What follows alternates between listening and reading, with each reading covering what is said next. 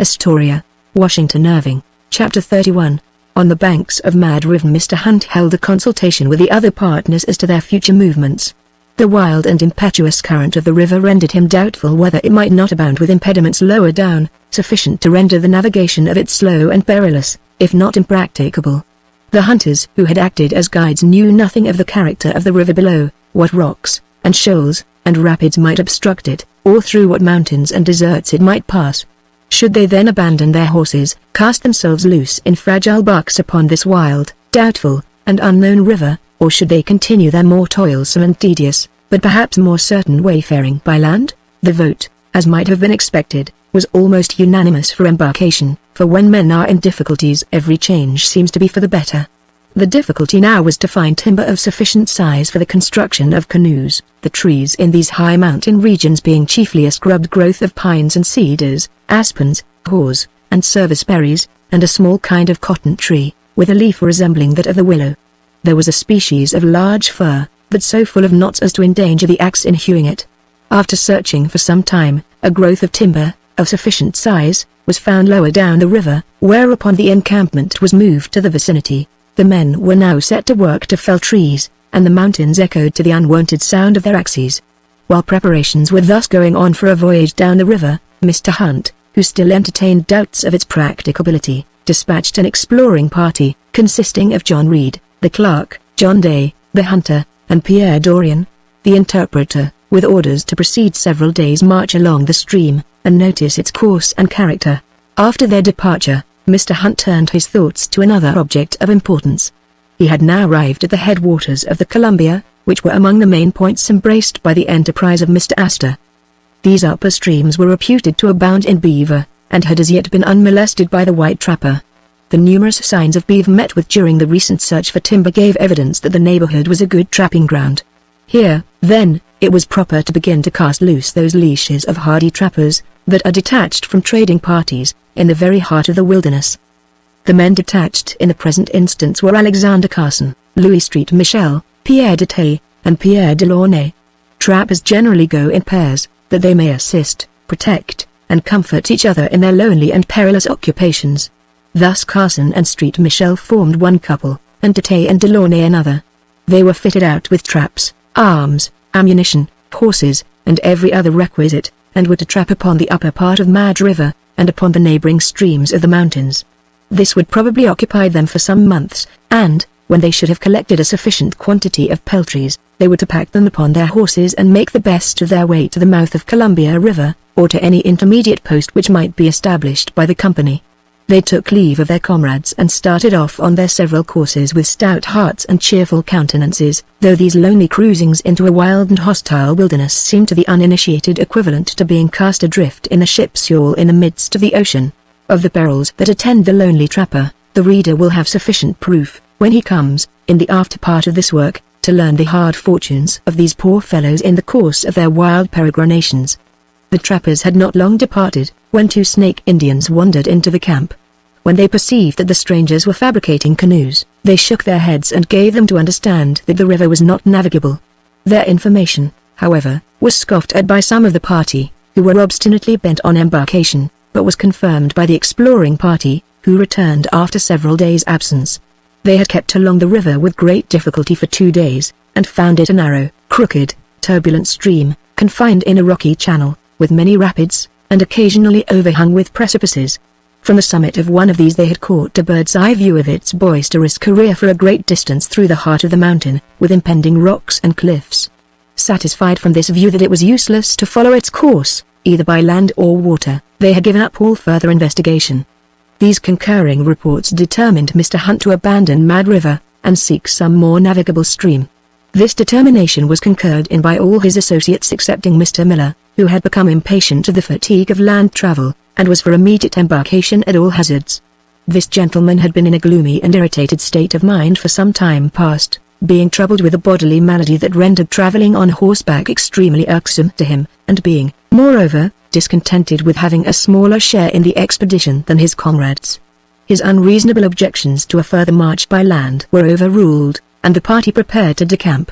Robinson, Cobback, and Resner, the 3 hunters who had hitherto served as guides among the mountains, now stepped forward, and advised Mr. Hunt to make for the post established during the preceding year by Mr. Henry, of the Missouri Fur Company. They had been with Mr. Henry, and, as far as they could judge by the neighboring landmarks, his post could not be very far off. They presumed there could be but one intervening ridge of mountains, which might be passed without any great difficulty. Henry's post, or fort, was on an upper branch of the Columbia, down which they made no doubt it would be easy to navigate in canoes. The two Snake Indians being questioned in the matter, showed a perfect knowledge of the situation of the post, and offered, with great alacrity, to guide them to the place. Their offer was accepted, greatly to the displeasure of Mr. Miller, who seemed obstinately bent upon braving the perils of Mad River. The weather for a few days past had been stormy, with rain and sleet. The Rocky Mountains are subject to tempestuous winds from the west. These sometimes come in flaws or currents, making a path through the forests many yards in width, and whirling off trunks and branches to a great distance.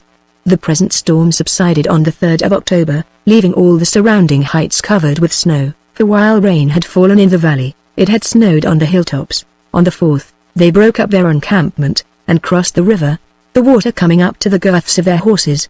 After traveling 4 miles, they encamped at the foot of the mountain, the last, as they hoped, which they should have to traverse.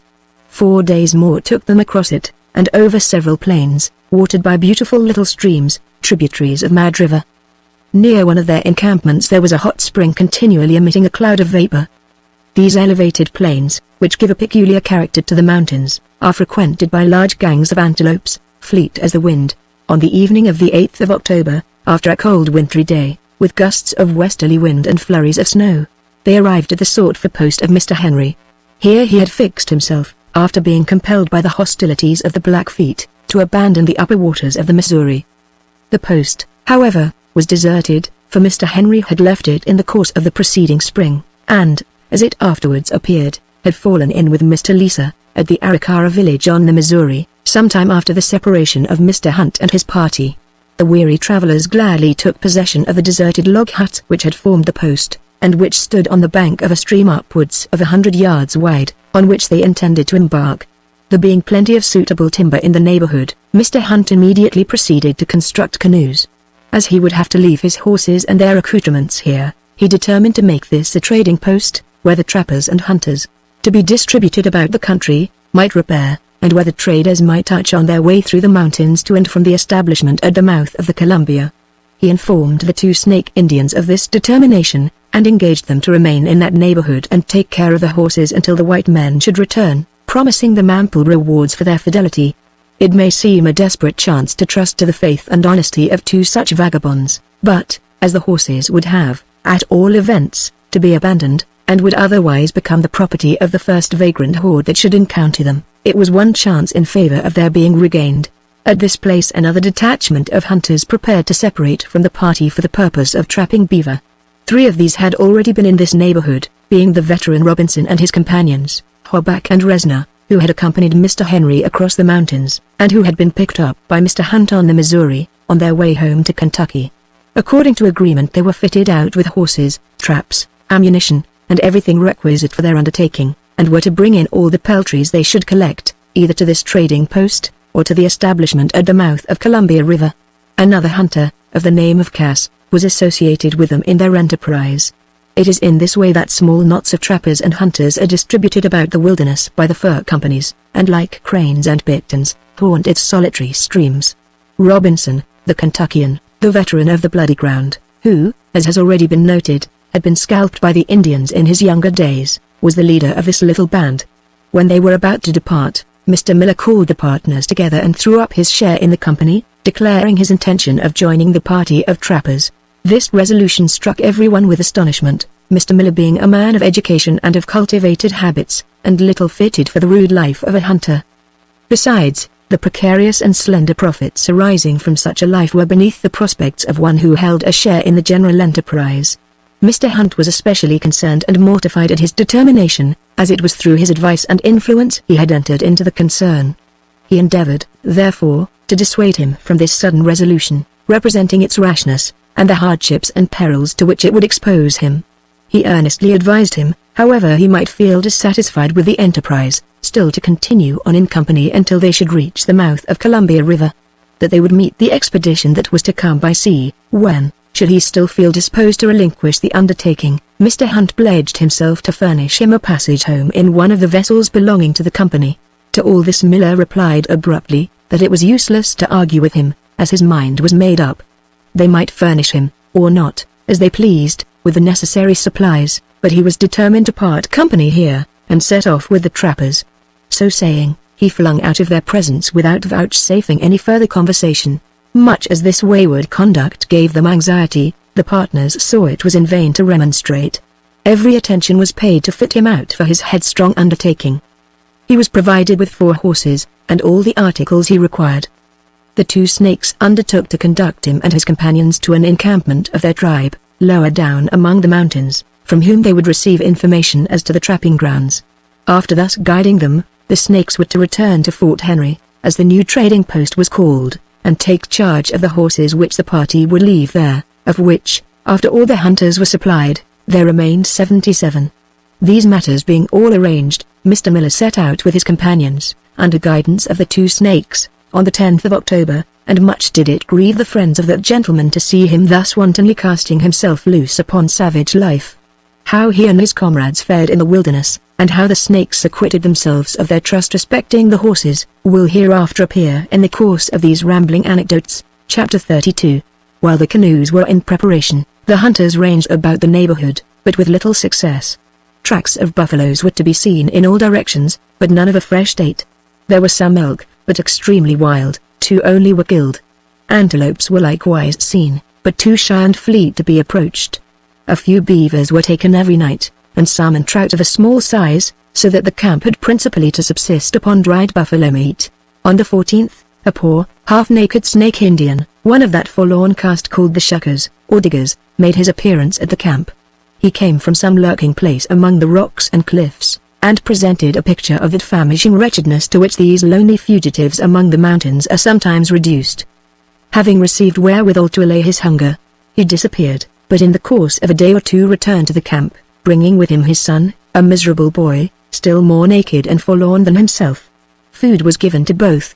They skulked about the camp like hungry hounds, seeking what they might devour, and having gathered up the feet and entrails of some beavers that were lying about, slunk off with them to their den among the rocks. By the 18th of October, 15 canoes were completed, and on the following day the party embarked with their effects, leaving their horses grazing about the banks, and trusting to the honesty of the 2 snakes, and some special turn of good luck for their future recovery.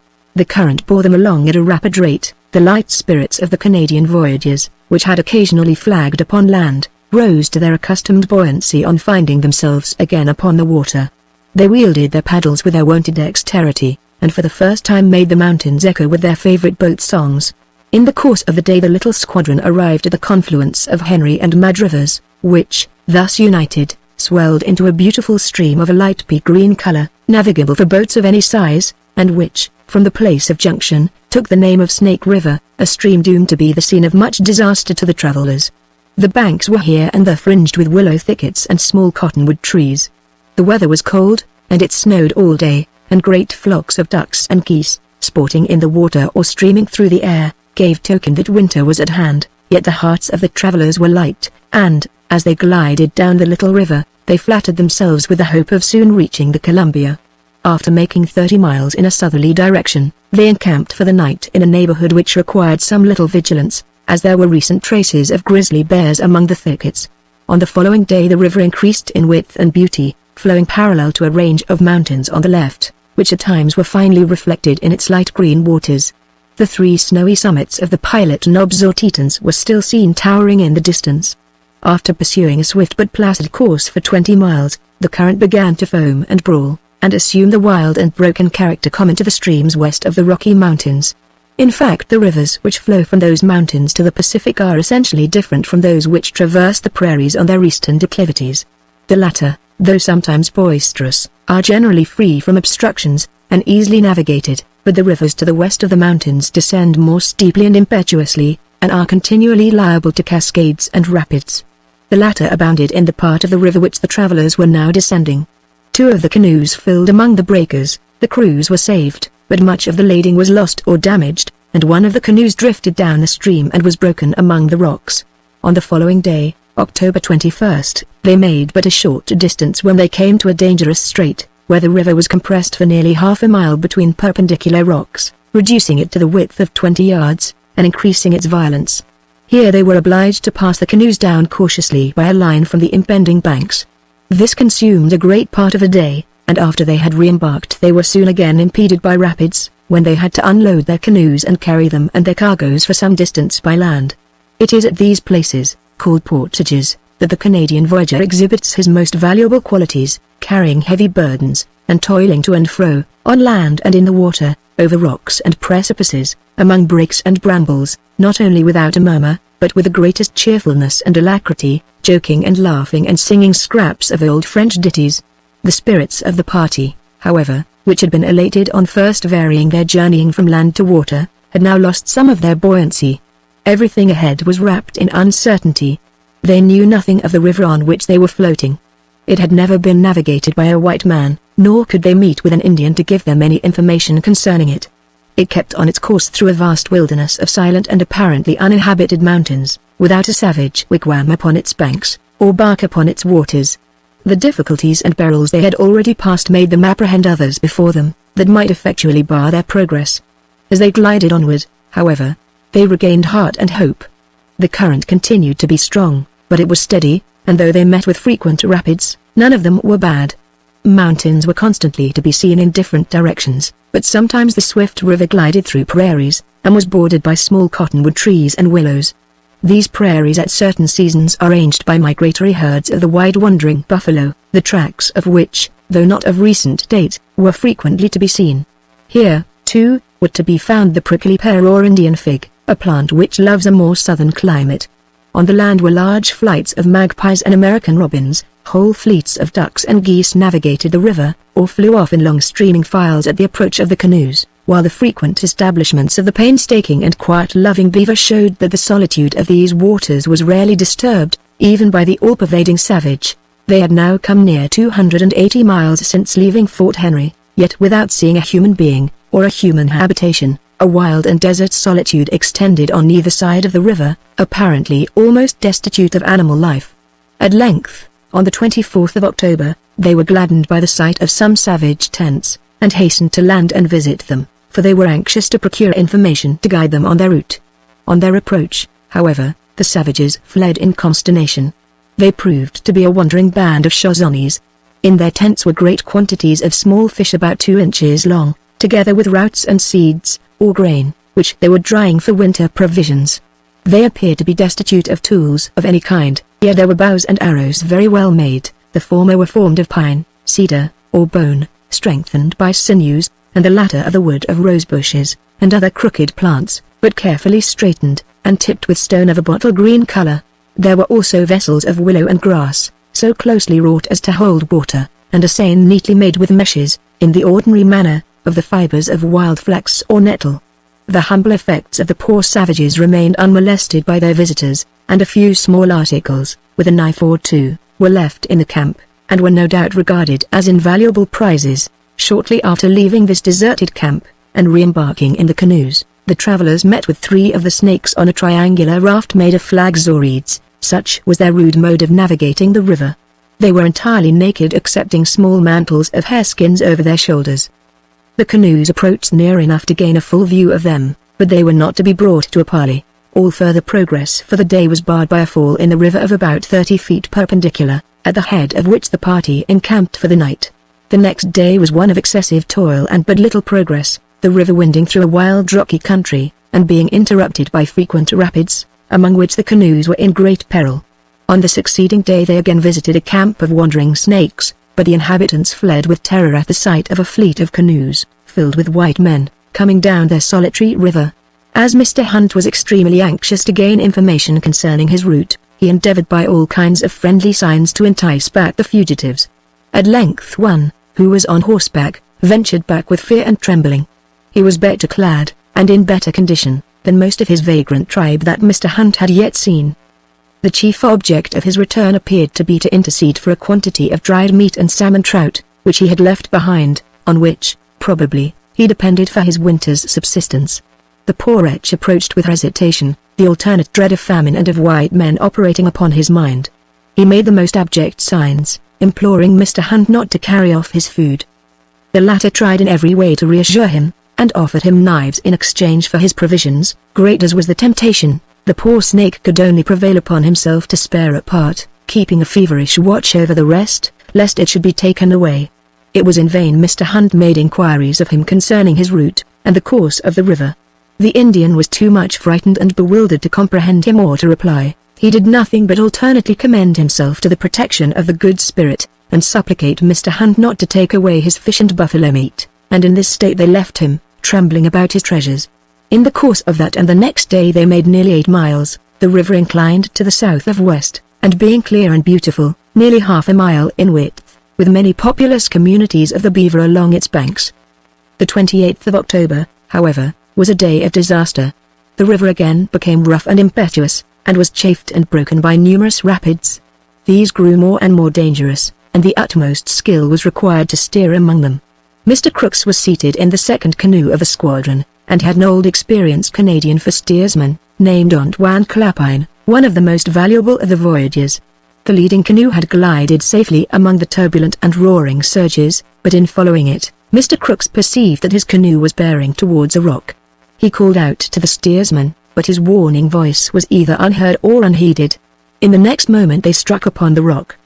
The canoe was split and overturned. There were 5 persons on board. Mr. Crooks and one of his companions were thrown amidst roaring breakers and a whirling current, but succeeded, by strong swimming, to reach the shore.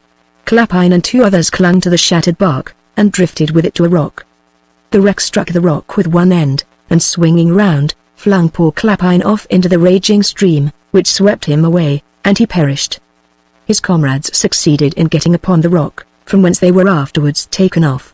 This disastrous event brought the whole squadron to a halt, and struck a chill into every bosom. Indeed they had arrived at a terrific strait, that forbade all further progress in the canoes, and dismayed the most experienced voyager. The whole body of the river was compressed into a space of less than 30 feet in width, between 2 ledges of rocks, upwards of 200 feet high, and formed a whirling and tumultuous vortex, so frightfully agitated as to receive the name of the Cauldron Lynn. Beyond this fearful abyss, the river kept raging and roaring on, until lost to sight among impending precipices. Chapter 33. Mr. Hunt and his companions encamped upon the borders of the Cauldron Lynn, and held gloomy counsel as to their future course. The recent wreck had dismayed even the voyagers, and the fate of their popular comrade, Clapine, one of the most adroit and experienced of their fraternity, had struck sorrow to their hearts, for with all their levity, these thoughtless beings have great kindness towards each other. The whole distance they had navigated since leaving Henry's Fort was computed to be about 340 miles. Strong apprehensions were now entertained that the tremendous impediments before them would oblige them to abandon their canoes. It was determined to send exploring parties on each side of the river to ascertain whether it was possible to navigate it further. Accordingly, on the following morning, 3 men were dispatched along the south bank, while Mr. Hunt and 3 others proceeded along the north. The 2 parties returned after a weary scramble among swamps, rocks, and precipices, and with very disheartening accounts. For nearly 40 miles that they had explored, the river foamed and roared along through a deep and narrow channel, from 20 to 30 yards wide, which it had worn, in the course of ages, through the heart of a barren, rocky country. The precipices on each side were often 200 and 300 feet high, sometimes perpendicular, and sometimes overhanging, so that it was impossible, excepting in 1 or 2 places, to get down to the margin of the stream. This dreary strait was rendered the more dangerous by frequent rapids, and occasionally perpendicular falls from 10 to 40 feet in height, so that it seemed almost hopeless to attempt to pass the canoes down it. The party, however, who had explored the south side of the river, had found a place, about 6 miles from the camp, where they thought it possible the canoes might be carried down the bank and launched upon the stream, and from whence they might make their way with the aid of occasional portages. 4 of the best canoes were accordingly selected for the experiment, and were transported to the place on the shoulders of 16 of the men. At the same time Mr. Reed, the clerk, and 3 men were detached to explore the river still further down than the previous scouting parties had been, and at the same time to look out for Indians, from whom provisions might be obtained, and a supply of horses, should it be found necessary to proceed by land. The party who had been sent with the canoes returned on the following day, weary and dejected. One of the canoes had been swept away with all the weapons and effects of 4 of the voyagers, in attempting to pass it down a rapid by means of a line. The other 3 had stuck fast among the rocks, so that it was impossible to move them. The men returned, therefore, in despair, and declared the river unnavigable. The situation of the unfortunate travelers was now gloomy in the extreme. They were in the heart of an unknown wilderness, untraversed as yet by a white man. They were at a loss what route to take, and how far they were from the ultimate place of their destination, nor could they meet in these uninhabited wilds with any human being to give them information. The repeated accidents to their canoes had reduced their stock of provisions to 5 days' allowance, and there was now every appearance of soon having famine added to their other sufferings. This last circumstance rendered it more perilous to keep together than to separate. Accordingly, after a little anxious but bewildered council, it was determined that several small detachments should start off in different directions, headed by the several partners.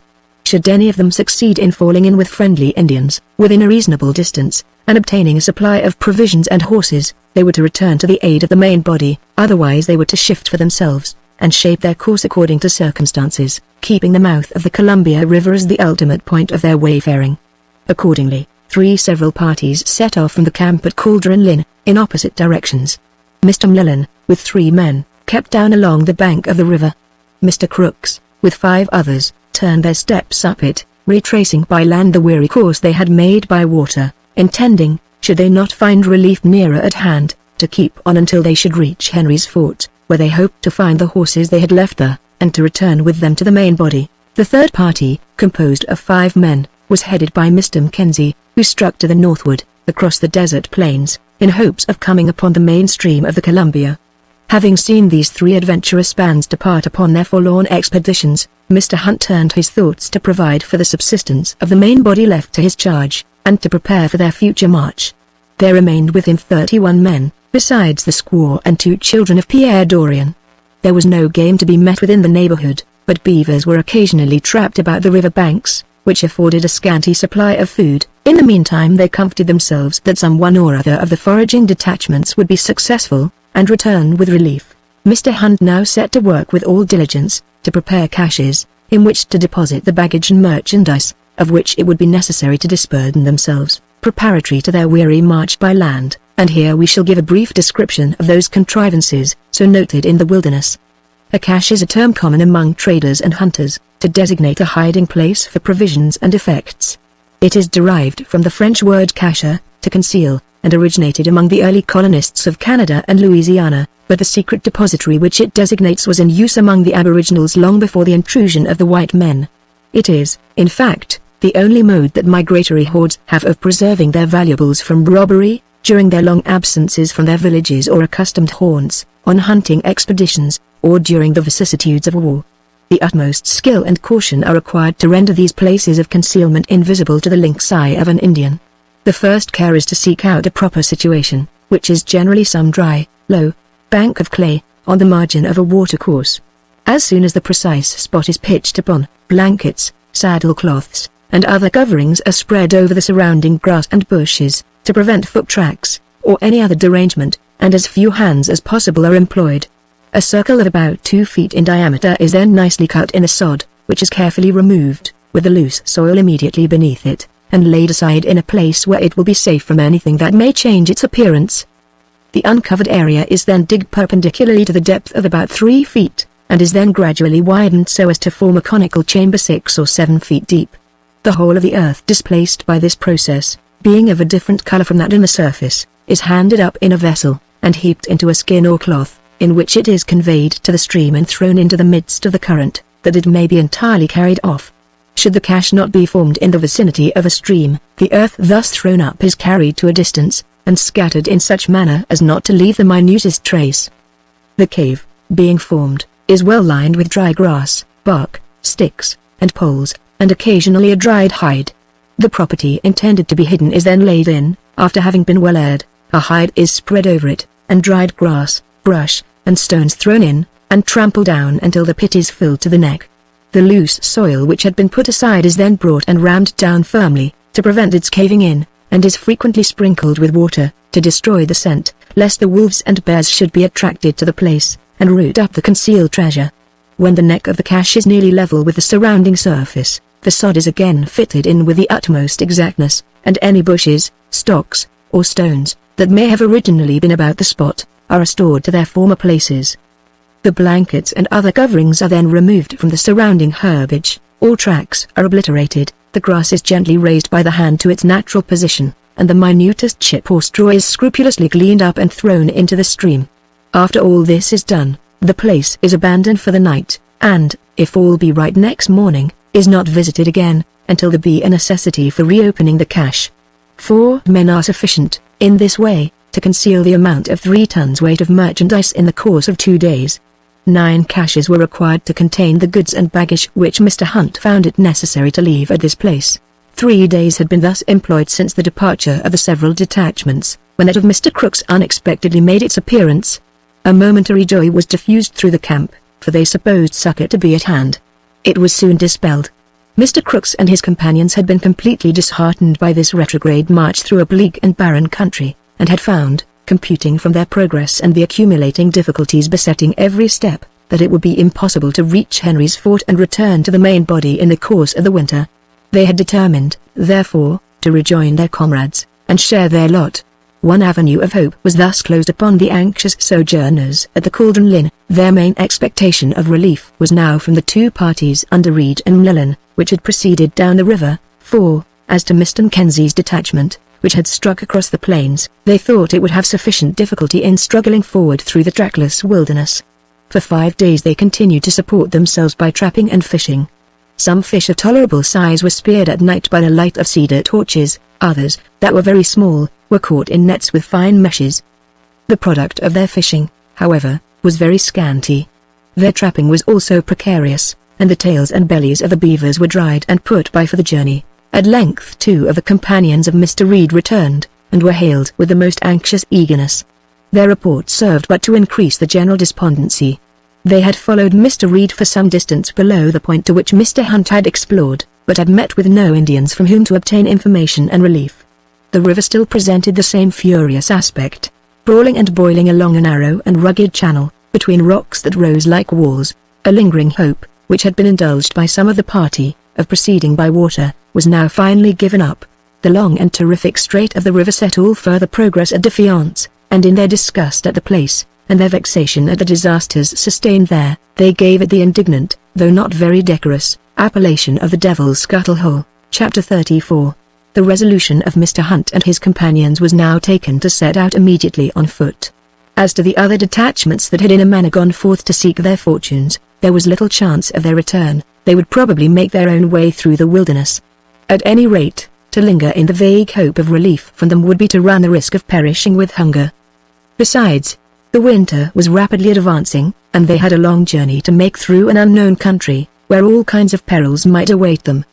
They were yet, in fact, 1,000 miles from Astoria, but the distance was unknown to them at the time. Everything before and around them was vague and conjectural, and wore an aspect calculated to inspire despondency. In abandoning the river, they would have to launch forth upon vast trackless plains destitute of all means of subsistence, where they might perish of hunger and thirst. A dreary desert of sand and gravel extends from Snake River almost to the Columbia. Here and there is a thin and scanty herbage, insufficient for the pasturage of horse or buffalo. Indeed, these treeless wastes between the Rocky Mountains and the Pacific are even more desolate and barren than the naked, upper prairies on the Atlantic side. They present vast desert tracts that must ever defy cultivation, and interposed dreary and thirsty wilds between the habitations of man, in traversing which the wanderer will often be in danger of perishing. Seeing the hopeless character of these wastes, Mr. Hunt and his companions determined to keep along the course of the river, where they would always have water at hand, and would be able occasionally to procure fish and beaver, and might perchance meet with Indians, from whom they could obtain provisions. They now made their final preparations for the march. All their remaining stock of provisions consisted of 40 pounds of Indian corn, 20 pounds of grease, about 5 pounds of portable soup, and a sufficient quantity of dried meat to allow each man a pittance of 5 pounds and a quarter, to be reserved for emergencies. This being properly distributed, they deposited all their goods and superfluous articles in the caches, taking nothing with them but what was indispensable to the journey. With all their management, each man had to carry 20 pounds weight besides his own articles and equipments. that they might have the better chance of procuring subsistence in the scanty region they were to traverse, they divided their party into two bands. Mr. Hunt, with 18 men, besides Pierre Dorian and his family, was to proceed down the north side of the river, while Mr. Crooks, with 18 men, kept along the south side. On the morning of the 9th of October, the two parties separated and set forth on their several courses.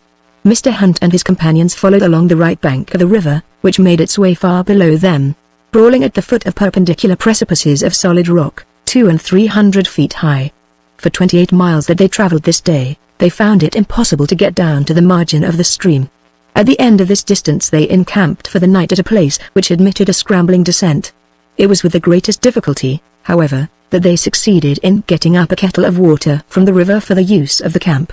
As some rain had fallen in the afternoon, they passed the night under the shelter of the rocks.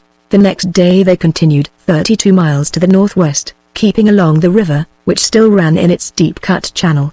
Here and there a shady beach or a narrow strip of soil, fringed with dwarf willows, would extend for a little distance along the foot of the cliffs, and sometimes a reach of still water would intervene like a smooth mirror between the foaming rapids. As through the preceding day, they journeyed on without finding, except in one instance, any place where they could get down to the river's edge, and they were fain to allay the thirst caused by hard traveling, with the water collected in a hollow of the rocks. In the course of their march on the following morning, they fell into a beaten horse path leading along the river, which showed that they were in the neighborhood of some Indian village or encampment. They had not proceeded far along it, when they met with two shozonis, or snakes. They approached with some appearance of uneasiness, and accosting Mr. Hunt, held up a knife, which by signs they let him know they had received from some of the white men of the advance parties. It was with some difficulties that Mr. Hunt prevailed upon one of the savages to conduct him to the lodges of his people. Striking into a trail or path which led up from the river, he guided them for some distance in the prairie, until they came in sight of a number of lodges made of straw, and shaped like haystacks. Their approach, as on former occasions, caused the wildest affright among the inhabitants. The women hid such of their children as were too large to be carried, and too small to take care of themselves, under straw, and, clasping their infants to their breasts, fled across the prairie. The men awaited the approach of the strangers, but evidently in great alarm. Mr. Hunt entered the lodges, and, as he was looking about, observed where the children were concealed, their black eyes glistening like those of snakes, from beneath the straw. He lifted up the covering to look at them. The poor little beings were horribly frightened, and their fathers stood trembling, as if a beast of prey were about to pounce upon their brood. The friendly manner of Mr. Hunt soon dispelled these apprehensions. He succeeded in purchasing some excellent dried salmon, and a dog, an animal much esteemed as food by the natives, and when he returned to the river one of the Indians accompanied him. He now came to where the lodges were frequent along the banks, and, after a day's journey of 26 miles to the northwest, encamped in a populous neighborhood. 40 or 50 of the natives soon visited the camp, conducting themselves in a very amicable manner. They were well clad, and all had buffalo robes, which they procured from some of the hunting tribes in exchange for salmon. Their habitations were very comfortable, each had its pile of wormwood at the door for fuel, and within was abundance of salmon, some fresh, but the greater part cured. When the white men visited the lodges, however, the women and children hid themselves through fear. Among the supplies obtained here were 2 dogs, on which our travelers breakfasted, and found them to be very excellent, well-flavored, and hearty food. In the course of the 3 following days they made about 63 miles, generally in a northwest direction. They met with many of the natives in their straw-built cabins, who received them without alarm. About their dwellings were immense quantities of the heads and skins of salmon, the best part of which had been cured, and hidden in the ground. The women were badly clad, the children worse. Their garments were buffalo robes, or the skins of foxes, hares, and badgers, and sometimes the skins of ducks, sewed together, with the plumage on. Most of the skins must have been procured by traffic with other tribes, or in distant hunting excursions, for the naked prairies in the neighborhood afforded few animals, excepting horses, which were abundant. There were signs of buffaloes having been there, but a long time before. On the 15th of November they made 28 miles along the river, which was entirely free from rapids. The shores were lined with dead salmon, which tainted the whole atmosphere. The natives whom they met spoke of Mr. Reed's party having passed through that neighborhood. In the course of the day Mr. Hunt saw a few horses, but the owners of them took care to hurry them out of the way. All the provisions they were able to procure were 2 dogs and a salmon. On the following day they were still worse off, having to subsist on parched corn and the remains of their dried meat. The river this day had resumed its turbulent character, forcing its way through a narrow channel between steep rocks and down violent rapids. They made 20 miles over a rugged road, gradually approaching a mountain in the northwest, covered with snow, which had been in sight for 3 days past. On the 17th they met with several Indians, one of whom had a horse. Mr. Hunt was extremely desirous of obtaining it as a pack horse, for the men, worn down by fatigue and hunger, found the loads of 20 pounds weight which they had to carry, daily growing heavier and more galling. The Indians, however, along this river, were never willing to part with their horses, having none to spare. The owner of the steed in question seemed proof against all temptation. Article after article of great value in Indian eyes was offered and refused. The charms of an old tin kettle, however, were irresistible, and a bargain was concluded. A great part of the following morning was consumed in lightening the packages of the men and arranging the load for the horse. At this encampment there was no wood for fuel, even the wormwood on which they had frequently depended having disappeared. For the 2 last days they had made 30 miles to the northwest. On the 19th of November, Mr. Hunt was lucky enough to purchase another horse for his own use, giving in exchange a tomahawk, a knife, a fire steel, and some beads and gartering. In an evil hour, however, he took the advice of the Indians to abandon the river, and follow a road or trail leading into the prairies. He soon had cause to regret the change. The road led across a dreary waste, without verdure, and where there was neither fountain, nor pool, nor running stream. The men now began to experience the torments of thirst, aggravated by their diet of dried fish. The thirst of the Canadian voyagers became so insupportable as to drive them to the most revolting means of allaying it. For 25 miles did they toil on across this dismal desert, and laid themselves down at night, parched and disconsolate, beside their wormwood fires, looking forward to still greater sufferings on the following day. Fortunately it began to rain in the night, to their infinite relief. The water soon collected in puddles and afforded them delicious draughts. Refreshed in this manner, they resumed their wayfaring as soon as the first streaks of dawn gave light enough for them to see their path. The rain continued all day, so that they no longer suffered from thirst, but hunger took its place, for after traveling 33 miles they had nothing to sup on but a little parched corn. The next day brought them to the banks of a beautiful little stream, running to the west, and fringed with groves of cottonwood and willow.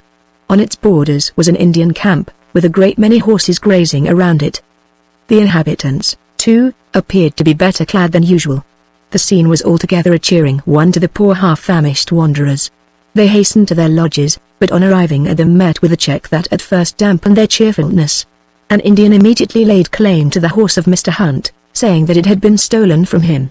There was no disproving a fact supported by numerous bystanders, and which the horse-stealing habits of the Indians rendered but too probable, so Mr. Hunt relinquished his steed to the claimant, not being able to retain him by a second purchase. At this place they encamped for the night, and made a sumptuous repast upon fish and a couple of dogs, procured from their Indian neighbors. The next day they kept along the river, but came to a halt after 10 miles' march, on account of the rain. Here they again got a supply of fish and dogs from the natives, and 2 of the men were fortunate enough each to get a horse in exchange for a buffalo robe. One of these men was Pierre Dorian, the half-breed interpreter, to whose suffering family the horse was a timely acquisition. And here we cannot but notice the wonderful patience, perseverance, and hardihood of the Indian women, as exemplified in the conduct of the poor squaw of the interpreter. She was now far advanced in her pregnancy, and had 2 children to take care of, one 4, and the other 2 years of age. The latter of course she had frequently to carry on her back, in addition to the burden usually imposed upon the squaw, yet she had borne all her hardships without a murmur, and throughout this weary and painful journey had kept pace with the best of the pedestrians. Indeed, on various occasions in the course of this enterprise, she displayed a force of character that won the respect and applause of the white men. Mr. Hunt endeavored to gather some information from these Indians concerning the country and the course of the rivers. His communications with them had to be by signs, and a few words which he had learnt, and of course were extremely vague. All that he could learn from them was that the great river, the Columbia, was still far distant, but he could ascertain nothing as to the route he ought to take to arrive at it. For the 2 following days they continued westward upwards of 40 miles along the little stream, until they crossed it just before its junction with Snake River, which they found still running to the north. Before them was a wintry-looking mountain covered with snow on all sides. In 3 days more they made about 70 miles, fording 2 small rivers, the waters of which were very cold. Provisions were extremely scarce. Their chief sustenance was portable soup, a meager diet for weary pedestrians. On the 27th of November the river led them into the mountains through a rocky defile where there was scarcely room to pass. They were frequently obliged to unload the horses to get them by the narrow places, and sometimes to wade through the water in getting round rocks and butting cliffs.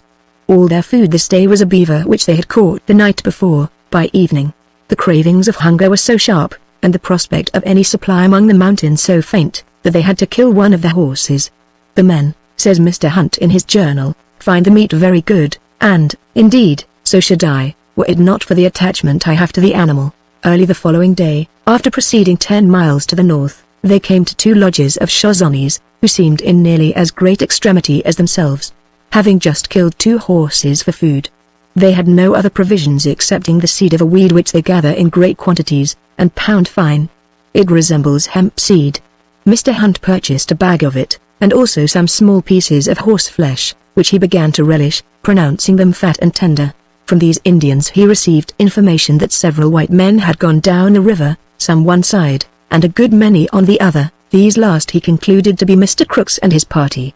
He was thus released from much anxiety about their safety, especially as the Indians spoke about Mr. Crooks having one of his dogs yet, which showed that he and his men had not been reduced to extremity of hunger. As Mr. Hunt feared that he might be several days in passing through this mountain defile, and run the risk of famine, he encamped in the neighborhood of the Indians, for the purpose of bartering with them for a horse. The evening was expended in ineffectual trials. He offered a gun, a buffalo robe, and various other articles. The poor fellows had, probably, like himself, the fear of starvation before their eyes. At length the women, learning the object of his pressing solicitations and tempting offers, set up such a terrible hue and cry that he was fairly howled and scolded from the ground. The next morning early, the Indians seemed very desirous to get rid of their visitors, fearing, probably, for the safety of their horses. In reply to Mr. Hunt's inquiries about the mountains, they told him that he would have to sleep but 3 nights more among them, and that 6 days' traveling would take him to the Falls of the Columbia, information in which he put no faith, believing it was only given to induce him to set forward. These, he was told, were the last snakes he would meet with, and that he would soon come to a nation called Seatogas. Forward then did he proceed on his tedious journey, which, at every step, grew more painful. The road continued for 2 days through narrow defiles, where they were repeatedly obliged to unload their horses. Sometimes the river passed through such rocky chasms and under such steep precipices that they had to leave it, and make their way, with excessive labor, over immense hills, almost impassable for horses. On some of these hills were a few pine trees, and their summits were covered with snow. On the 2nd day of this scramble one of the hunters killed a black-tailed deer, which afforded the half-starved travelers a sumptuous repast. Their progress these 2 days was 28 miles, a little to the northward of east. The month of December set in drearily, with rain in the valleys and snow upon the hills. They had to climb a mountain with snow to the mid-leg, which increased their painful toil. A small beaver supplied them with a scanty meal, which they eked out with frozen blackberries, haws, and choke cherries, which they found in the course of their scramble. Their journey this day, though excessively fatiguing, was but 13 miles, and all the next day they had to remain encamped, not being able to see half a mile ahead, on account of a snowstorm. Having nothing else to eat, they were compelled to kill another of their horses. The next day they resumed their march in snow and rain, but with all their efforts could only get forward 9 miles, having for a part of the distance to unload the horses and carry the packs themselves. On the succeeding morning they were obliged to leave the river and scramble up the hills. From the summit of these, they got a wide view of the surrounding country, and it was a prospect almost sufficient to make them despair. In every direction they beheld snowy mountains, partially sprinkled with pines and other evergreens, and spreading a desert and toilsome world around them. The wind howled over the bleak and wintry landscape, and seemed to penetrate to the marrow of their bones. They waded on through the snow, which at every step was more than knee-deep. After toiling in this way all day, they had the mortification to find that they were but 4 miles distant from the encampment of the preceding night. Such was the meandering of the river among these dismal hills. Pinched with famine, exhausted with fatigue, with evening approaching, and a wintry wild still lengthening as they advanced, they began to look forward with sad forebodings to the night's exposure upon this frightful waste. Fortunately they succeeded in reaching a cluster of pines about sunset. Their axes were immediately at work. They cut down trees, piled them in great heaps, and soon had huge fires to cheer their cold and hungry hearts. About 3 o'clock in the morning it again began to snow, and at daybreak they found themselves, as it were, in a cloud, scarcely being able to distinguish objects at the distance of 100 yards. Guarding themselves by the sound of running water, they set out for the river, and by slipping and sliding contrived to get down to its bank. One of the horses, missing his footing, rolled down several hundred yards with his load, but sustained no injury. The weather in the valley was less rigorous than on the hills. The snow lay but ankle deep, and there was a quiet rain now falling. After creeping along for 6 miles, they encamped on the border of the river. Being utterly destitute of provisions, they were again compelled to kill one of their horses to appease their famishing hunger. Chapter 35. The wanderers had now accomplished 472 miles of their dreary journey since leaving the Cauldron Linn. How much further they had yet to travel, and what hardships to encounter, no one knew. On the morning of the 6th of December, they left their dismal encampment, but had scarcely begun their march when, to their surprise, they beheld a party of white men coming up along the opposite bank of the river. As they drew nearer, they were recognized for Mr. Crooks and his companions. When they came opposite, and could make themselves heard across the murmuring of the river, their first cry was for food. In fact, they were almost starved. Mr. Hunt immediately returned to the camp, and had a kind of canoe made out of the skin of the horse killed on the preceding night. This was done after the Indian fashion, by drawing up the edges of the skin with thongs, and keeping them distended by sticks or thwart pieces. In this frail bark, Sardepi, one of the Canadians, carried over a portion of the flesh of the horse to the famishing party on the opposite side of the river, and brought back with him Mr. Crooks and the Canadian, Leclerc. The forlorn and wasted looks and starving condition of these two men struck dismay to the hearts of Mr. Hunt's followers. They had been accustomed to each other's appearance, and to the gradual operation of hunger and hardship upon their frames, but the change in the looks of these men, since last they parted, was a type of the famine and desolation of the land, and they now began to indulge the horrible presentiment that they would all starve together, or be reduced to the direful alternative of casting lots. When Mr. Crooks had appeased his hunger, he gave Mr. Hunt some account of his wayfaring. On the side of the river along which he had kept, he had met with but few Indians, and those were too miserably poor to yield much assistance. For the first 18 days after leaving the Cauldron Linn, he and his men had been confined to half a meal in 24 hours. For 3 days following, they had subsisted on a single beaver, a few wild cherries, and the soles of old moccasins, and for the last 6 days their only animal food had been the carcass of a dog. They had been 3 days' journey further down the river than Mr. Hunt, always keeping as near to its banks as possible, and frequently climbing over sharp and rocky ridges that projected into the stream. At length they had arrived to where the mountains increased in height, and came closer to the river, with perpendicular precipices, which rendered it impossible to keep along the stream. The river here rushed with incredible velocity through a defile not more than 30 yards wide, where cascades and rapids succeeded each other almost without intermission. Even had the opposite banks, therefore, been such as to permit a continuance of their journey, it would have been madness to attempt to pass the tumultuous current either on rafts or otherwise. Still bent, however, on pushing forward, they attempted to climb the opposing mountains, and struggled on through the snow for half a day until, coming to where they could command a prospect, they found that they were not halfway to the summit, and that mountain upon mountain lay piled beyond them, in wintry desolation. Famished and emaciated as they were, to continue forward would be to perish. Their only chance seemed to be to regain the river, and retrace their steps up its banks. It was in this forlorn and retrograde march that they had met Mr. Hunt and his party. Mr. Crooks also gave information of some others of their fellow adventurers. He had spoken several days previously with Mr. Reed and Mr. Mackenzie, who with their men were on the opposite side of the river, where it was impossible to get over to them. They informed him that Mr. Llewellyn had struck across from the little river above the mountains, in the hope of falling in with some of the tribe of Flatheads, who inhabit the western skirts of the rocky range. As the companions of Reed and Mackenzie were picked men, and had found provisions more abundant on their side of the river, they were in better condition, and more fitted to contend with the difficulties of the country, than those of Mr. Crooks, and when he lost sight of them, were pushing onward, down the course of the river. Mr. Hunt took a night to revolve over his critical situation, and to determine what was to be done. No time was to be lost. He had 20 men and more in his own party, to provide for, and Mr. Crooks and his men to relieve. To linger would be to starve. The idea of retracing his steps was intolerable, and, notwithstanding all the discouraging accounts of the ruggedness of the mountains lower down the river, he would have been disposed to attempt them. But the depth of the snow with which they were covered deterred him, having already experienced the impossibility of forcing his way against such an impediment. The only alternative, therefore, appeared to be, return and seek the Indian bands scattered along the small rivers above the mountains. Perhaps, from some of these he might procure horses enough to support him until he could reach the Columbia, for he still cherished the hope of arriving at that river in the course of the winter, though he was apprehensive that few of Mr. Crooks's party would be sufficiently strong to follow him.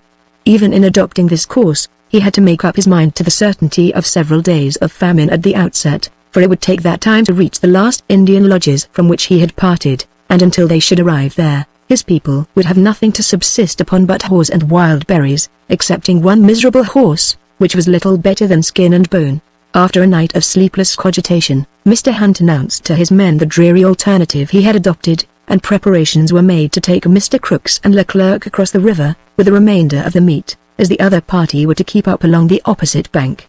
The skin canoe had unfortunately been lost in the night. A raft was constructed therefore, after the manner of the natives, of bundles of willows, but it could not be floated across the impetuous current. The men were directed, in consequence, to keep on along the river by themselves, while Mr. Crooks and Leclerc would proceed with Mr. Hunt. They all, then, took up their retrograde march with drooping spirits. In a little while, it was found that Mr. Crooks and Leclerc were so feeble as to walk with difficulty, so that Mr. Hunt was obliged to retard his pace, that they might keep up with him. His men grew impatient at the delay. They murmured that they had a long and desolate region to traverse, before they could arrive at the point where they might expect to find horses, that it was impossible for Crooks and Leclerc, in their feeble condition, to get over it, that to remain with them would only be to starve in their company. They importuned Mr. Hunt, therefore, to leave these unfortunate men to their fate, and think only of the safety of himself and his party. Finding him not to be moved either by entreaties or their clamours, they began to proceed without him, singly and in parties. Among those who thus went off was Pierre Dorian, the interpreter. Pierre owned the only remaining horse, which was now a mere skeleton. Mr. Hunt had suggested, in their present extremity, that it should be killed for food, to which the half-breed flatly refused his assent, and cudgelling the miserable animal forward, pushed on sullenly, with the air of a man doggedly determined to quarrel for his right. In this way Mr. Hunt saw his men, one after another, break away, until but 5 remained to bear him company. On the following morning another raft was made, on which Mr. Crooks and Leclerc again attempted to ferry themselves across the river, but after repeated trials had to give up in despair. This caused additional delay, after which they continued to crawl forward at a snail's pace. Some of the men who had remained with Mr. Hunt now became impatient of these encumbrances, and urged him clamorously to push forward, crying out that they should all starve. The night which succeeded was intensely cold, so that one of the men was severely frostbitten.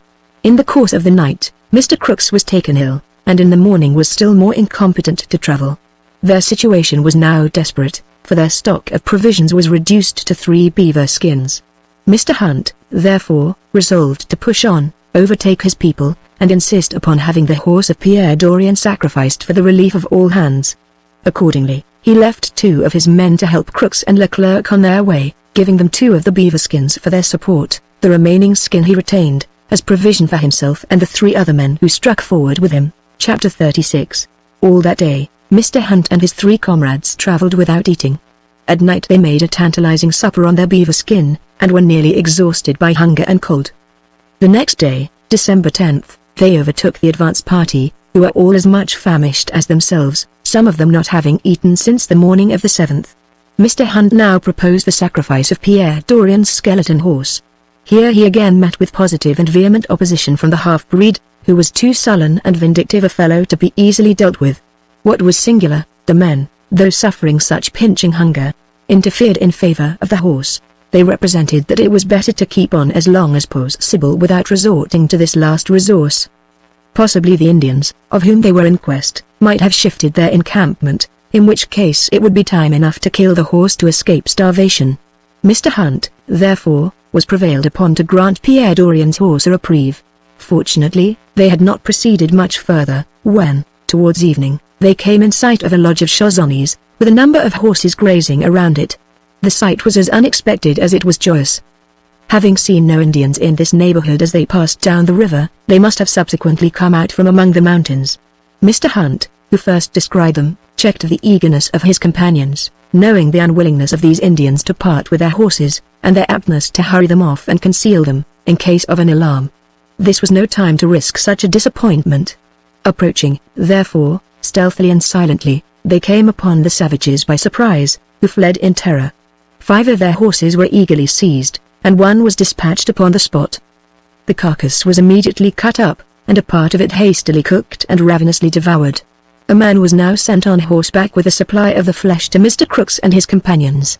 He reached them in the night. They were so famished that the supple he sent them seemed but to aggravate their hunger, and they were almost tempted to kill and eat the horse that had brought the messenger.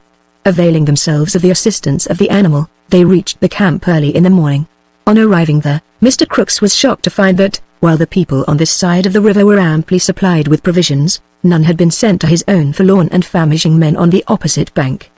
He immediately caused a skin canoe to be constructed, and called out to his men to fill their camp kettles with water and hang them over the fire, that no time might be lost in cooking the meat the moment it should be received. The river was so narrow, though deep, that everything could be distinctly heard and seen across it. The kettles were placed on the fire, and the water was boiling by the time the canoe was completed. When all was ready, however, no one would undertake to ferry the meat across. A vague and almost superstitious terror had infected the minds of Mr. Hunt's followers, enfeebled and rendered imaginative of horrors by the dismal scenes and sufferings through which they had passed. They regarded the haggard crew, hovering like spectres of famine on the opposite bank, with indefinite feelings of awe and apprehension, as if something desperate and dangerous was to be feared from them. Mr. Crooks tried in vain to reason or shame them out of this singular state of mind.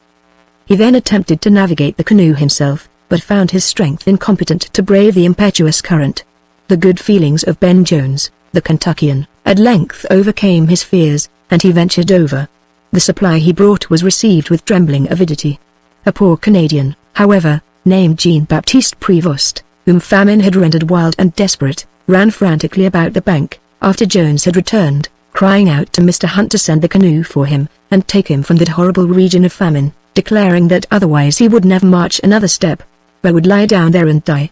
The canoe was shortly sent over again, under the management of Joseph Delaunay, with further supplies. Prévost immediately pressed forward to embark. Delaunay refused to admit him, telling him that there was now a sufficient supply of meat on his side of the river. He replied that it was not cooked, and he should starve before it was ready. He implored, therefore, to be taken where he could get something to appease his hunger immediately. Finding the canoe putting off without him, he forced himself aboard. As he drew near the opposite shore, and beheld meat roasting before the fire, he jumped up, shouted, clapped his hands, and danced in a delirium of joy, until he upset the canoe. The poor wretch was swept away by the current and drowned, and it was with extreme difficulty that Delaunay reached the shore. Mr. Hunt now sent all his men forward excepting 2 or 3. In the evening he caused another horse to be killed, and a canoe to be made out of the skin, in which he sent over a further supply of meat to the opposite party. The canoe brought back John Day, the Kentucky hunter, who came to join his former employer and commander, Mr. Crooks. Poor Day, once so active and vigorous, was now reduced to a condition even more feeble and emaciated than his companions. Mr. Crooks had such a value for the man, on account of his past services and faithful character, that he determined not to quit him. He exhorted Mr. Hunt, however, to proceed forward, and join the party, as his presence was all-important to the conduct of the expedition. One of the Canadians, Jean-Baptiste Dubreuil, likewise remained with Mr. Crooks. Mr. Hunt left 2 horses with them, and a part of the carcass of the last that had been killed. This, he hoped, would be sufficient to sustain them until they should reach the Indian encampment. One of the chief dangers attending the enfeebled condition of Mr. Crooks and his companions was their being overtaken by the Indians whose horses had been seized, though Mr. Hunt hoped that he had guarded against any resentment on the part of the savages, by leaving various articles in their lodge, more than sufficient to compensate for the outrage he had been compelled to commit. Resuming his onward course, Mr. Hunt came up with his people in the evening.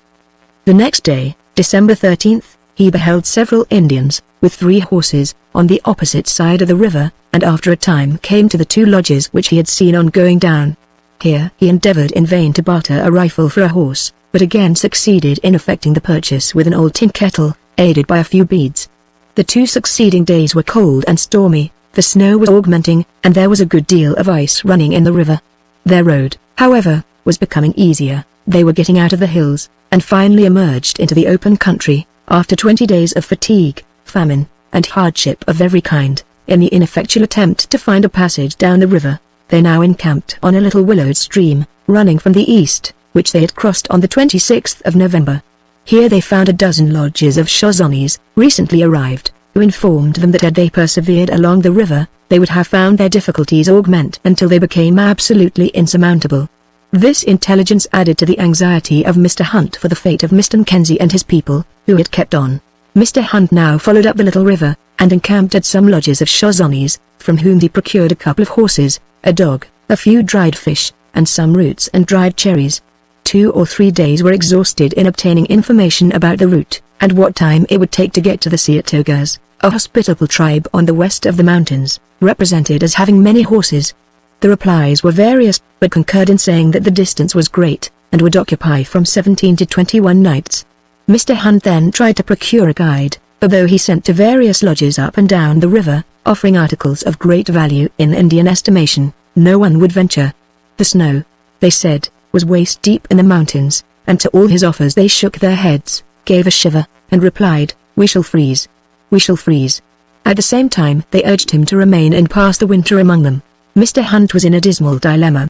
To attempt the mountains without a guide would be certain death to him and all his people. To remain there, after having already been so long on the journey, and at such great expense, was worse to him, he said, than 2 deaths. He now changed his tone with the Indians, charged them with deceiving him in respect to the mountains, and talking with a forked tongue, or, in other words, with lying. He upbraided them with their want of courage, and told them they were women, to shrink from the perils of such a journey. At length one of them, piqued by his taunts, or tempted by his offers, agreed to be his guide, for which he was to receive a gun, a pistol, 3 knives, 2 horses, and a little of every article in possession of the party, a reward sufficient to make him one of the wealthiest of his vagabond nation. Once more, then, on the 21st of December, they set out upon their wayfaring, with newly excited spirits. 2 other Indians accompanied their guide, who led them immediately back to Snake River, which they followed down for a short distance, in search of some Indian rafts made of reeds, on which they might cross. Finding none, Mr. Hunt caused a horse to be killed, and a canoe to be made out of its skin. Here, on the opposite bank, they saw the 13 men of Mr. Crooks's party, who had continued up along the river. They told Mr. Hunt, across the stream, that they had not seen Mr. Crooks, and the 2 men who had remained with him, since the day that he had separated from them. The canoe proving too small, another horse was killed, and the skin of it joined to that of the first. Night came on before the little bark had made more than 2 voyages. Being badly made, it was taken apart and put together again, by the light of the fire. The night was cold. The men were weary and disheartened with such varied and incessant toil and hardship. They crouched, dull and drooping, around their fires. Many of them began to express a wish to remain where they were for the winter. The very necessity of crossing the river dismayed some of them in their present enfeebled and dejected state. It was rapid and turbulent, and filled with floating ice, and they remembered that 2 of their comrades had already perished in its waters. Others looked forward with misgivings to the long and dismal journey through lonesome regions that awaited them, when they should have passed this dreary flood. At an early hour of the morning, December 23d, they began to cross the river. Much ice had formed during the night, and they were obliged to break it for some distance on each shore. At length they all got over in safety to the west side, and their spirits rose on having achieved this perilous passage. Here they were rejoined by the people of Mr. Crooks, who had with them a horse and a dog, which they had recently procured. The poor fellows were in the most squalid and emaciated state. 3 of them were so completely prostrated in strength and spirits that they expressed a wish to remain among the snakes. Mr. Hunt, therefore, gave them the canoe, that they might cross the river, and a few articles, with which to procure necessities, until they should meet with Mr. Crooks. There was another man, named Michael Carrier, who was almost equally reduced, but he determined to proceed with his comrades, who were now incorporated with the party of Mr. Hunt. After the day's exertions they encamped together on the banks of the river. This was the last night they were to spend upon its borders. More than 800 miles of hard travelling, and many weary days, had it cost them, and the sufferings connected with it rendered it hateful in their remembrance, so that the Canadian voyagers always spoke of it as La Maudite Riviere and Ragi, the accursed mad river, thus coupling a malediction with its name. Chapter 37. On the 24th of December, all things being arranged, Mr. Hunt turned his back upon the disastrous banks of Snake River, and struck his course westward for the mountains. His party, being augmented by the late followers of Mr. Crooks, amounted now to 32 white men, 3 Indians, and the squaw and 2 children of Pierre Dorian. 5 jaded, half-starved horses were laden with their luggage, and, in case of need, were to furnish them with provisions. They traveled painfully about 14 miles a day, over plains and among hills, rendered dreary by occasional falls of snow and rain. Their only sustenance was a scanty meal of horseflesh once in 24 hours. On the third day the poor Canadian, Carrier, one of the famished party of Mr. Crooks, gave up in despair, and laying down upon the ground declared he could go no further. Efforts were made to cheer him up, but it was found that the poor fellow was absolutely exhausted and could not keep on his legs. He was mounted, therefore, upon one of the horses, though the forlorn animal was in little better plight than himself. On the 28th, they came upon a small stream winding to the north, through a fine level valley, the mountains receding on each side. Here their Indian friends pointed out a chain of woody mountains to the left, running north and south, and covered with snow, over which they would have to pass.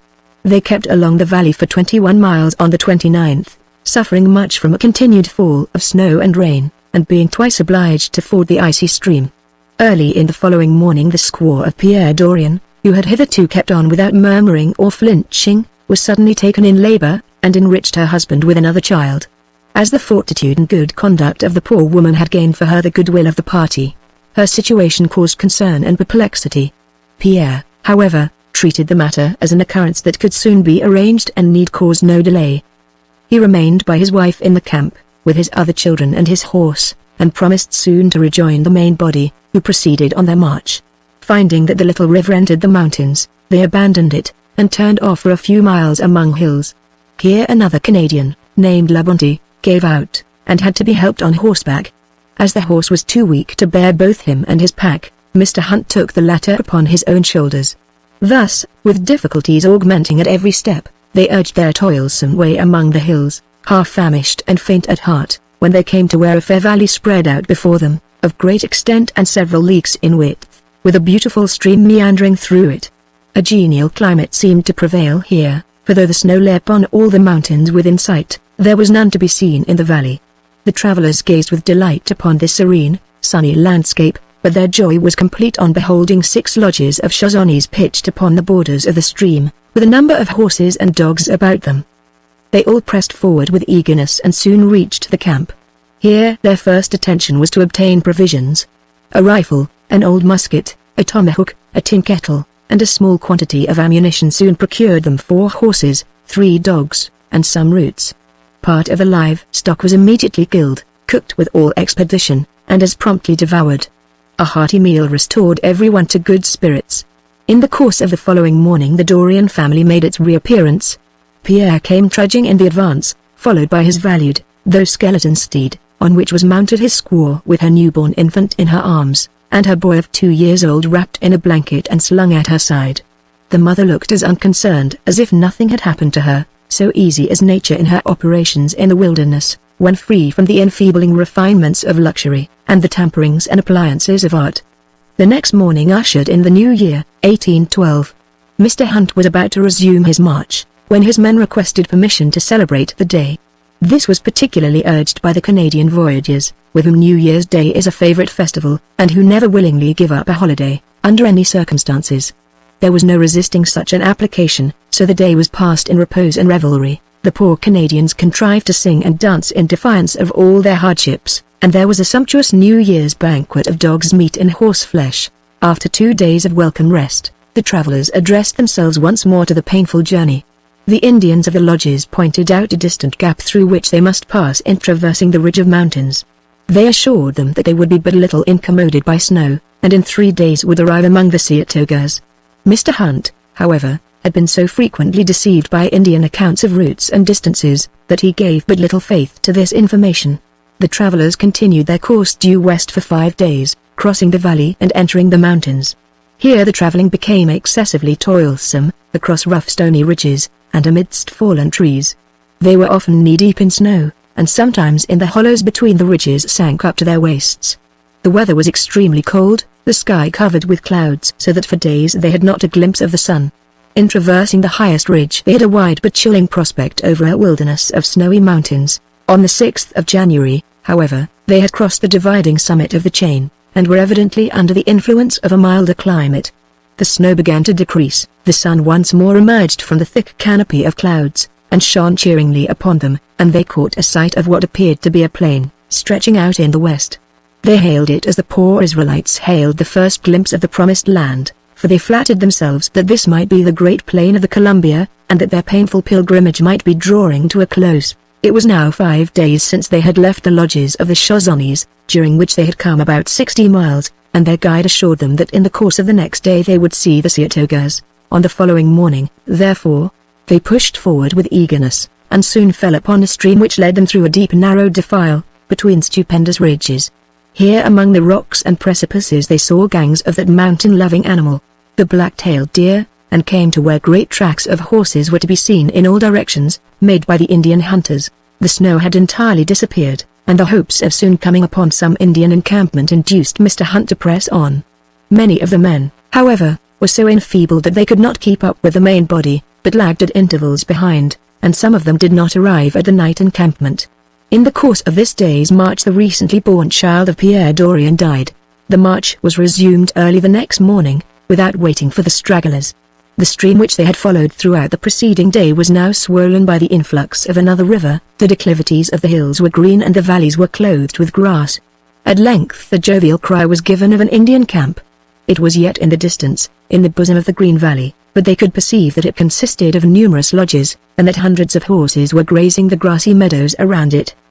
The prospect of abundance of horse-flesh diffused universal joy, for by this time the whole stock of travelling provisions was reduced to the skeleton steed of Pierre Dorian, and another wretched animal, equally emaciated, that had been repeatedly reprieved during the journey.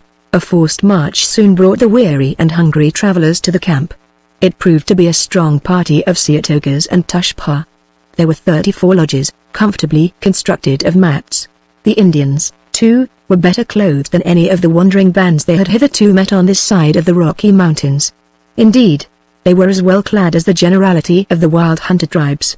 Each had a good buffalo or deerskin robe, and a deerskin hunting shirt and leggings. Upwards of 2,000 horses were ranging the pastures around their encampment, but what delighted Mr. Hunt was, on entering the lodges, to behold brass kettles, axes, copper tea kettles, and various other articles of civilized manufacture, which showed that these Indians had an indirect communication with the people of the sea-coast who traded with the whites. He made eager inquiries of the Seatogas, and gathered from them that the great river, the Columbia, was but 2 days' march distant, and that several white people had recently descended it, who he hoped might prove to be M'Lellan, Mackenzie, and their companions. It was with the utmost joy and the most profound gratitude to heaven, that Mr. Hunt found himself and his band of weary and famishing wanderers thus safely extricated from the most perilous part of their long journey, and within the prospect of a termination of their toils. All the stragglers who had lagged behind arrived, one after another, excepting the poor Canadian voyager, Carrier. He had been seen late in the preceding afternoon, riding behind a Snake Indian, near some lodges of that nation, a few miles distant from the last night's encampment, and it was expected that he would soon make his appearance. The first object of Mr. Hunt was to obtain provisions for his men. A little venison, of an indifferent quality, and some roots were all that could be procured that evening, but the next day he succeeded in purchasing a mare and colt, which were immediately killed, and the cravings of the half-starved people in some degree appeased.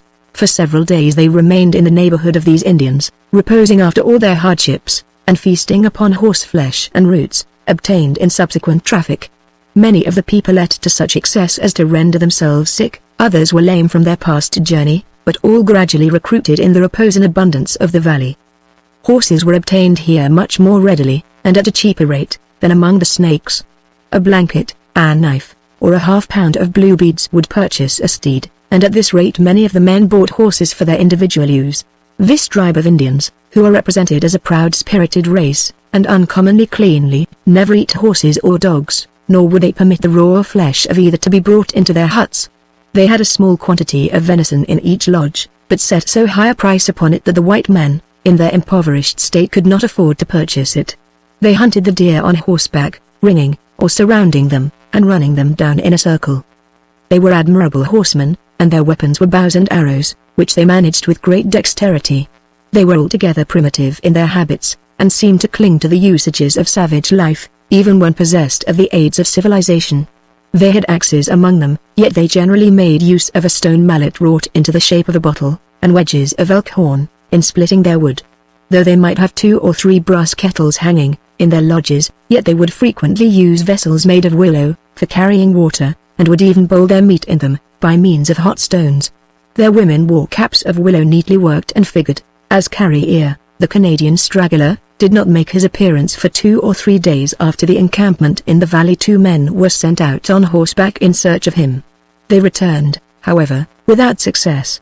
The lodges of the Snake Indians near which he had been seen were removed, and they could find no trace of him. Several days more elapsed, yet nothing was seen or heard of him, or the Snake horseman, behind whom he had been last observed. It was feared, therefore, that he had either perished through hunger and fatigue, had been murdered by the Indians, or, being left to himself, had mistaken some hunting tracks for the trail of the party, and been led astray and lost. The river on the banks of which they were encamped, emptied into the Columbia, was called by the natives the Iuotala, or Umatilla, and abounded with beaver.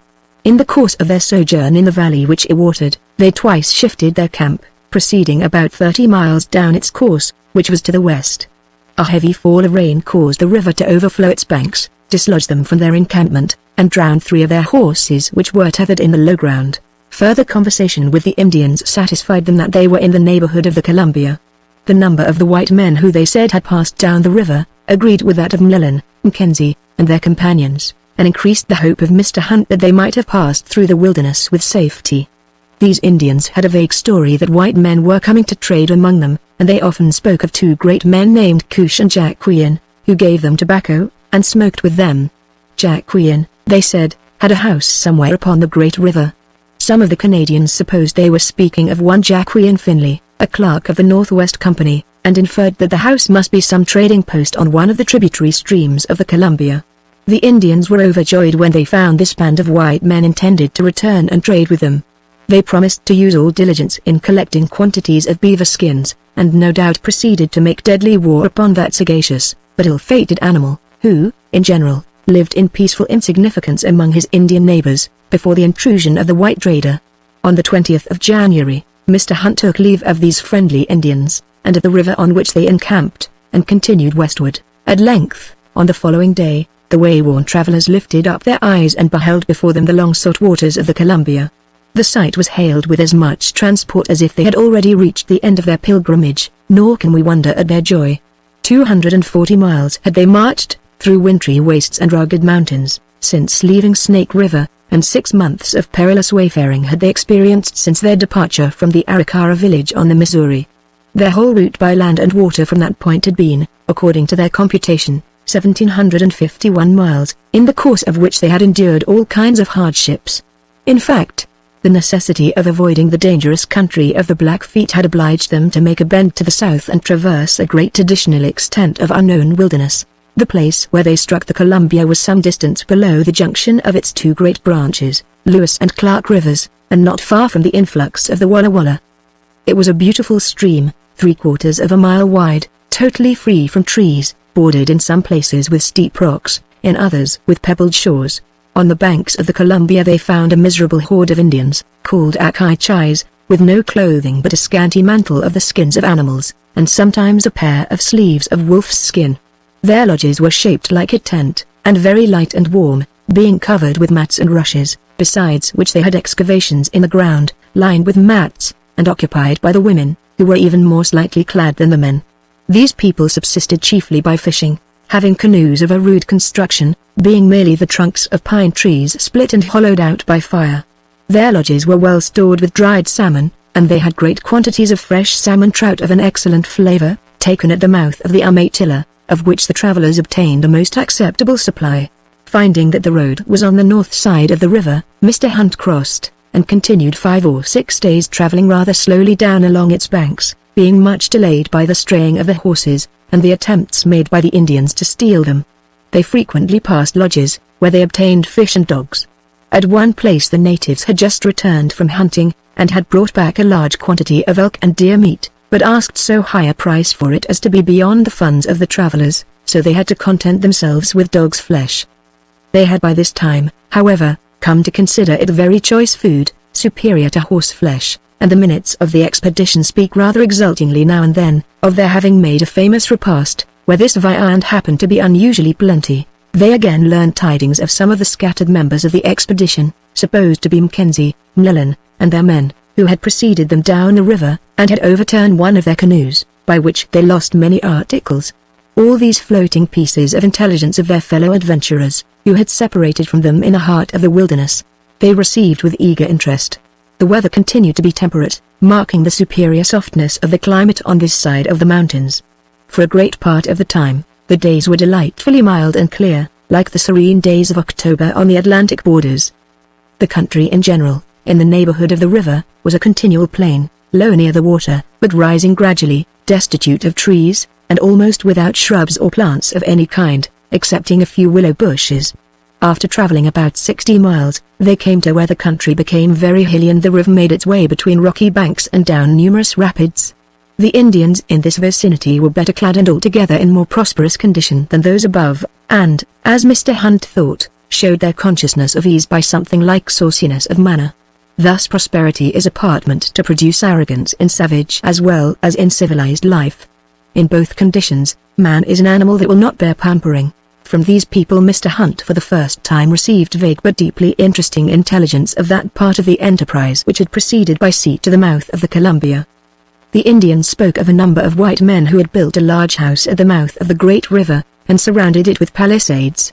None of them had been down to Astoria themselves, but rumors spread widely and rapidly from mouth to mouth among the Indian tribes, and are carried to the heart of the interior by hunting parties and migratory hordes.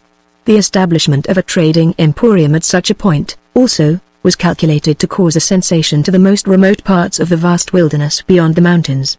It in a manner struck the pulse of the great vital river, and vibrated up all its tributary streams. It is surprising to notice how well this remote tribe of savages had learnt, through intermediate gossips, the private feelings of the colonists at Astoria. It shows that Indians are not the incurious and indifferent observers that they have been represented. They told Mr. Hunt that the white people at the large house had been looking anxiously for many of their friends, whom they had expected to descend the great river, and had been in much affliction, fearing that they were lost. Now, however, the arrival of him and his party would wipe away all their tears, and they would dance and sing for joy. On the 31st of January, Mr. Hunt arrived at the falls of the Columbia, and encamped at the village of the Wishram, situated at the head of that dangerous pass of the river called the Long Narrows. Chapter 38. Of the village of Wishram, the Aborigines fishing mart of the Columbia, we have given some account in an early chapter of this work. The inhabitants held the traffic in the productions of the fisheries of the falls, and their village was the trading resort of the tribes from the coast and from the mountains. Mr. Hunt found the inhabitants shrewder and more intelligent than any Indians he had met with. Trade had sharpened their wits, though it had not improved their honesty, for they were a community of arrant rogues and freebooters. Their habitations comported with their circumstances, and were superior to any the travelers had yet seen west of the Rocky Mountains. In general, the dwellings of the savages on the Pacific side of that great barrier were mere tents and cabins of mats, or skins, or straw, the country being destitute of timber. In Wishram, on the contrary, the houses were built of wood, with long sloping roofs. The floor was sunk about 6 feet below the surface of the ground, with a low door at the gable end, extremely narrow, and partly sunk. Through this it was necessary to crawl and then to descend a short ladder. This inconvenient entrance was probably for the purpose of defense. There were loopholes also under the eaves, apparently for the discharge of arrows. The houses were large, generally containing 2 or 3 families. Immediately within the door were sleeping places, ranged along the walls, like berths in a ship, and furnished with pallets of matting. These extended along one half of the building. The remaining half was appropriated to the storing of dried fish. The trading operations of the inhabitants of Wishram had given them a wider scope of information, and rendered their village a kind of headquarters of intelligence. Mr. Hunt was able, therefore, to collect more distinct tidings concerning the settlement of Astoria and its affairs. One of the inhabitants had been at the trading post established by David Stewart on the Oakennagan, and had picked up a few words of English there. From him, Mr. Hunt gleaned various particulars about that establishment, as well as about the general concerns of the enterprise. Others repeated the name of Mr. K.I., the partner who perished in the massacre on board of the Tonquin, and gave some account of that melancholy affair. They said Mr. K.I. was a chief among the white men, and had built a great house at the mouth of the river, but had left it and sailed away in a large ship to the northward where he had been attacked by bad Indians in canoes. Mr. Hunt was startled by this intelligence, and made further inquiries. They informed him that the Indians had lashed their canoes to the ship, and fought until they killed him and all his people. This is another instance of the clearness with which intelligence is transmitted from mouth to mouth among the Indian tribes. These tidings, though but partially credited by Mr. Hunt, filled his mind with anxious forebodings. He now endeavored to procure canoes, in which to descend the Columbia, but none suitable for the purpose were to be obtained above the Narrows. He continued on, therefore, the distance of 12 miles, and encamped on the bank of the river. The camp was soon surrounded by loitering savages, who went prowling about seeking what they might pilfer. Being baffled by the vigilance of the guard, they endeavored to compass their ends by other means. Towards evening, a number of warriors entered the camp in ruffling style, painted and dressed out as if for battle, and armed with lances, bows and arrows, and scalping knives. They informed Mr. Hunt that a party of 30 or 40 braves were coming up from a village below to attack the camp and carry off the horses, but that they were determined to stay with him and defend him. Mr. Hunt received them with great coldness, and, when they had finished their story, gave them a pipe to smoke. He then called up all hands, stationed sentinels in different quarters, but told them to keep as vigilant an eye within the camp as without. Their warriors were evidently baffled by these precautions, and, having smoked their pipe, and vaped off their valor, took their departure. The farce, however, did not end here. After a little while the warriors returned, ushering in another savage, still more heroically arrayed. This they announced as the chief of the belligerent village, but as a great pacificator. His people had been furiously bent upon the attack, and would have doubtless carried it into effect, but this gallant chief had stood forth as the friend of white men, and had dispersed the throng by his own authority and prowess. Having vaunted this signal piece of service, there was a significant pause, all evidently expecting some adequate reward. Mr. Hunt again produced the pipe, smoked with the chieftain and his worthy compeers, but made no further demonstrations of gratitude. They remained about the camp all night, but at daylight returned, baffled and crestfallen, to their homes, with nothing but smoke for their pains. Mr. Hunt now endeavored to procure canoes, of which he saw several about the neighborhood, extremely well made, with elevated stems and sterns, some of them capable of carrying 3,000 pounds weight. He found it extremely difficult, however, to deal with these slippery people, who seemed much more inclined to pilfer. Notwithstanding a strict guard maintained round the camp, various implements were stolen, and several horses carried off. Among the latter, we have to include the long-cherished steed of Pierre Dorian. From some wilful caprice, that worthy pitched his tent at some distance from the main body, and tethered his invaluable steed beside it, from whence it was abstracted in the night, to the infinite chagrin and mortification of the hybrid interpreter. Having, after several days' negotiation, procured the requisite number of canoes, Mr. Hunt would gladly have left this thievish neighborhood, but was detained until the 5th of February by violent headwinds, accompanied by snow and rain. Even after he was enabled to get under way, he had still to struggle against contrary winds and tempestuous weather.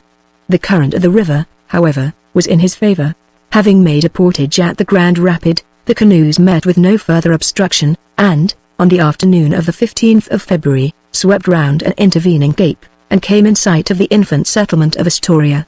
After 11 months wandering in the wilderness, a great part of the time over trackless wastes, where the sight of a savage wigwam was a rarity, we may imagine the delight of the poor weather-beaten travelers, at beholding the embryo establishment, with its magazines, habitations, and picketed bulwarks, seated on a high point of land, dominating a beautiful little bay, in which was a trim-built shallop riding quietly at anchor.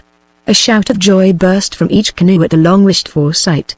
They urged their canoes across the bay, and pulled with eagerness for shore, where all hands poured down from the settlement to receive and welcome them.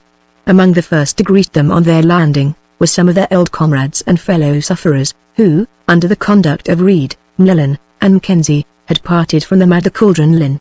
These had reached Astoria nearly a month previously, and, judging from their own narrow escape from starvation, had given up Mr. Hunt and his followers as lost. Their greeting was the more warm and cordial. As to the Canadian voyagers, their mutual felicitations, as usual, were loud and vociferous, and it was almost ludicrous to behold these ancient comrades and confrères, hugging and kissing each other on the river bank. When the first greetings were over, the different bands interchanged accounts of their several wanderings. After separating at Snake River, we shall briefly notice a few of the leading particulars. It will be recollected by the reader, that a small exploring detachment had proceeded down the river, under the conduct of Mr. John Reed, a clerk of the company, that another had set off under Mellon, and a third in a different direction, under Mackenzie.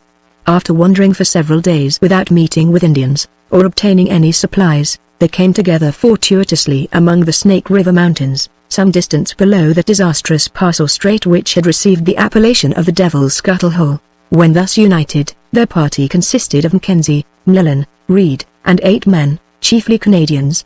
Being all in the same predicament, without horses, provisions, or information of any kind, they all agreed that it would be worse than useless to return to Mr. Hunt and encumber him with so many starving men, and that their only course was to extricate themselves as soon as possible from this land of famine and misery and make the best of their way for the Columbia.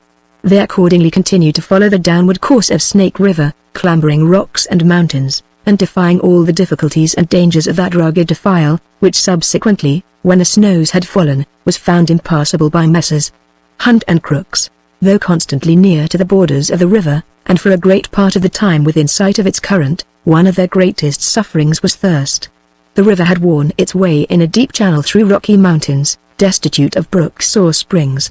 Its banks were so high and precipitous, that there was rarely any place where the travelers could get down to drink of its waters. Frequently they suffered for miles the torments of Tantalus, water continually within sight, yet fevered with the most parching thirst. Here and there they met with rainwater collected in the hollows of the rocks, but more than once they were reduced to the utmost extremity, and some of the men had recourse to the last expedient to avoid perishing. Their sufferings from hunger were equally severe. They could meet with no game, and subsisted for a time on strips of beaver skin, broiled on the coals. These were doled out in scanty allowances, barely sufficient to keep up existence, and at length failed them altogether. Still they crept feebly on, scarce dragging one limb after another, until a severe snowstorm brought them to a pause. To struggle against it, in their exhausted condition, was impossible, so cowering under an impending rock at the foot of a steep mountain, they prepared themselves for that wretched fate which seemed inevitable. At this critical juncture, when famine stared them in the face, Mlellan, casting up his eyes, beheld an osater, or bighorn, sheltering itself under a shelving rock on the side of the hill above them. Being in a more active plight than any of his comrades, and an excellent marksman, he set off to get within shot of the animal. His companions watched his movements with breathless anxiety, for their lives depended upon his success. He made a cautious circuit, scrambled up the hill with the utmost silence, and at length arrived, unperceived, within a proper distance. Here leveling his rifle he took so sure an aim, that the bighorn fell dead on the spot, a fortunate circumstance, for, to pursue it, if merely wounded, would have been impossible in his emaciated state. The declivity of the hill enabled him to roll the carcass down to his companions, who were too feeble to climb the rocks. They fell to work to cut it up, yet exerted a remarkable self-denial for men in their starving condition, for they contented themselves for the present with a soup made from the bones, reserving the flesh for future repasts. This providential relief gave them strength to pursue their journey, but they were frequently reduced to almost equal straits, and it was only the smallness of their party, requiring a small supply of provisions, that enabled them to get through this desolate region with their lives. At length, after 21 days of toil and suffering, they got through these mountains, and arrived at a tributary stream of that branch of the Columbia called Lewis River, of which Snake River forms the southern fork. In this neighborhood they met with wild horses, the first they had seen west of the Rocky Mountains. From hence they made their way to Lewis River, where they fell in with a friendly tribe of Indians, who freely administered to their necessities. On this river they procured 2 canoes, in which they dropped down the stream to its confluence with the Columbia, and then down that river to Astoria, where they arrived haggard and emaciated, and perfectly in rags. Thus, all the leading persons of Mr. Hunt's expedition were once more gathered together, excepting Mr. Crooks, of whose safety they entertained but little hope, considering the feeble condition in which they had been compelled to leave him in the heart of the wilderness. A day was now given up to Jubilee, to celebrate the arrival of Mr. Hunt and his companions, and the joyful meeting of the various scattered bands of adventurers at Astoria. The colors were hoisted, the guns, great and small, were fired. There was a feast of fish, of beaver, and venison, which relished well with men who had so long been glad to revel on horse flesh and dog's meat. A genial allowance of grog was issued, to increase the general animation, and the festivities wound up, as usual, with a grand dance at night, by the Canadian voyagers. 8. Chapter 39. The winter passed away tranquilly at Astoria. The apprehensions of hostility from the natives had subsided. Indeed, as the season advanced, the Indians for the most part had disappeared from the neighborhood, and abandoned the sea coast, so that, for want of their aid, the colonists had at times suffered considerably for want of provisions. The hunters belonging to the establishment made frequent and wide excursions, but with very moderate success. There were some deer and a few bears to be found in the vicinity, and elk in great numbers. The country, however, was so rough, and the woods so close and entangled that it was almost impossible to beat up the game. The prevalent rains of winter, also, rendered it difficult for the hunter to keep his arms in order. The quantity of game, therefore, brought in by the hunters was extremely scanty, and it was frequently necessary to put all hands on very moderate allowance. Towards spring, however, the fishing season commenced, the season of plenty on the Columbia. About the beginning of February, a small kind of fish, about 6 inches long, called by the natives the yuthlukin, and resembling the smelt, made its appearance at the mouth of the river. It is said to be of delicious flavor, and so fat as to burn like a candle, for which it is often used by the natives. It enters the river in immense shoals, like solid columns, often extending to the depth of 5 or more feet, and is scooped up by the natives with small nets at the end of poles. In this way they will soon fill a canoe, or form a great heap upon the river banks. These fish constitute a principal article of their food, the women drying them and stringing them on cords. As the yuthlukin is only found in the lower part of the river, the arrival of it soon brought back the natives to the coast, who again resorted to the factory to trade, and from that time furnished plentiful supplies of fish. The sturgeon makes its appearance in the river shortly after the yuthlukin, and is taken in different ways by the natives. Sometimes they spear it, but oftener they use the hook and line, and the net.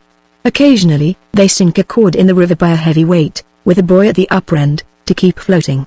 To this cord several hooks are attached by short lines, a few feet distant from each other, and baited with small fish. This apparatus is often set towards night, and by the next morning several sturgeon will be found hooked by it, for though a large and strong fish, it makes but little resistance when ensnared.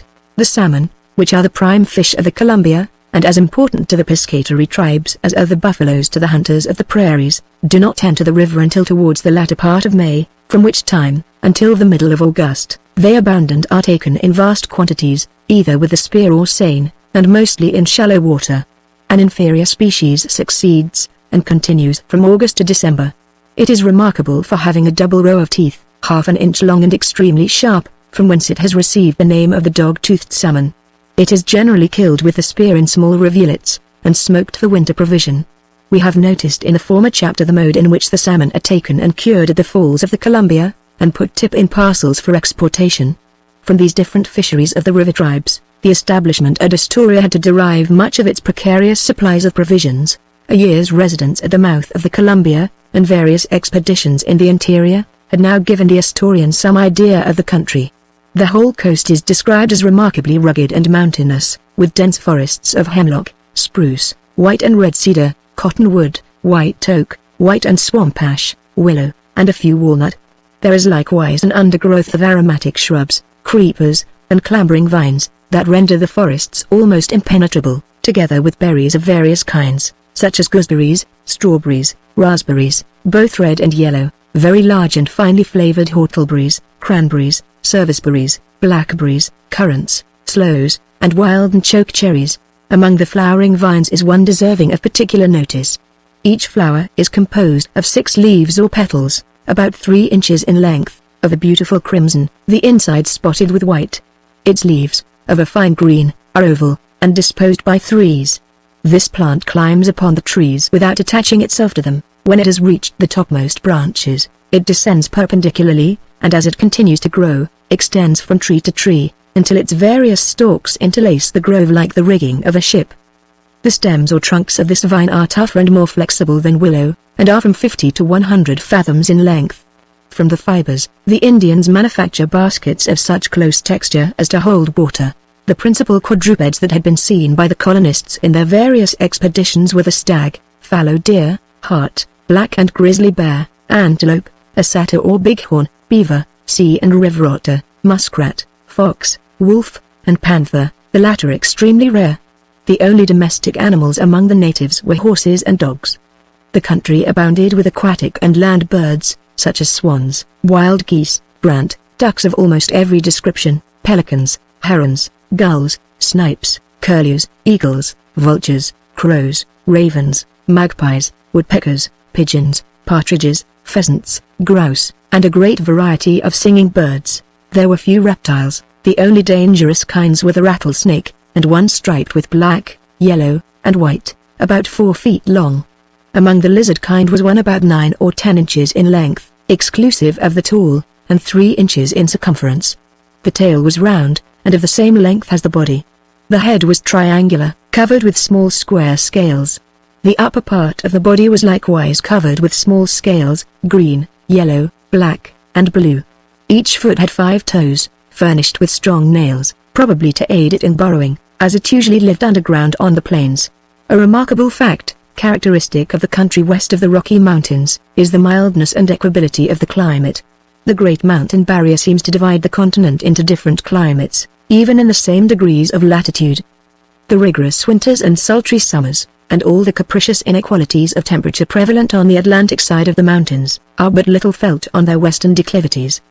The countries between them and the Pacific are blessed with milder and steadier temperature, resembling the climates of parallel latitudes in Europe. In the plains and valleys but little snow falls throughout the winter, and usually melts while falling. It rarely lies on the ground more than 2 days at a time, except on the summits of the mountains. The winters are rainy rather than cold. The rains for 5 months, from the middle of October to the middle of March, are almost incessant, and often accompanied by tremendous thunder and lightning. The winds prevalent at this season are from the south and southeast, which usually bring rain. Those from the north to the southwest are the harbingers of fair weather and a clear sky. The residue of the year, from the middle of March to the middle of October, an interval of 7 months, is serene and delightful. There is scarcely any rain throughout this time, yet the face of the country is kept fresh and verdant by nightly dews, and occasionally by humid fogs in the mornings. These are not considered prejudicial to health, since both the natives and the whites sleep in the open air with perfect impunity. While this equable and bland temperature prevails throughout the lower country, the peaks and ridges of the vast mountains by which it is dominated, are covered with perpetual snow. This renders them discernible at a great distance, shining at times like bright summer clouds, at other times assuming the most aerial tints, and always forming brilliant and striking features in the vast landscape. The mild temperature prevalent throughout the country is attributed by some to the succession of winds from the Pacific Ocean, extending from latitude 20 degrees to at least 50 degrees north. These temper the heat of summer, so that in the shade no one is incommoded by perspiration. They also soften the rigors of winter, and produce such a moderation in the climate, that the inhabitants can wear the same dress throughout the year. The soil in the neighborhood of the seacoast is of a brown color, inclining to red, and generally poor, being a mixture of clay and gravel. In the interior, and especially in the valleys of the Rocky Mountains, the soil is generally blackish, though sometimes yellow. It is frequently mixed with marl, and with marine substances in a state of decomposition.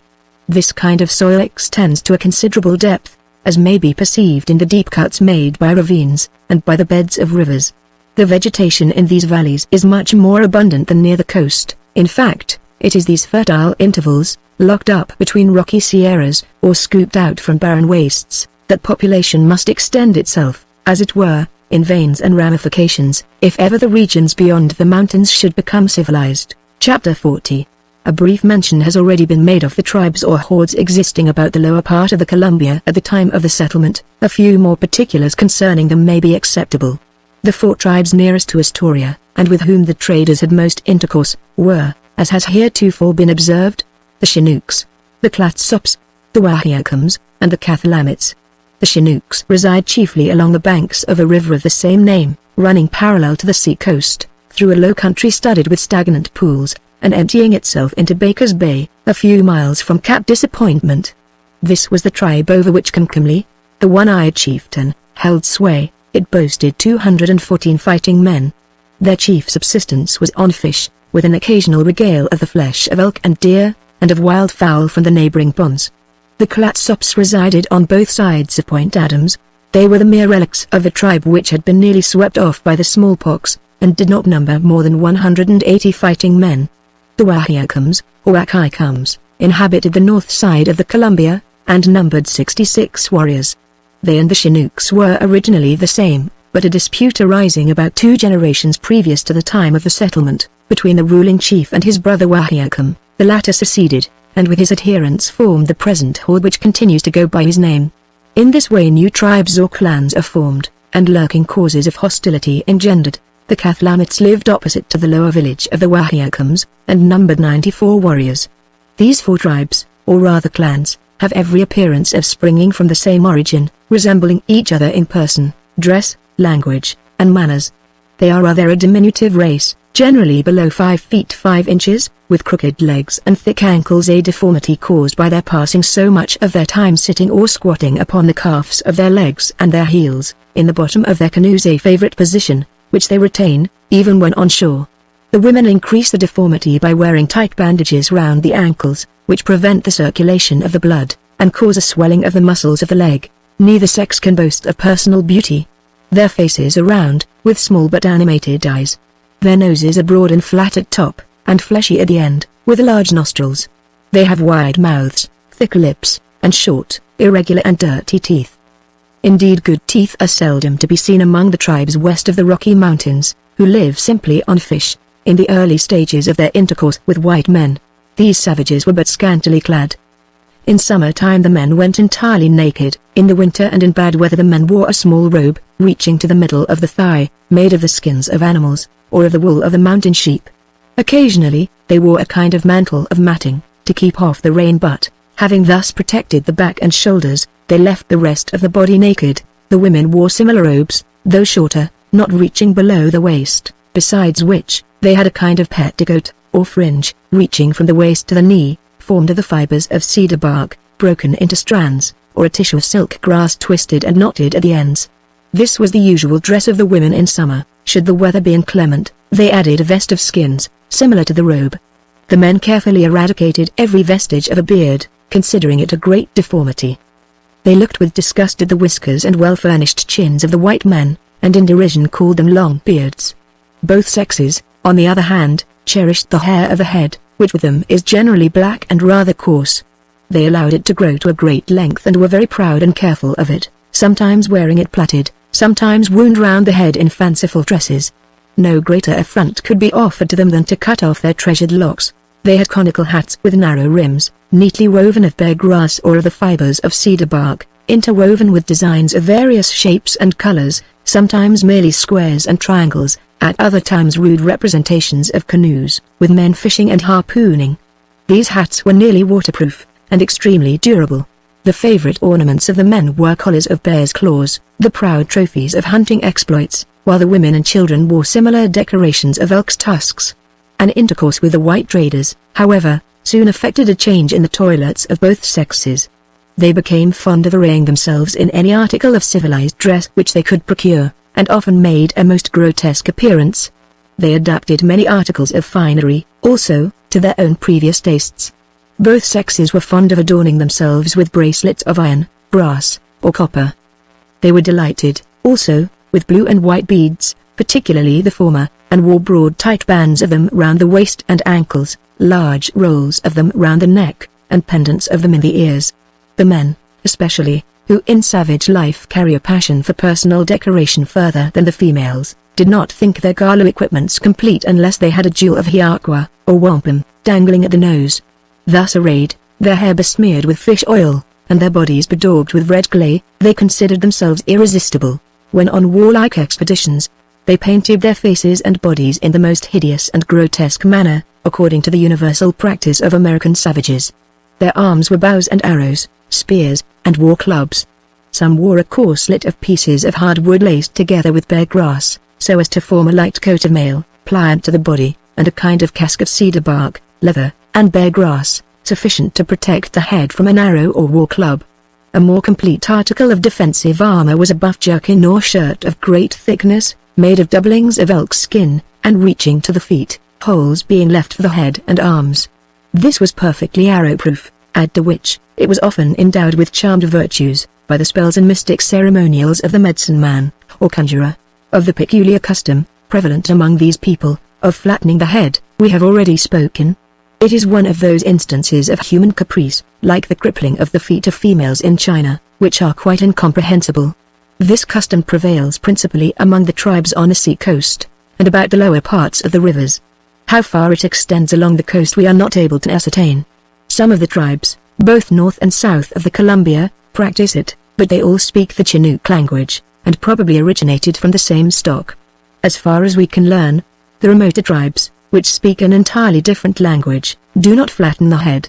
This absurd custom declines. Also, in receding from the shores of the Pacific, few traces of it are to be found among the tribes of the Rocky Mountains, and after crossing the mountains it disappears altogether. Those Indians, therefore, about the headwaters of the Columbia, and in the solitary mountain regions, who are often called flatheads, must not be supposed to be characterized by this deformity. It is an appellation often given by the hunters east of the mountain chain, to all western Indians, excepting the Snakes. The religious belief of these people was extremely limited and confined, or rather, in all probability, their explanations were but little understood by their visitors. They had an idea of a benevolent and omnipotent spirit, the creator of all things. They represent him as assuming various shapes at pleasure, but generally that of an immense bird. He usually inhabits the sun, but occasionally wings his way through the aerial regions, and sees all that is doing upon earth. Should anything displease him, he vents his wrath in terrific storms and tempests, the lightning being the flashes of his eyes, and the thunder the clapping of his wings. To propitiate his favor they offer to him annual sacrifices of salmon and venison, the first fruits of their fishing and hunting. Besides this aerial spirit they believe in an inferior one, who inhabits the fire, and of whom they are in perpetual dread, as, though he possesses equally the power of good and evil, the evil is apparent to predominate. They endeavor, therefore, to keep him in good humor by frequent offerings. He is supposed also to have great influence with the winged spirit, their sovereign protector and benefactor. They implore him, therefore, to act as their interpreter, and procure them all desirable things, such as success in fishing and hunting, abundance of game, fleet horses, obedient wives, and male children. These Indians have likewise their priests, or conjurers, or medicine men, who pretend to be in the confidence of the deities, and the expounders and enforcers of their will. Each of these medicine men has his idols carved in wood, representing the spirits of the air and of the fire, under some rude and grotesque form of a horse, a bear, a beaver, or other quadruped, or that of bird or fish. These idols are hung round with amulets and votive offerings, such as beaver's teeth, and bear's and eagle's claws. When any chief personage is on his deathbed, or dangerously ill, the medicine men are sent for. Each brings with him his idols, with which he retires into a canoe to hold a consultation. As doctors are prone to disagree, so these medicine men have now and then a violent altercation as to the malady of the patient, or the treatment of it. To settle this they beat their idols soundly against each other, whichever first loses a tooth or a claw is considered as confuted, and his votary retires from the field. Polygamy is not only allowed, but considered honorable, and the greater number of wives a man can maintain, the more important is he in the eyes of the tribe. The first wife, however, takes rank of all the others, and is considered mistress of the house. Still the domestic establishment is liable to jealousies and cabals, and the lord and master has much difficulty in maintaining harmony in his jangling household. In the manuscript from which we draw many of these particulars, it is stated that he who exceeds his neighbors in the number of his wives, male children, and slaves, is elected chief of the village, a title to office which we do not recollect ever before to have met with. Feuds are frequent among these tribes, but are not very deadly. They have occasionally pitched battles, fought on appointed days, and at specific places, which are generally the banks of a rivulet. The adverse parties post themselves on the opposite sides of the stream, and at such distances that the battles often last a long while before any blood is shed. The number of killed and wounded seldom exceed half a dozen. Should the damage be equal on each side, the war is considered as honorably concluded. Should one party lose more than the other, it is entitled to a compensation in slaves or other property, otherwise hostilities are liable to be renewed at a future day. They are also given to predatory inroads into the territories of their enemies, and sometimes of their friendly neighbors. Should they fall upon a band of inferior force, or upon a village, weakly defended, they act with the ferocity of true poltroons, slaying all the men, and carrying off the women and children as slaves. As to the property, it is packed upon horses which they bring with them for the purpose. They are mean and paltry as warriors, and altogether inferior in heroic qualities to the savages of the Buffalo Plains on the east side of the mountains. A great portion of their time is passed in revelry, music, dancing, and gambling. Their music scarcely deserves the name, the instruments being of the rudest kind. Their singing is harsh and discordant. The songs are chiefly extempore, relating to passing circumstances, the persons present, or any trifling object that strikes the attention of the singer. They have several kinds of dances, some of them lively and pleasing.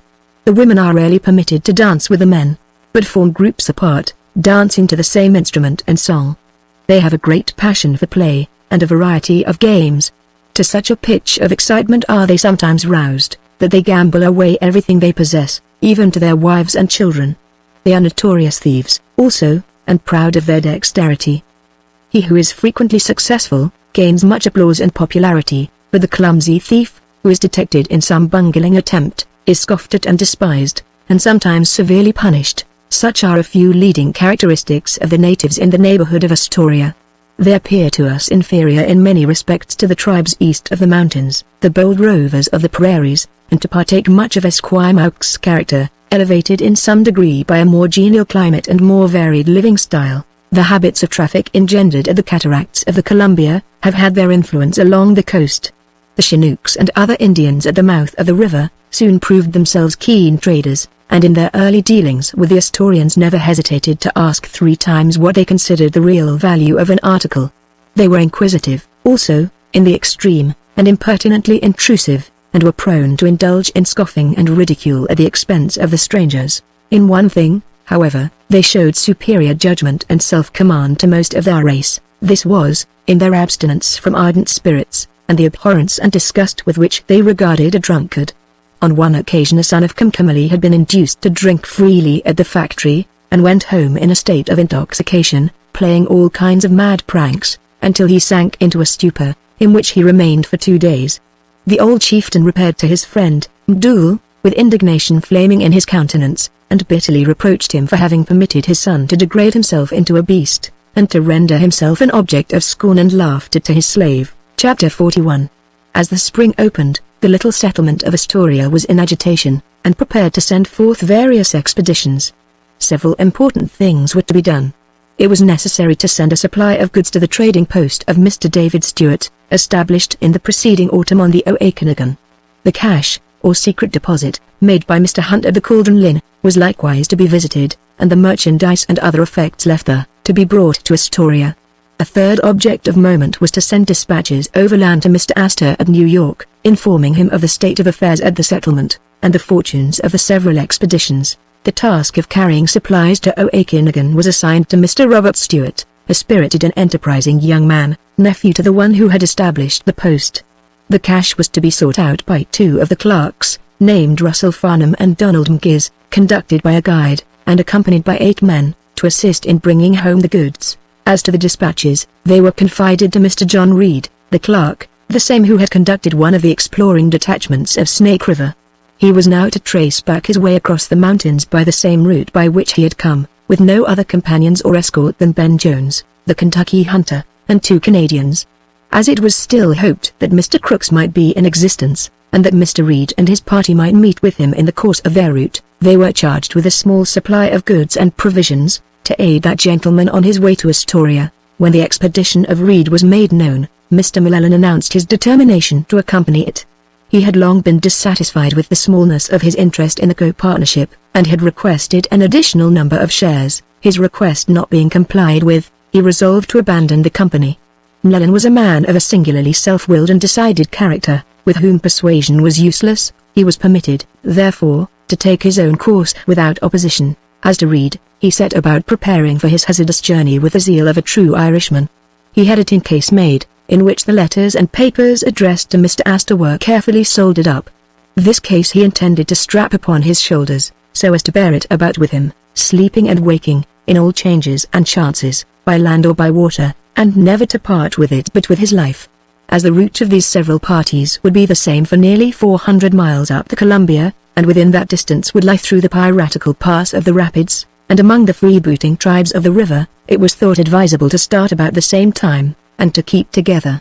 Accordingly, on the 22nd of March, they all set off, to the number of 17 men, in 2 canoes, and here we cannot but pause to notice the hardihood of these several expeditions, so insignificant in point of force, and severally destined to traverse immense wildernesses where larger parties had experienced so much danger and distress. When recruits were sought in the preceding year among experienced hunters and voyagers at Montreal and St. Louis, it was considered dangerous to attempt to cross the Rocky Mountains with less than 60 men, and yet here we find Reed ready to push his way across those barriers with merely 3 companions. Such is the fearlessness, the insensibility to danger, which men acquire by the habitude of constant risk. The mind, like the body, becomes callous by exposure. The little associated band proceeded up the river, under the command of Mr. Robert Stewart, and arrived early in the month of April at the Long Narrows, that notorious plundering place. Here it was necessary to unload the canoes, and to transport both them and their cargoes to the head of the Narrows by land. Their party was too few in number for the purpose. They were obliged, therefore, to seek the assistance of the Cathalasco Indians, who undertook to carry the goods on their horses. Forward then they set, the Indians with their horses well freighted, and the first load convoyed by Reed and 5 men, well armed, the gallant Irishman striding along at the head, with his tin case of dispatches glittering on his back. In passing, however, through a rocky and intricate defile, some of the freebooting vagrants turned their horses up a narrow path and galloped off, carrying with them 2 bales of goods, and a number of smaller articles. To follow them was useless, indeed. It was with much ado that the convoy got into port with the residue of the cargoes, for some of the guards were pillaged of their knives and pocket handkerchiefs, and the lustrous tin case of Mr. John Reed was in imminent jeopardy. Mr. Stewart heard of these depredations, and hastened forward to the relief of the convoy, but could not reach them before dusk, by which time they had arrived at the village of Wishram, already noted for its great fishery, and the knavish propensities of its inhabitants. Here they found themselves benighted in a strange place, and surrounded by savages bent on pilfering, if not upon open robbery. Not knowing what active course to take, they remained under arms all night, without closing an eye, and at the very first peep of dawn, when objects were yet scarce visible, everything was hastily embarked, and, without seeking to recover the stolen effects, they pushed off from shore, glad to bid adieu, as they said, to this abominable nest of miscreants. The worthies of Wishram, however, were not disposed to part so easily with their visitors. Their cupidity had been quickened by the plunder which they had already taken, and their confidence increased by the impunity with which their outrage had passed. They resolved, therefore, to take further toll of the travellers, and, if possible, to capture the tin case of dispatches, which shining conspicuously from afar, and being guarded by John Reed with such especial care, must, as they supposed, be a great medicine. Accordingly, Mr. Stewart and his comrades had not proceeded far in the canoes, when they beheld the whole rabble of Wishram stringing in groups along the bank, whooping and yelling, and gibbering in their wild jargon, and when they landed below the falls, they were surrounded by upwards of 400 of these river ruffians, armed with bows and arrows, war clubs, and other savage weapons. These now pressed forward, with offers to carry the canoes and effects up the portage. Mr. Stewart declined forwarding the goods, alleging the lateness of the hour, but, to keep them in good humor, informed them, that, if they conducted themselves well, their offered services might probably be accepted in the morning. In the meanwhile, he suggested that they might carry up the canoes. They accordingly set off with the 2 canoes on their shoulders, accompanied by a guard of 8 men well armed. When arrived at the head of the falls, the mischievous spirit of the savages broke out, and they were on the point of destroying the canoes, doubtless with a view to impede the white men from carrying forward their goods, and laying them open to further pilfering. They were with some difficulty prevented from committing this outrage by the interference of an old man, who appeared to have authority among them, and, in consequence of his harangue, the whole of the hostile band, with the exception of about 50, crossed to the north side of the river, where they lay in wait, ready for further mischief. In the meantime, Mr. Stewart, who had remained at the foot of the falls with the goods, and who knew that the proffered assistance of the savages was only for the purpose of having an opportunity to plunder, determined, if possible, to steal a march upon them, and defeat their machinations. In the dead of the night, therefore, about 1 o'clock, the moon shining brightly, he roused his party, and proposed that they should endeavor to transport the goods themselves, above the falls, before the sleeping savages could be aware of their operations. All hands sprang to the work with zeal, and hurried it on in the hope of getting all over before daylight. Mr. Stewart went forward with the first loads, and took his station at the head of the portage, while Mr. Reed and Mr. Llewellyn remained at the foot to forward the remainder. The day dawned before the transportation was completed. Some of the 50 Indians who had remained on the south side of the river, perceived what was going on, and, feeling themselves too weak for an attack, gave the alarm to those on the opposite side, upwards of 100 of whom embarked in several large canoes. 2 loads of goods yet remained to be brought up. Mr. Stewart dispatched some of the people for one of the loads, with a request to Mr. Reed to retain with him as many of the men as he thought necessary to guard the remaining load, as he suspected hostile intentions on the part of the Indians. Mr. Reed, however, refused to retain any of them, saying that Llewellyn and himself were sufficient to protect the small quantity that remained. The men accordingly departed with the load, while Mr. Reed and McLellan continued to mount guard over the residue. By this time, a number of the canoes had arrived from the opposite side. As they approached the shore, the unlucky tin box of John Reed, shining afar like the brilliant helmet of Euryalus, caught their eyes. No sooner did the canoes touch the shore, than they leapt forward on the rocks, set up a war whoop, and sprang forward to secure the glittering prize. Mr. McLellan, who was at the river bank, advanced to guard the goods, when one of the savages attempted to hoodwink him with his buffalo robe with one hand, and to stab him with the other. McLellan sprang back just far enough to avoid the blow, and raising his rifle, shot the ruffian through the heart. In the meantime, Reed, who with the want of forethought of an Irishman, had neglected to remove the leathern cover from the lock of his rifle, was fumbling at the fastenings, when he received a blow on the head with a war club that laid him senseless on the ground. In a twinkling he was stripped of his rifle and pistols, and the tin box, the cause of all this onslaught, was borne off in triumph. At this critical juncture, Mr. Stewart, who had heard the war whoop, hastened to the scene of action with Ben Jones, and 7 others of the men. When he arrived, Reed was weltering in his blood, and an Indian standing over him and about to dispatch him with a tomahawk. Stewart gave the word, when Ben Jones levelled his rifle, and shot the miscreant on the spot. The men then gave a cheer, and charged upon the main body of the savages, who took to instant flight. Reed was now raised from the ground, and borne senseless and bleeding to the upper end of the portage.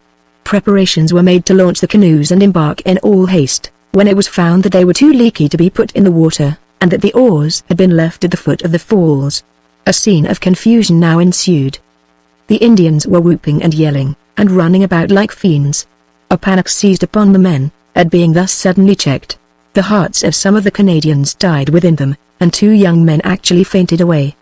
The moment they recovered their senses, Mr. Stewart ordered that they should be deprived of their arms, their undergarments taken off, and that a piece of cloth should be tied round their waists, in imitation of a squaw, an Indian punishment for cowardice. Thus equipped, they were stowed away among the goods in one of the canoes.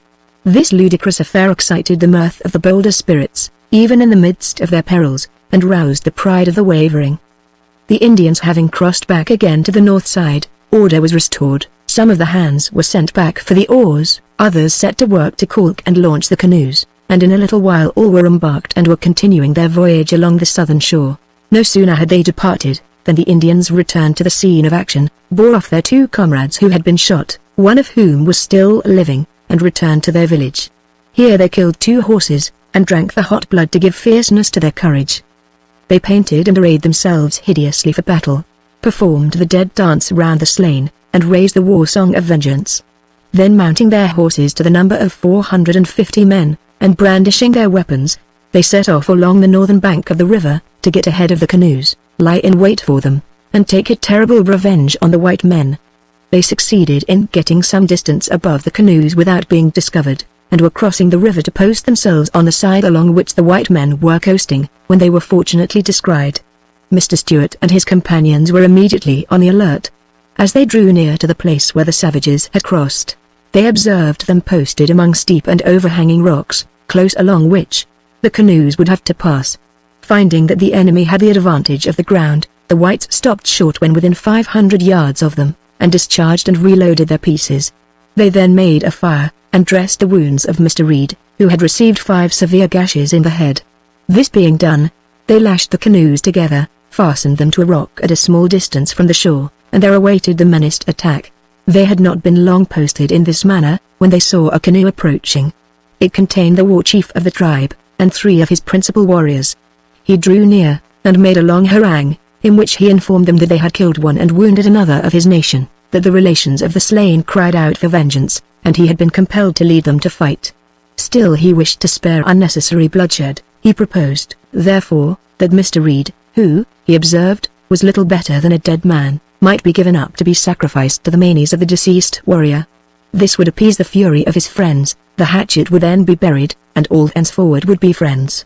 The answer was a stern refusal and a defiance, and the war chief saw that the canoes were well prepared for a vigorous defense. He withdrew, therefore, and returning to his warriors among the rocks held long deliberations. Blood for blood is a principle in Indian equity and Indian honor, but though the inhabitants of Wishram were men of war, they were likewise men of traffic, and it was suggested that honor for once might give way to profit. A negotiation was accordingly opened with the white men, and after some diplomacy, the matter was compromised for a blanket to cover the dead, and some tobacco to be smoked by the living. This being granted, the heroes of Wishram crossed the river once more, returned to their villages to feast upon the horses whose blood they had so vaingloriously drunk, and the travelers pursued their voyage without further molestation. The tin case, however, containing the important dispatches for New York, was irretrievably lost. The very precaution taken by the worthy Hibernian to secure his missives, had, by rendering them conspicuous, produced their robbery. The object of his overlandry journey, therefore, being defeated, he gave up the expedition. The whole party repaired with Mr. Robert Stewart to the establishment of Mr. David Stewart, on the Oakanagan River. After remaining here 2 or 3 days, they all set out on their return to Astoria accompanied by Mr. David Stewart. This gentleman had a large quantity of beaver skins at his establishment, but did not think it prudent to take them with him, fearing the levy of blackmail at the falls. On their way down, when below the forks of the Columbia, they were hailed one day from the shore in English. Looking around, they descried 2 wretched men, entirely naked. They pulled to shore. The men came up and made themselves known. They proved to be Mr. Crooks and his faithful follower, John Day. The reader will recollect that Mr. Crooks, with Day and 4 Canadians, had been so reduced by famine and fatigue, that Mr. Hunt was obliged to leave them, in the month of December, on the banks of the Snake River. Their situation was the more critical, as they were in the neighborhood of a band of Shoshones, whose horses had been forcibly seized by Mr. Hunt's party for provisions. Mr. Crooks remained here 20 days, detained by the extremely reduced state of John Day, who was utterly unable to travel, and whom he would not abandon, as Day had been in his employ on the Missouri, and had always proved himself most faithful. Fortunately the Shoshones did not offer to molest them. They had never before seen white men, and seemed to entertain some superstitions with regard to them, for though they would encamp near them in the daytime, they would move off with their tents in the night, and finally disappeared, without taking leave. When Day was sufficiently recovered to travel, they kept feebly on, sustaining themselves as well as they could, until in the month of February, when 3 of the Canadians, fearful of perishing with want, left Mr. Crooks on a small river, on the road by which Mr. Hunt had passed in quest of Indians. Mr. Crooks followed Mr. Hunt's track in the snow for several days, sleeping as usual in the open air, and suffering all kinds of hardships. At length, coming to a low prairie, he lost every appearance of the trail, and wandered during the remainder of the winter in the mountains, subsisting sometimes on horse meat, sometimes on beavers and their skins, and a part of the time on roots.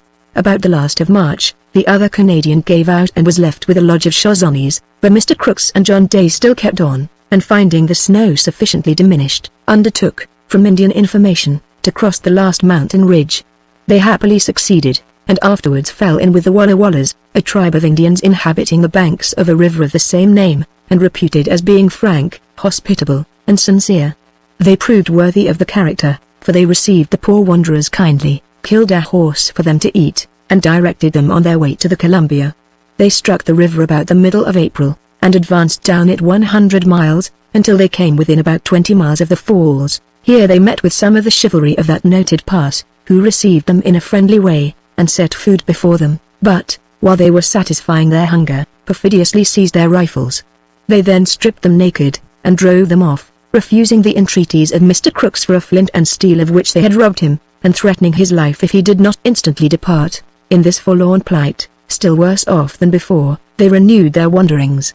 They now sought to find their way back to the hospitable Walla Wallas, and had advanced 80 miles along the river, when fortunately, on the very morning that they were going to leave the Columbia and strike inland, the canoes of Mr. Stewart hove in sight.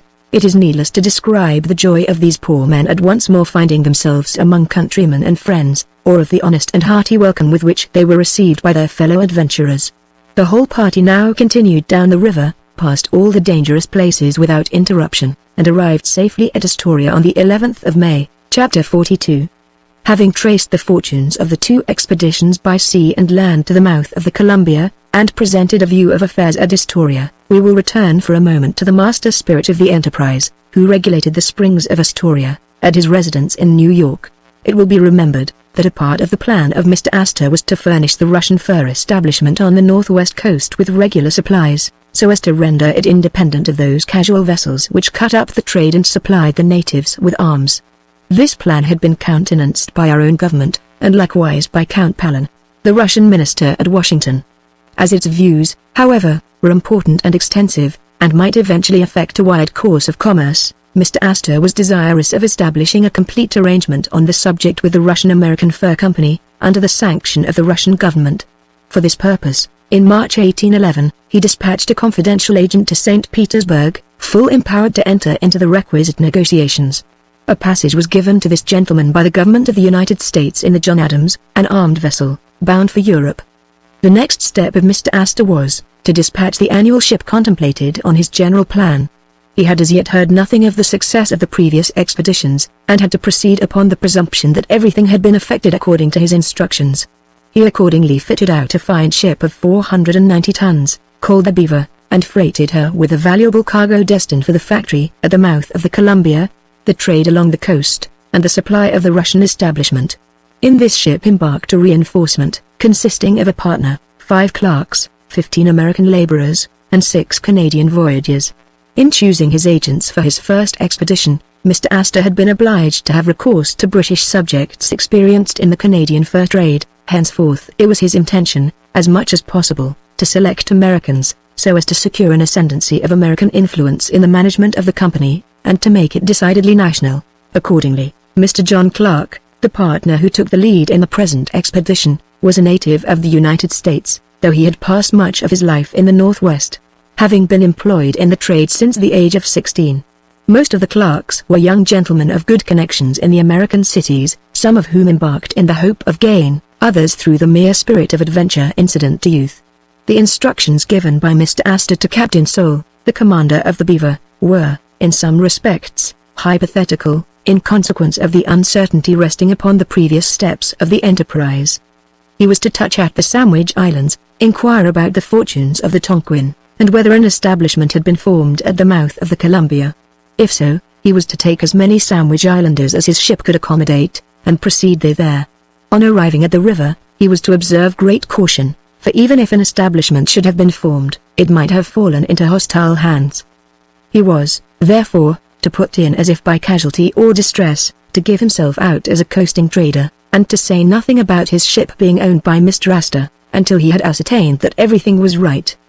In that case, he was to land such part of his cargo as was intended for the establishment, and to proceed to New Archangel with the supplies intended for the Russian post at that place, where he could receive peltries in payment.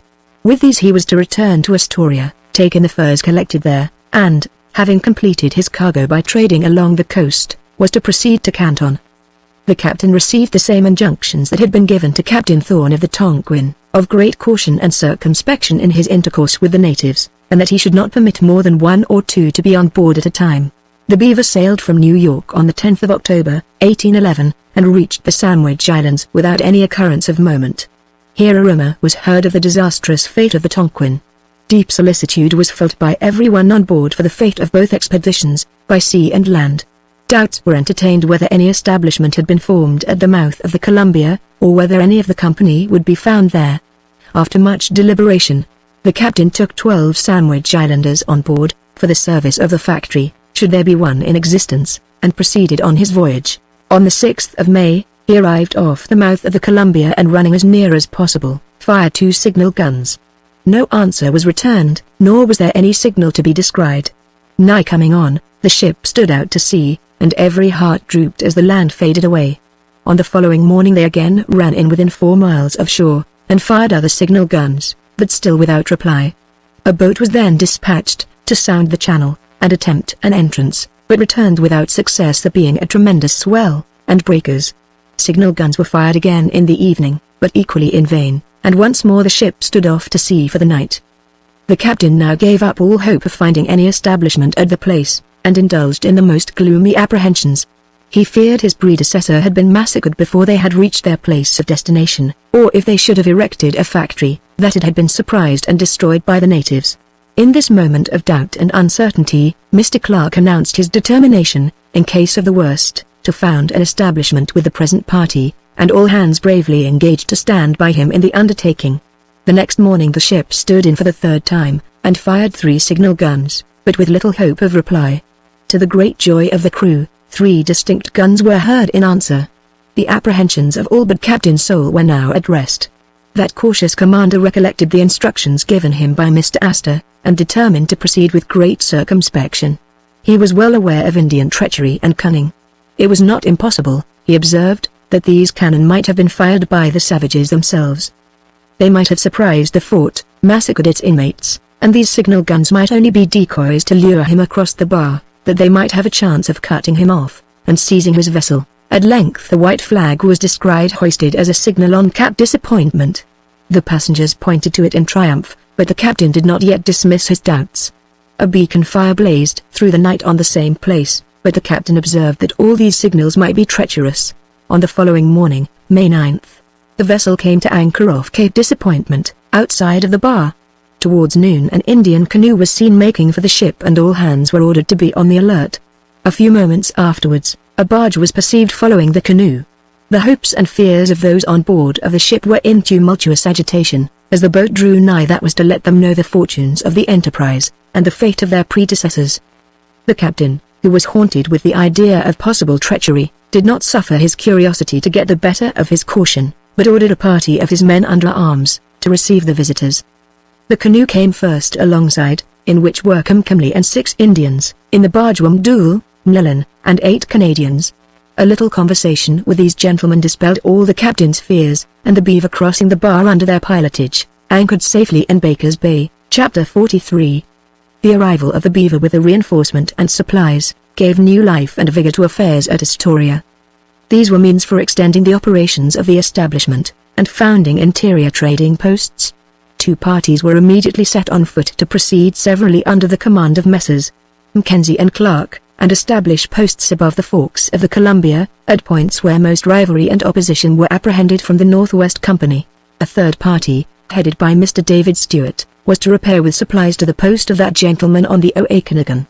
In addition to these expeditions, a fourth was necessary to convey dispatches to Mr. Astor, at New York, in place of those unfortunately lost by John Reed. The safe conveyance of these dispatches was highly important, as by them Mr. Astor would receive an account of the state of the factory, and regulate his reinforcements and supplies accordingly. The mission was one of peril and hardship and required a man of nerve and vigor. It was confided to Robert Stewart, who, though he had never been across the mountains, and a very young man, had given proofs of his competency to the task. 4 trusty and well-tried men, who had come overland in Mr. Hunt's expedition, were given as his guides and hunters. These were Ben Jones and John Day, the Kentuckians, and Andrew Valor and Francis Leclerc, Canadians. Mr. Mlellan again expressed his determination to take this opportunity of returning to the Atlantic states. In this he was joined by Mr. Crooks, who, notwithstanding all that he had suffered in the dismal journey of the preceding winter, was ready to retrace his steps and brave every danger and hardship, rather than remain at Astoria. This little handful of adventurous men we propose to accompany in its long and perilous peregrinations. The several parties we have mentioned all set off in company on the 29th of June, under a salute of cannon from the fort. They were to keep together for mutual protection through the piratical passes of the river, and to separate, on their different destinations, at the forks of the Columbia. Their number, collectively, was nearly 60, consisting of partners and clerks, Canadian voyagers, Sandwich Islanders, and American hunters, and they embarked in 2 barges and 10 canoes. They had scarcely got underway, when John Day, the Kentucky hunter, became restless and uneasy, and extremely wayward in his deportment. This caused surprise, for in general he was remarkable for his cheerful, manly deportment. It was supposed that the recollection of past sufferings might harass his mind in undertaking to retrace the scenes where they had been experienced. As the expedition advanced, however, his agitation increased. He began to talk wildly and incoherently, and to show manifest symptoms of derangement. Mr. Crooks now informed his companions that in his desolate wanderings through the Snake River country during the preceding winter, in which he had been accompanied by John Day, the poor fellow's wits had been partially unsettled by the sufferings and horrors through which they had passed, and he doubted whether they had ever been restored to perfect sanity. It was still hoped that this agitation of spirits might pass away as they proceeded, but, on the contrary, it grew more and more violent.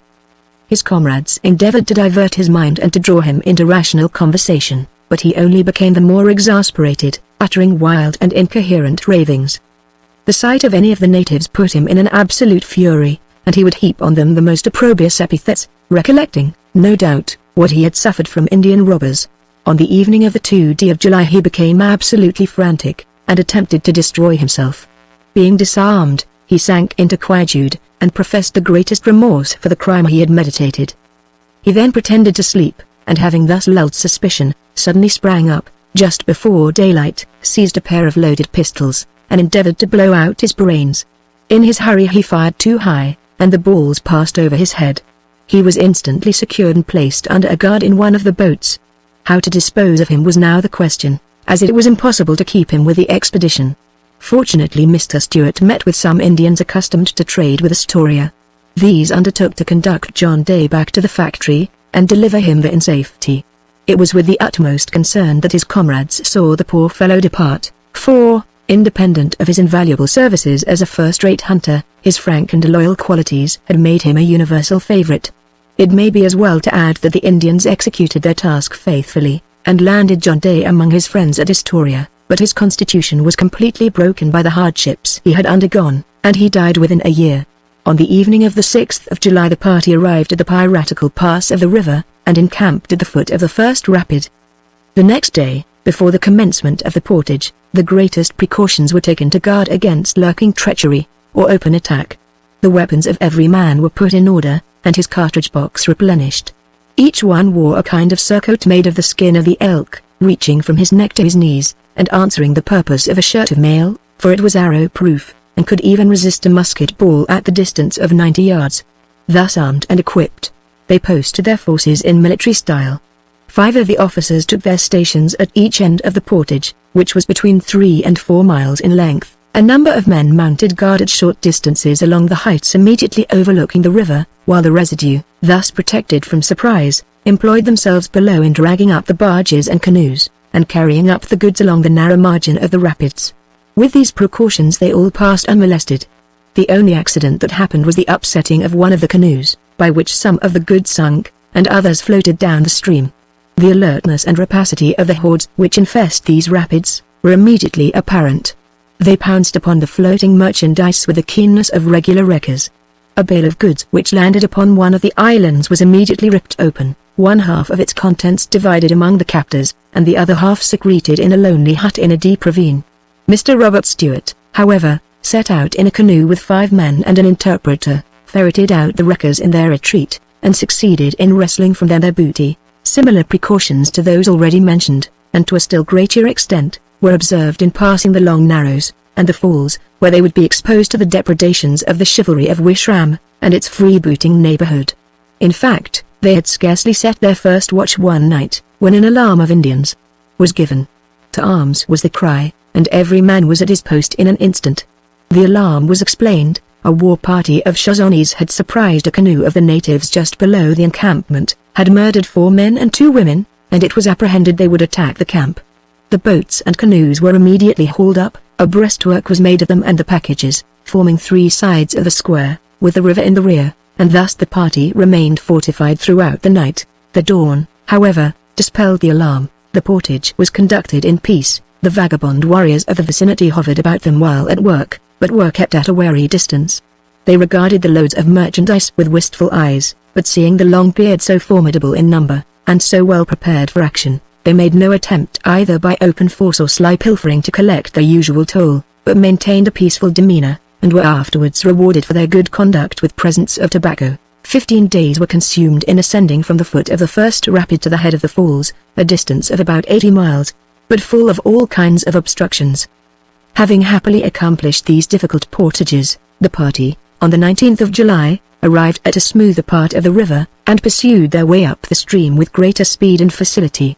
They were now in the neighborhood where Mr. Crooks and John Day had been so perfidiously robbed and stripped a few months previously, when confiding in the proffered hospitality of a ruffian band. On landing at night, therefore, a vigilant guard was maintained about the camp. On the following morning a number of Indians made their appearance, and came prowling round the party while at breakfast.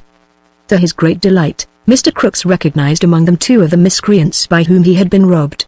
They were instantly seized, bound hand and foot, and thrown into one of the canoes. Here they lay in doleful fright, expecting summary execution. Mr. Crooks, however, was not of a revengeful disposition, and agreed to release the culprits as soon as the pillaged property should be restored. Several savages immediately started off in different directions, and before night the rifles of Crooks and Day were produced. Several of the smaller articles pilfered from them, however, could not be recovered. The bands of the culprits were then removed, and they lost no time in taking their departure, still under the influence of abject terror, and scarcely crediting their senses that they had escaped the merited punishment of their offences. The country on each side of the river now began to assume a different character. The hills, and cliffs, and forests disappeared. Vast sandy plains, scantily clothed here and there with short tufts of grass, parched by the summer sun, stretched far away to the north and south. The river was occasionally obstructed with rocks and rapids, but often there were smooth, placid intervals, where the current was gentle, and the boatmen were enabled to lighten their labors with the assistance of the sail. The natives in this part of the river resided entirely on the northern side. They were hunters, as well as fishermen, and had horses in plenty. Some of these were purchased by the party, as provisions, and killed on the spot, though they occasionally found a difficulty in procuring fuel wherewith to cook them. One of the greatest dangers that beset the travelers in this part of their expedition, was the vast number of rattlesnakes which infested the rocks about the rapids and portages, and on which the men were in danger of treading. They were often found, too, in quantities about the encampments. In one place, a nest of them lay coiled together, basking in the sun. Several guns loaded with shot were discharged at them, and 37 killed and wounded. To prevent any unwelcome visits from them in the night, tobacco was occasionally strewed around the tents, a weed for which they have a very proper abhorrence. On the 28th of July the travellers arrived at the mouth of the Walla Walla, a bright, clear stream, about 6 feet deep, and 55 yards wide, which flows rapidly over a bed of sand and gravel, and throws itself into the Columbia, a few miles below Lewis River. Here the combined parties that had thus far voyaged together were to separate, each for its particular destination. On the banks of the Walla Walla lived the hospitable tribe of the same name who had sucked Mr. Crooks and John Day in the time of their extremity. No sooner did they hear of the arrival of the party, than they hastened to greet them. They built a great bonfire on the bank of the river, before the camp, and men and women danced round it to the cadence of their songs, in which they sang the praises of the white men, and welcomed them to their country. On the following day a traffic was commenced, to procure horses for such of the party as intended to proceed by land. The Walla Wallas are an equestrian tribe. The equipments of their horses were rude and inconvenient. High saddles, roughly made of deer skin, stuffed with hair, which chafe the horse's back and leave it raw, wooden stirrups, with a thong of rawhide wrapped round them, and for bridles they have cords of twisted horsehair, which they tie round the underjaw. They are, like most Indians, bold but hard riders, and when on horseback gallop about the most dangerous places, without fear for themselves, or pity for their steeds. From these people Mr. Stewart purchased 20 horses for his party, some for the saddle, and others to transport the baggage. He was fortunate in procuring a noble animal for his own use, which was praised by the Indians for its great speed and bottom, and a high price set upon it. No people understand better the value of a horse than these equestrian tribes, and nowhere is speed a greater requisite, as they frequently engage in the chase of the antelope, one of the fleetest of animals. Even after the Indian who sold this boasted horse to Mr. Stewart had concluded his bargain, he lingered about the animal, seeming loath to part from him, and to be sorry for what he had done. A day or two were employed by Mr. Stewart in arranging packages and pack saddles, and making other preparations for his long and arduous journey. His party, by the loss of John Day, was now reduced to 6, a small number for such an expedition. They were young men, however, full of courage, health, and good spirits, and stimulated rather than appalled by danger. On the morning of the 31st of July, all preparations being concluded, Mr. Stewart and his little band mounted their steeds and took a farewell of their fellow travellers, who gave them 3 hearty cheers as they set out on their dangerous journey. The course they took was to the southeast, towards the fated region of the Snake River.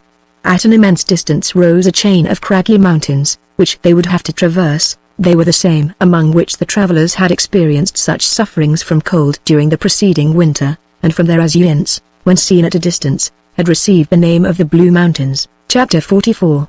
In retracing the route which had proved so disastrous to Mr. Hunt's party during the preceding winter, Mr. Stewart had trusted, in the present more favourable season, to find easy travelling and abundant supplies. On these great wastes and wilds, however, each season has its peculiar hardships. The travellers had not proceeded far, before they found themselves among naked and arid hills, with a soil composed of sand and clay, baked and brittle, that to all appearance had never been visited by the dews of heaven. Not a spring, or pool, or running stream was to be seen, The sunburnt country was seamed and cut up by dry ravines, the beds of winter torrents, serving only to balk the hopes of man and beast with the sight of dusty channels, where water had once poured along in floods. For a long summer day they continued onward without halting, a burning sky above their heads, a parched desert beneath their feet, with just wind enough to raise the light sand from the knolls, and envelop them in stifling clouds. The sufferings from thirst became intense. A fine young dog, their only companion of the kind, gave out, and expired. Evening drew on without any prospect of relief, and they were almost reduced to despair, when they descried something that looked like a fringe of forest along the horizon. All were inspired with new hope, for they knew that on these arid wastes, in the neighborhood of trees, there is always water. They now quickened their pace. The horses seemed to understand their motives, and to partake of their anticipations, for, though before almost ready to give out, they now required neither whip nor spur. With all their exertions, it was late in the night before they drew near to the trees. As they approached, they heard, with transport, the rippling of a shallow stream. No sooner did the refreshing sound reach the ears of the horse, than the poor animals snuffed the air, rushed forward with ungovernable eagerness, and plunging their muscles into the water, drank until they seemed in danger of bursting. Their riders had but little more discretion, and required repeated draughts to quench their excessive thirst. Their weary march that day had been 45 miles, over tract that might rival the deserts of Africa for aridity. Indeed, the sufferings of the traveler on these American deserts is frequently more severe than in the wastes of Africa or Asia, from being less habituated and prepared to cope with them. On the banks of this blessed stream the travelers encamped for the night, and so great had been their fatigue, and so sound and sweet was their sleep, that it was a late hour the next morning before they awoke. They now recognized the little river to be the Umatilla, the same on the banks of which Mr. Hunt and his followers had arrived after their painful struggle through the Blue Mountains, and experienced such a kind relief in the friendly camp of the Seatogas. That range of Blue Mountains now extended in the distance before them. They were the same among which poor Michael Carrier had perished. They formed the southeast boundary of the Great Plains along the Columbia, dividing the waters of its main stream from those of Lewis River. They are, in fact, a part of a long chain, which stretches over a great extent of country, and includes in its links the Snake River Mountains. The day was somewhat advanced before the travelers left the shady banks of the Umatilla. Their route gradually took them among the Blue Mountains, which assumed the most rugged aspect on a near approach. They were shagged with dense and gloomy forests, and cut up by deep and precipitous ravines, extremely toilsome to the horses.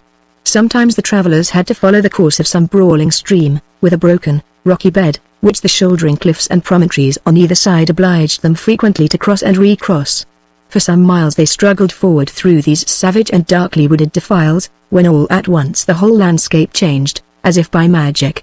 The rude mountains and rugged ravines softened into beautiful hills, and intervening meadows, with rivulets winding through fresh herbage, and sparkling and murmuring over gravelly beds, the whole forming a verdant and pastoral scene, which derived additional charms from being locked up in the bosom of such a hard-hearted region.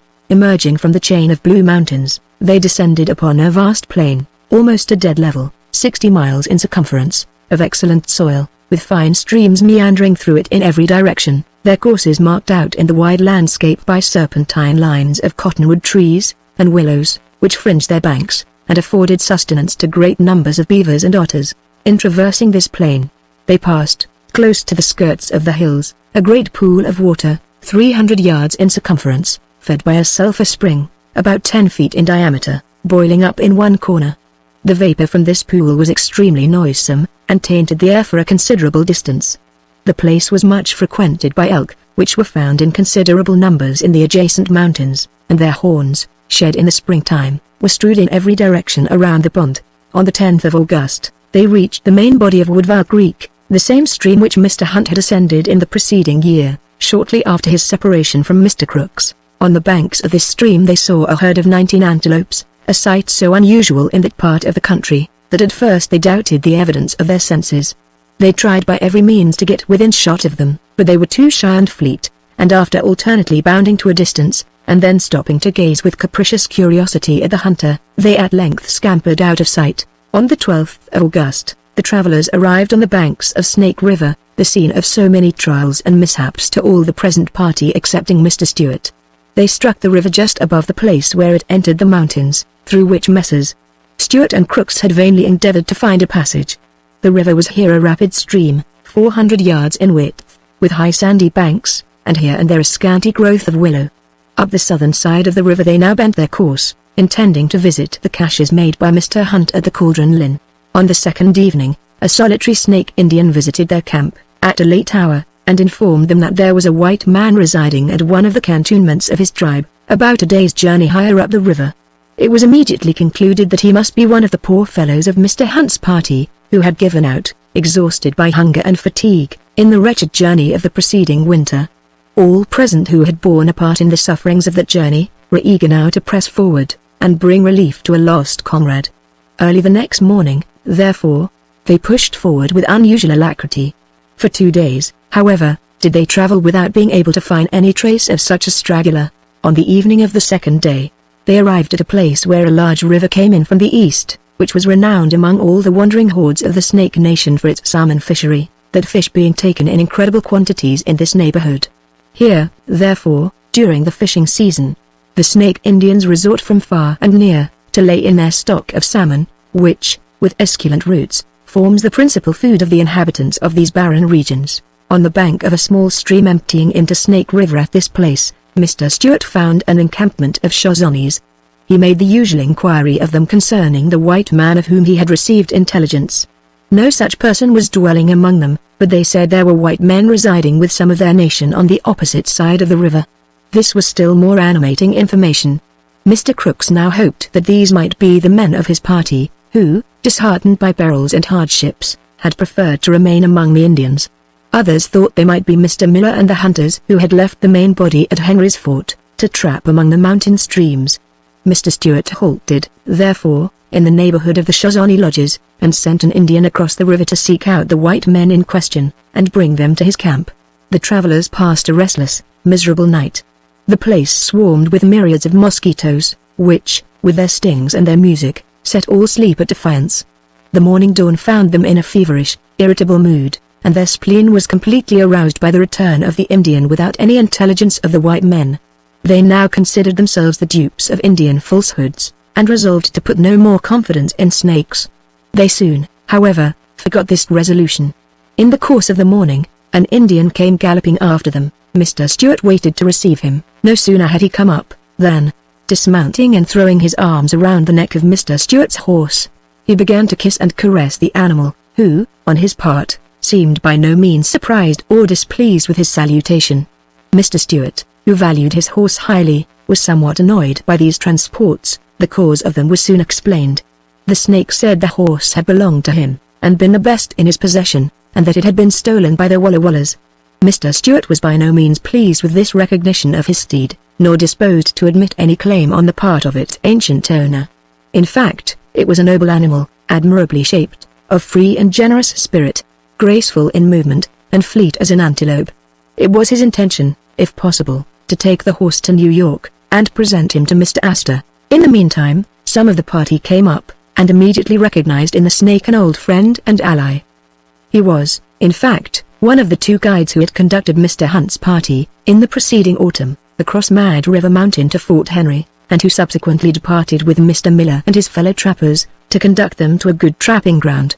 The reader may recollect that these 2 trusty snakes were engaged by Mr. Hunt to return and take charge of the horses which the party intended to leave at Fort Henry, when they should embark in canoes. The party now crowded round the snake, and began to question him with eagerness. His replies were somewhat vague, and but partially understood. He told a long story about the horses, from which it appeared that they had been stolen by various wandering bands, and scattered in different directions. The cache, too, had been plundered, and the saddles and other equipments carried off. His information concerning Mr. Miller and his comrades was not more satisfactory. They had trapped for some time about the upper streams, but had fallen into the hands of a marauding party of Crows, who had robbed them of horses, weapons, and everything. Further questioning brought forth further intelligence, but all of a disastrous kind. About 10 days previously, he had met with 3 other white men, in very miserable plight, having 1 horse each, and but 1 rifle among them. They also had been plundered and maltreated by the Crows, those universal freebooters. The snake endeavored to pronounce the names of these 3 men, and as far as his imperfect sounds could be understood, they were supposed to be 3 of the party of 4 hunters, namely, Carson, St. Michael, Day, and Delaunay, who were detached from Mr. Hunt's party on the 28th of September, to trap beaver on the headwaters of the Columbia. In the course of conversation, the Indian informed them that the route by which Mr. Hunt had crossed the Rocky Mountains was very bad and circuitous, and that he knew one much shorter and easier. Mr. Stewart urged him to accompany them as guide, promising to reward him with a pistol with powder and ball, a knife, an awl, some blue beads, a blanket, and a looking-glass. Such a catalogue of riches was too tempting to be resisted. Besides, the poor snake languished after the prairies. He was tired, he said, of salmon, and longed for buffalo meat, and to have a grand buffalo hunt beyond the mountains. He departed, therefore, with all speed, to get his arms and equipments for the journey, promising to rejoin the party the next day. He kept his word, and, as he no longer said anything to Mr. Stewart on the subject of the pet horse, they journeyed very harmoniously together, though now and then, the snake would regard his quondam steed with a wistful eye. They had not travelled many miles, when they came to a great bend in the river. Here the snake informed them that, by cutting across the hills they would save many miles of distance. The route across, however, would be a good day's journey. He advised them, therefore, to encamp here for the night, and set off early in the morning. They took his advice, though they had come but 9 miles that day. On the following morning they rose, bright and early, to ascend the hills. On mustering their little party, the guide was missing. They supposed him to be somewhere in the neighborhood, and proceeded to collect their horses. The vaunted steed of Mr. Stewart was not to be found. A suspicion flashed upon his mind. Search for the horse of the snake. He likewise was gone. The tracks of 2 horses, one after the other, were found, making off from the camp. They appeared as if one horse had been mounted, and the other led. They were traced for a few miles above the camp, until they both crossed the river. It was plain the snake had taken an Indian mode of recovering his horse. Having quietly decamped with him in the night, new vows were made never more to trust in snakes, or any other Indians. It was determined, also, to maintain, hereafter, the strictest vigilance over their horses, dividing the night into 3 watches, and one person mounting guard at a time. They resolved, also, to keep along the river, instead of taking the short cut recommended by the fugitive snake, whom they now set down for a thorough deceiver. The heat of the weather was oppressive, and their horses were, at times, rendered almost frantic by the stings of the prairie flies. The nights were suffocating, and it was almost impossible to sleep, from the swarms of mosquitoes. On the 20th of August they resumed their march, keeping along the prairie parallel to Snake River.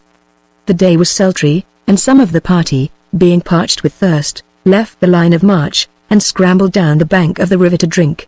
The bank was overhung with willows, beneath which, to their surprise, they beheld a man fishing. No sooner did he see them, than he uttered an exclamation of joy. It proved to be John Hobback, one of their lost comrades. They had scarcely exchanged greetings, when 3 other men came out from among the willows. They were Joseph Miller, Jacob Resner, and Robinson, the scalped Kentuckian, the veteran of the bloody ground. The reader will perhaps recollect the abrupt and wilful manner in which Mr. Miller threw up his interest as a partner of the company, and departed from Fort Henry, in company with these 3 trappers, and a 4th, named Cass. He may likewise recognize in Robinson, Resner, and Hobback, the trio of Kentucky hunters who had originally been in the service of Mr. Henry, and whom Mr. Hunt found floating down the Missouri, on their way homeward, and prevailed upon, once more, to cross the mountains. The haggard looks and naked condition of these men proved how much they had suffered.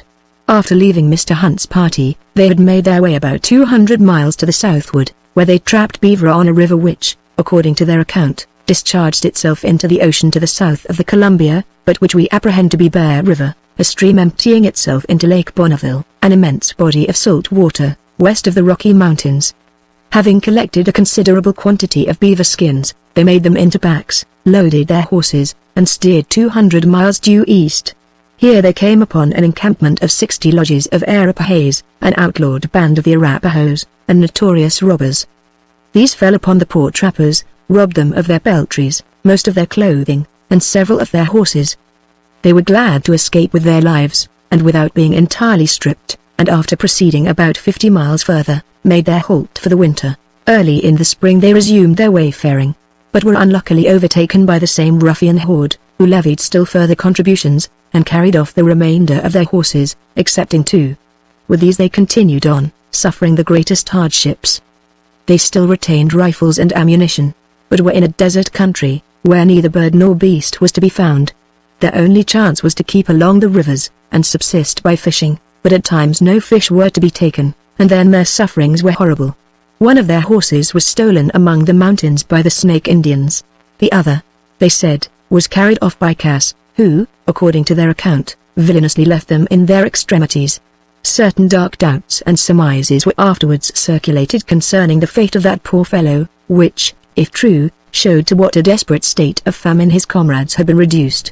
Being now completely unhorsed, Mr. Miller and his 3 companions wandered on foot for several hundred miles, enduring hunger, thirst, and fatigue, while traversing the barren wastes which abound beyond the Rocky Mountains. At the time they were discovered by Mr. Stewart's party, they were almost famished, and were fishing for a precarious meal. Had Mr. Stewart made the short cut across the hills, avoiding this bend of the river, or had not some of his party accidentally gone down to the margin of the stream to drink, these poor wanderers might have remained undiscovered, and have perished in the wilderness. Nothing could exceed their joy on thus meeting with their old comrades, or the heartiness with which they were welcomed. All hands immediately encamped, and the slender stores of the party were ransacked to furnish out a suitable regale. The next morning they all set out together, Mr. Miller and his comrades being resolved to give up the life of a trapper, and accompany Mr. Stewart back to St. Louis. For several days they kept along the course of Snake River, occasionally making short cuts across hills and promontories, where there were bends in the stream. In their way they passed several camps of Shoshones, from some of whom they procured salmon, but in general they were too wretchedly poor to furnish anything. It was the wish of Mr. Stewart to purchase horses for the recent recruits of his party, but the Indians could not be prevailed upon to part with any, alleging that they had not enough for their own use. On the 25th of August they reached a great fishing place, to which they gave the name of the Salmon Falls. Here there is a perpendicular fall of 20 feet on the north side of the river, while on the south side there is a succession of rapids. The salmon are taken here in incredible quantities, as they attempt to shoot the falls. It was now a favorable season, and there were about 100 lodges of Shoshones busily engaged killing and drying fish. The salmon begin to leap shortly after sunrise. At this time the Indians swim to the center of the falls, where some station themselves on rocks, and others stand to their waists in the water, all armed with spears, with which they assail the salmon as they attempt to leap, or fall back exhausted. It is an incessant slaughter, so great is the throng of the fish. The construction of the spears thus used is peculiar. The head is a straight piece of elk horn, about 7 inches long, on the point of which an artificial bulb is made fast, with twine well gummed. The head is stuck on the end of the shaft, a very long pole of willow, to which it is likewise connected by a strong cord, a few inches in length. When a spearsman makes a sure blow, he often strikes the head of the spear through the body of the fish. It comes off easily, and leaves the salmon struggling with the string through its body, while the pole is still held by the spearsman. Were it not for the precaution of the string, the willow shaft would be snapped by the struggles and the weight of the fish. Mr. Miller, in the course of his wanderings, had been at these falls, and had seen several thousand salmon taken in the course of one afternoon. He declared that he had seen a salmon leap a distance of about 30 feet, from the commencement of the foam at the foot of the falls, completely to the top. Having purchased a good supply of salmon from the fishermen, the party resumed their journey, and on the 29th, arrived at the Cauldron Linn, the eventful scene of the preceding autumn. Here, the first thing that met their eyes was a memento of the perplexities of that period, the wreck of a canoe lodged between 2 ledges of rocks. They endeavored to get down to it, but the river banks were too high and precipitous. They now proceeded to that part of the neighborhood where Mr. Hunt and his party had made the caches, intending to take from them such articles as belonged to Mr. Crooks, Mellon, and the Canadians. On reaching the spot, they found, to their astonishment, 6 of the caches open and rifled of their contents, excepting a few books which lay scattered about the vicinity. They had the appearance of having been plundered in the course of the summer. There were tracks of wolves in every direction, to and from the holes, from which Mr. Stewart concluded that these animals had first been attracted to the place by the smell of the skins contained in the caches, which they had probably torn up, and that their tracks had betrayed the secret to the Indians. The 3 remaining caches had not been molested. They contained a few dry goods, some ammunition, and a number of beaver traps. From these Mr. Stewart took whatever was requisite for his party. He then deposited within them all his superfluous baggage, and all the books and papers scattered around. The holes were then carefully closed up, and all traces of them effaced. And here we have to record another instance of the indomitable spirit of the Western trappers. No sooner did the trio of Kentucky hunters, Robinson, Resner, and Hobback, find that they could once more be fitted out for a campaign of beaver trapping, than they forgot all that they had suffered, and determined upon another trial of their fortunes, preferring to take their chance in the wilderness, rather than return home ragged and penniless. As to Mr. Miller, he declared his curiosity and his desire of traveling through the Indian countries fully satisfied. He adhered to his determination, therefore, to keep on with the party to St. Louis, and to return to the bosom of civilized society. The three hunters, therefore, Robinson, Resner, and Hobback, were furnished, as far as the caches and the means of Mr. Stewart's party afforded, with the requisite munitions and equipments for a 2 years' hunt, but as their fitting out was yet incomplete, they resolved to wait in this neighborhood until Mr. Reed should arrive, whose arrival might soon be expected, as he was to set out for the caches about 20 days after Mr. Stewart parted with him at the Walla Walla River. Mr. Stewart gave in charge to Robinson a letter to Mr. Reed, reporting his safe journey thus far, and the state in which he had found the caches. A duplicate of this letter he elevated on a pole, and set it up near the place of deposit. All things being thus arranged, Mr. Stewart and his little band, now 7 in number, took leave of the 3 hardy trappers, wishing them all possible success in their lonely and perilous sojourn in the wilderness, and we, in like manner, shall leave them to their fortunes, promising to take them up again at some future page, and to close the story of their persevering and ill-fated enterprise. Chapter 45. On the 1st of September, Mr. Stewart and his companions resumed their journey, bending their course eastward, along the course of Snake River. As they advanced, the country opened. The hills which had hemmed in the river receded on either hand, and great sandy and dusty plains extended before them. Occasionally there were intervals of pasturage, and the banks of the river were fringed with willows and cottonwood, so that its course might be traced from the hilltops, winding under an umbrageous covert, through a wide sunburned landscape. The soil, however, was generally poor. There was in some places a miserable growth of wormwood, and a plant called saltweed, resembling pennyroyal, but the summer had parched the plains, and left but little pasturage. The game, too, had disappeared. The hunter looked in vain over the lifeless landscape. Now and then a few antelope might be seen, but not within reach of the rifle. We forbear to follow the travelers in a week's wandering over these barren wastes, where they suffered much from hunger, having to depend upon a few fish from the streams, and now and then a little dried salmon, or a dog, procured from some forlorn lodge of Shoshones. Tired of these cheerless wastes, they left the banks of Snake River on the 7th of September, under guidance of Mr. Miller, who, having acquired some knowledge of the country during his trapping campaign, undertook to conduct them across the mountains by a better route than that by Fort Henry, and one more out of the range of the Blackfeet. He proved, however, but an indifferent guide, and they soon became bewildered among rugged hills and unknown streams, and burnt and barren prairies. At length they came to a river on which Mr. Miller had trapped, and to which they gave his name, though, as before observed, we presume it to be the same called Bear River, which empties itself into Lake Bonneville. Up this river and its branches they kept for 2 or 3 days, supporting themselves precariously upon fish. They soon found that they were in a dangerous neighborhood. On the 12th of September, having encamped early, they sallied forth with their odds to angle for their supper. On returning, they beheld a number of Indians prowling about their camp, whom, to their infinite disquiet, they soon perceived to be Upzarukas, or Crows. Their chief came forward with a confident air. He was a dark Herculean fellow, full 6 feet 4 inches in height, with a mingled air of the ruffian and the rogue. He conducted himself peaceably, however, and dispatched some of his people to their camp, which was somewhere in the neighborhood, from whence they returned with a most acceptable supply of buffalo meat. He now signified to Mr. Stewart that he was going to trade with the Snakes who reside on the west base of the mountains, below Henry's fort. Here they cultivated a delicate kind of tobacco, much esteemed and sought after by the mountain tribes. There was something sinister, however, in the look of this Indian, that inspired distrust. By degrees, the number of his people increased, until, by midnight, there were 21 of them about the camp, who began to be impudent and troublesome. The greatest uneasiness was now felt for the safety of the horses and effects, and everyone kept a vigilant watch throughout the night. The morning dawned, however, without any unpleasant occurrence, and Mr. Stewart, having purchased all the buffalo meat that the Crows had to spare, prepared to depart. His Indian acquaintances, however, were disposed for further dealings, and above all, anxious for a supply of gunpowder, for which they offered horses in exchange.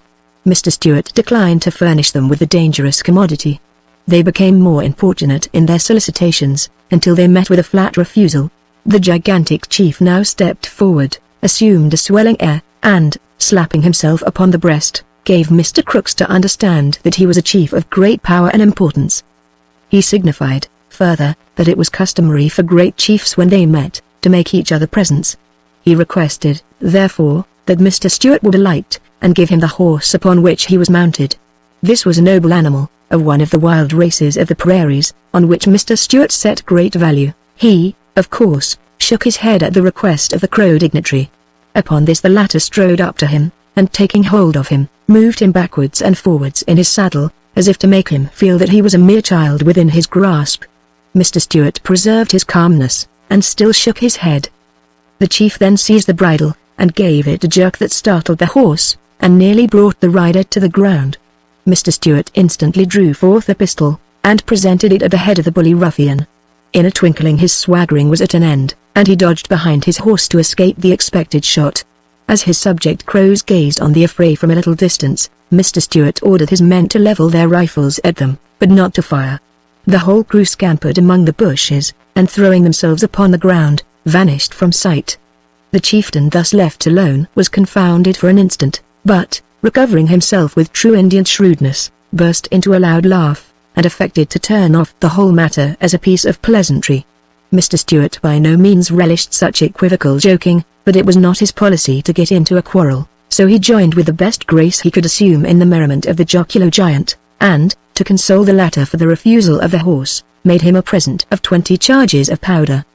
They parted, according to all outward professions, the best friends in the world. It was evident, however, that nothing but the smallness of his own force, and the martial array and alertness of the white men, had prevented the Crow chief from proceeding to open outrage.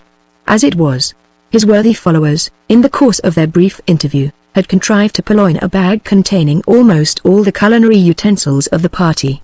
The travellers kept on their way due east, over a chain of hills. The recent rencounter showed them that they were now in a land of danger, subject to the wide roamings of a predaceous tribe, nor, in fact, had they gone many miles before they beheld sights calculated to inspire anxiety and alarm. From the summits of some of the loftiest mountains, in different directions, columns of smoke began to rise. These they concluded to be signals made by the runners of the Crow chieftain, to summon the stragglers of his band, so as to pursue them with greater force. Signals of this kind, made by outrunners from one central point, will rouse a wide circuit of the mountains in a wonderfully short space of time, and bring the straggling hunters and warriors to the standard of their chieftain. To keep as much as possible out of the way of these freebooters, Mr. Stewart altered his course to the north, and, quitting the main stream of Miller's River, kept up a large branch that came in from the mountains. Here they encamped, after a fatiguing march of 25 miles. As the night drew on, the horses were hobbled or fettered, and tethered close to the camp. A vigilant watch was maintained until morning, and everyone slept with his rifle on his arm. At sunrise, they were again on the march, still keeping to the north. They soon began to ascend the mountains, and occasionally had wide prospects over the surrounding country. Not a sign of a crow was to be seen, but this did not assure them of their security, well knowing the perseverance of these savages in dogging any party they intend to rob, and the stealthy way in which they can conceal their movements, keeping along ravines and defiles. After a mountain scramble of 21 miles, they encamped on the margin of a stream running to the north. In the evening there was an alarm of Indians, and everyone was instantly on the alert. They proved to be 3 miserable snakes, who were no sooner informed that a band of crows was prowling in the neighborhood than they made off with great signs of consternation. A couple more of weary days and watchful nights brought them to a strong and rapid stream, running due north, which they concluded to be one of the upper branches of Snake River. It was probably the same since called Salt River. They determined to bend their course down this river, as it would take them still further out of the dangerous neighborhood of the crows. They then would strike upon Mr. Hunt's track of the preceding autumn, and retrace it across the mountains. The attempt to find a better route under guidance of Mr. Miller had cost them a large bend to the south. In resuming Mr. Hunt's track, they would at least be sure of their road. They accordingly turned down along the course of this stream, and at the end of 3 days' journey came to where it was joined by a larger river, and assumed a more impetuous character, raging and roaring among rocks and precipices. It proved, in fact, to be Mad River, already noted in the expedition of Mr. Hunt. On the banks of this river, they encamped on the 18th of September, at an early hour. 6 days had now elapsed since their interview with the crows. During that time they had come nearly 150 miles to the north and west, without seeing any signs of those marauders. They considered themselves, therefore, beyond the reach of molestation, and began to relax in their vigilance, lingering occasionally for part of a day, where there was good pasturage. The poor horses needed repose. They had been urged on, by forced marches, over rugged heights, among rocks and fallen timber, or over low swampy valleys, inundated by the labors of the beaver. These industrious animals abounded in all the mountain streams and watercourses, wherever there were willows for their subsistence.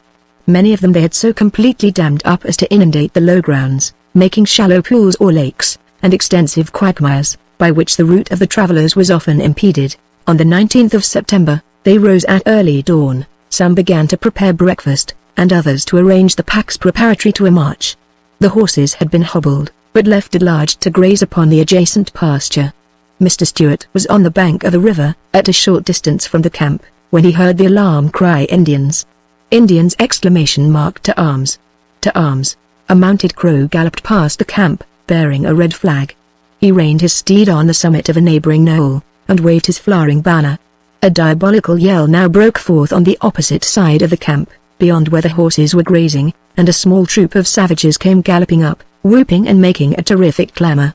The horses took fright, and dashed across the camp in the direction of the standard-bearer, attracted by his waving flag. He instantly put spurs to his steed, and scoured off followed by the panic-stricken herd, their fright being increased by the yells of the savages in their rear. At the first alarm, Mr. Stewart and his comrades had seized their rifles, and attempted to cut off the Indians who were pursuing the horses.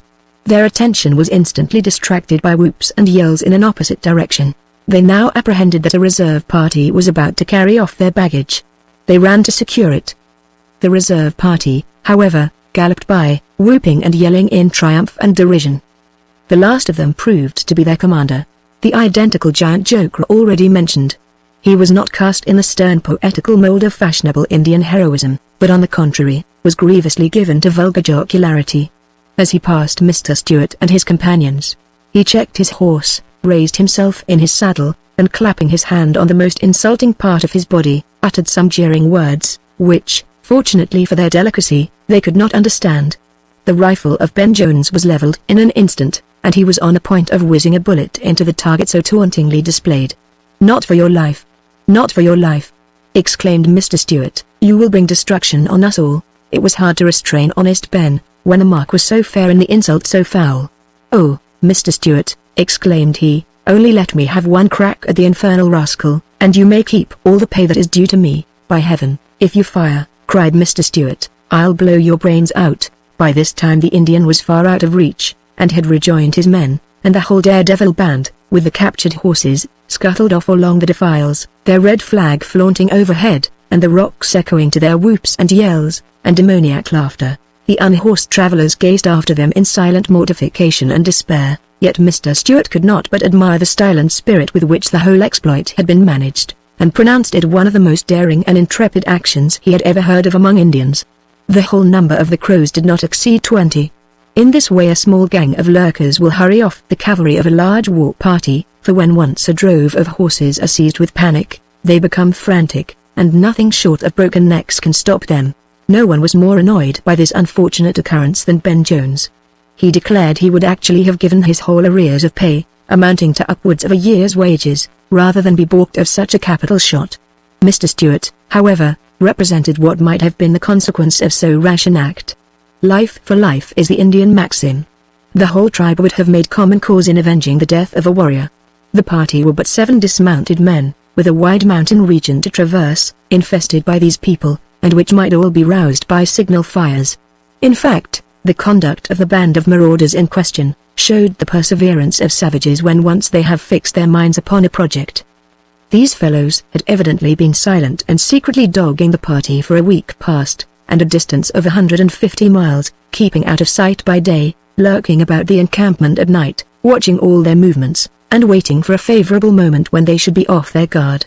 The menace of Mr. Stewart, in their first interview, to shoot the giant chief with his pistol, and the fright caused among the warriors by presenting the rifles, had probably added the stimulus of pique to their usual horse-stealing propensities. And in this mood of mind they would doubtless have followed the party throughout their whole course over the Rocky Mountains, rather than be disappointed in their scheme. Chapter 46.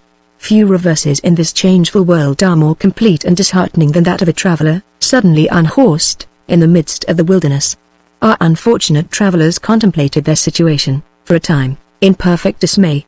A long journey over rugged mountains and immeasurable plains lay before them, which they must painfully perform on foot, and everything necessary for subsistence or defense must be carried on their shoulders. Their dismay, however, was but transient, and they immediately set to work, with that prompt expediency produced by the exigencies of the wilderness, to fit themselves for the change in their condition. Their first attention was to select from their baggage such articles as were indispensable to their journey, to make them up into convenient packs, and to deposit the residue in caches. The whole day was consumed in these occupations. At night, they made a scanty meal of their remaining provisions, and lay down to sleep with heavy hearts. In the morning, they were up and about at an early hour, and began to prepare their knapsacks for a march, while Ben Jones repaired to an old beaver trap which he had set in the river bank at some little distance from the camp. He was rejoiced to find a middle-sized beaver there, sufficient for a morning's meal to his hungry comrades. On his way back with his prize, he observed two heads peering over the edge of an impending cliff, several hundred feet high, which he supposed to be a couple of wolves. As he continued on, he now and then cast his eye up. Heads were still there, looking down with fixed and watchful gaze. A suspicion now flashed across his mind that they might be Indian scouts, and, had they not been far above the reach of his rifle, he would undoubtedly have regaled them with a shot. On arriving at the camp, he directed the attention of his comrades to these area observers. The same idea was at first entertained, that they were wolves, but their immovable watchfulness soon satisfied everyone that they were Indians. It was concluded that they were watching the movements of the party, to discover their place of concealment of such articles as they would be compelled to leave behind. There was no likelihood that the caches would escape the search of such keen eyes and experienced rummagers, and the idea was intolerable that any more booty should fall into their hands. To disappoint them, therefore, the travelers stripped the caches of the articles deposited there, and collecting together everything that they could not carry away with them, made a bonfire of all that would burn, and threw the rest into the river. There was a forlorn satisfaction in thus balking the crows, by the destruction of their own property, and, having thus gratified their pique, they shouldered their packs, about 10 o'clock in the morning, and set out on their pedestrian wayfaring. The route they took was down along the banks of Mad River. This stream makes its way through the defiles of the mountains, into the plain below Fort Henry, where it terminates in Snake River. Mr. Stewart was in hopes of meeting with snake encampments in the plain, where he might procure a couple of horses to transport the baggage. In such case, he intended to resume his eastern course across the mountains, and endeavor to reach the Cheyenne River before winter. Should he fail, however, of obtaining horses, he would probably be compelled to winter on the Pacific side of the mountains, somewhere on the headwaters of the Spanish or Colorado River. With all the care that had been observed in taking nothing with them that was not absolutely necessary, the poor pedestrians were heavily laden, and their burdens added to the fatigues of their rugged road. They suffered much, too, from hunger. The trout they caught were too poor to yield much nourishment. Their main dependence, therefore, was upon an old beaver trap, which they had providentially retained. Whenever they were fortunate enough to entrap a beaver, it was cut up immediately and distributed, that each man might carry his share. After 2 days of toilsome travel, during which they made but 18 miles, they stopped on the 21st, to build 2 rafts on which to cross to the north side of the river. On these they embarked on the following morning, 4 on one raft, and 3 on the other, and pushed boldly from shore. Finding the rafts sufficiently firm and steady to withstand the rough and rapid water, they changed their minds, and instead of crossing, ventured to float down with the current. The river was, in general, very rapid, and from 1 to 200 yards in width, winding in every direction through mountains of hard black rock, covered with pines and cedars.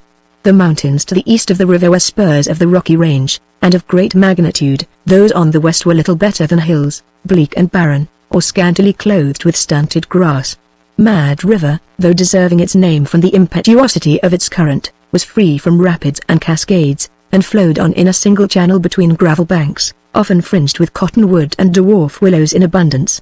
These gave sustenance to immense quantities of beaver, so that the voyagers found no difficulty in procuring food. Ben Jones, also, killed a fallow deer and a wolverine, and as they were enabled to carry the carcasses on their rafts, their larder was well supplied. Indeed, they might have occasionally shot beavers that were swimming in the river as they floated by, but they humanely spared their lives, being in no want of meat at the time. In this way, they kept down the river for 3 days, drifting with the current and encamping on land at night, when they drew up their rafts on shore. Towards the evening of the 3rd day, They came to a little island on which they descried a gang of elk. Ben Jones landed, and was fortunate enough to wound one, which immediately took to the water, but, being unable to stem the current, drifted above a mile, when it was overtaken and drawn to shore. As a storm was gathering, they now encamped on the margin of the river, where they remained all the next day, sheltering themselves as well as they could from the rain and snow, a sharp foretaste of the impending winter. During their encampment, they employed themselves in jerking a part of the elk for future supply. In cutting up the carcass, they found that the animal had been wounded by hunters, about a week previously, an arrowhead and a musket ball remaining in the wounds. In the wilderness, every trivial circumstance is a matter of anxious speculation. The Snake Indians have no guns. The elk, therefore, could not have been wounded by one of them. They were on the borders of the country infested by the Blackfeet, who carry firearms. It was concluded, therefore, that the elk had been hunted by some of that wandering and hostile tribe, who, of course, must be in the neighborhood. The idea put an end to the transient solace they had enjoyed in the comparative repose and abundance of the river. For 3 days longer they continued to navigate with their rafts. The recent storm had rendered the weather extremely cold. They had now floated down the river about 91 miles, when finding the mountains on the right diminished to moderate-sized hills, they landed, and prepared to resume their journey on foot. Accordingly, having spent a day in preparations, making moccasins, and parceling out their jerked meat in packs of 20 pounds to each man, they turned their backs upon the river on the 29th of September and struck off to the northeast, keeping along the southern skirt of the mountain on which Henry's fort was situated. Their march was slow and toilsome, part of the time through an alluvial bottom, thickly grown with cottonwood, hawthorn, and willows, and part of the time over rough hills. 3 antelopes came within shot, but they dared not fire at them, lest the report of their rifles should betray them to the Blackfeet. In the course of the day, they came upon a large horse track, apparently about 3 weeks old, and in the evening encamped on the banks of a small stream, on a spot which had been the camping place of this same band. On the following morning they still observed the Indian track, but after a time they came to where it separated in every direction, and was lost. This showed that the band had dispersed in various hunting parties, and was, in all probability, still in the neighborhood. It was necessary, therefore, to proceed with the utmost caution. They kept a vigilant eye as they marched, upon every height where a scout might be posted, and scanned the solitary landscapes and the distant ravines, to observe any column of smoke, but nothing of the kind was to be seen. All was indescribably stern and lifeless. Towards evening they came to where there were several hot springs, strongly impregnated with iron and sulfur, and sending up a volume of vapor that tainted the surrounding atmosphere, and might be seen at the distance of a couple of miles. Near to these they encamped in a deep gully, which afforded some concealment. To their great concern, Mr. Crooks, who had been indisposed for the 2 preceding days, had a violent fever in the night. Shortly after daybreak they resumed their march. On emerging from the glen, a consultation was held as to their course. Should they continue round the skirt of the mountain, they would be in danger of falling in with the scattered parties of Blackfeet, who were probably hunting in the plain. It was thought most advisable, therefore, to strike directly across the mountain, since the route, though rugged and difficult, would be most secure. This counsel was indignantly derided by McGlenn as pusillanimous. Hot-headed and impatient at all times, he had been rendered irascible by the fatigues of the journey, and the condition of his feet, which were chafed and sore. He could not endure the idea of encountering the difficulties of the mountain, and swore he would rather face all the Blackfeet in the country. He was overruled, however, and the party began to ascend the mountain, striving, with the ardor and emulation of young men, who should be first up. McGlenn, who was double the age of some of his companions, soon began to lose breath, and fall in the rear. In the distribution of burdens, it was his turn to carry the old beaver trap. Piqued and irritated, he suddenly came to a halt, swore he would carry it no further, and jerked it halfway down the hill. He was offered in place of it a package of dried meat, but this he scornfully threw upon the ground. They might carry it, he said, who needed it. For his part, he could provide his daily bread with his rifle. He concluded by flinging off from the party, and keeping along the skirts of the mountain, leaving those, he said, to climb rocks, who were afraid to face Indians. It was in vain that Mr. Stewart represented to him the rashness of his conduct, and the dangers to which he exposed himself. He rejected such counsel as craven. It was equally useless to represent the dangers to which he subjected his companions, as he could be discovered at a great distance on those naked plains, and the Indians, seeing him, would know that there must be other white men within reach. Llewellyn turned a deaf ear to every remonstrance, and kept on his willful way. It seemed a strange instance of perverseness in this man thus to fling himself off alone, in a savage region, where solitude itself was dismal, and every encounter with his fellow man full of peril. Such, however, is the hardness of spirit, and the insensibility to danger that grow upon men in the wilderness. Llewellyn, moreover, was a man of peculiar temperament, ungovernable in his will, of a courage that absolutely knew no fear, and somewhat of a braggart spirit, that took a pride in doing desperate and harebrained things. Mr. Stewart and his party found the passages of the mountain somewhat difficult, on account of the snow, which in many places was of considerable depth, though it was but the 1st of October. They crossed the summit early in the afternoon, and beheld below them, a plain about 20 miles wide, bounded on the opposite side by their old acquaintances, the Pilot Knobs, those towering mountains which had served Mr. Hunt as landmarks in part of his route of the preceding year. Through the intermediate plain wandered a river about 50 yards wide, sometimes gleaming in open day, but often running through willowed banks, which marked its serpentine course. Those of the party who had been across these mountains, pointed out much of the bearings of the country to Mr. Stewart. They showed him in what direction must lie the deserted post called Henry's Fort, where they had abandoned their horses and embarked in canoes, and they informed him that the stream which wandered through the plain below them, fell into Henry River, halfway between the fort and the mouth of Mad or Snake River. The character of all this mountain region was decidedly volcanic, and to the northwest, between Henry's Fort and the source of the Missouri, Mr. Stewart observed several very high peaks covered with snow, from 2 of which smoke ascended in considerable volumes, apparently from craters in a state of eruption. On their way down the mountain, when they had reached the skirts, they descried Llewellyn at a distance, in the advance, traversing the plain. Whether he saw them or not, he showed no disposition to rejoin them, but pursued his sullen and solitary way. After descending into the plain, they kept on about 6 miles, until they reached the little river, which was here about knee-deep, and richly fringed with willow. Here they encamped for the night. At this encampment the fever of Mr. Crooks increased to such a degree that it was impossible for him to travel. Some of the men were strenuous for Mr. Stewart to proceed without him, urging the imminent danger they were exposed to by delay in that unknown and barren region, infested by the most treacherous and inveterate foes. They represented that the season was rapidly advancing, the weather for some days had been extremely cold, the mountains were already almost impassable from snow, and would soon present effectual barriers. Their provisions were exhausted, there was no game to be seen, and they did not dare to use their rifles, through fear of drawing upon them the Blackfeet. The picture thus presented was too true to be contradicted, and made a deep impression on the mind of Mr. Stewart, but the idea of abandoning a fellow being, and a comrade, in such a forlorn situation, was too repugnant to his feelings to be admitted for an instant. He represented to the men that the malady of Mr. Crooks could not be of long duration, and that, in all probability, he would be able to travel in the course of a few days. It was with great difficulty, however, that he prevailed upon them to abide the event. Chapter 47.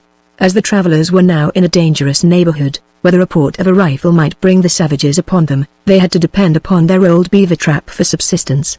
The little river on which they were encamped gave many beaver signs, and Ben Jones set off at daybreak, along the willowed banks, to find a proper trapping place.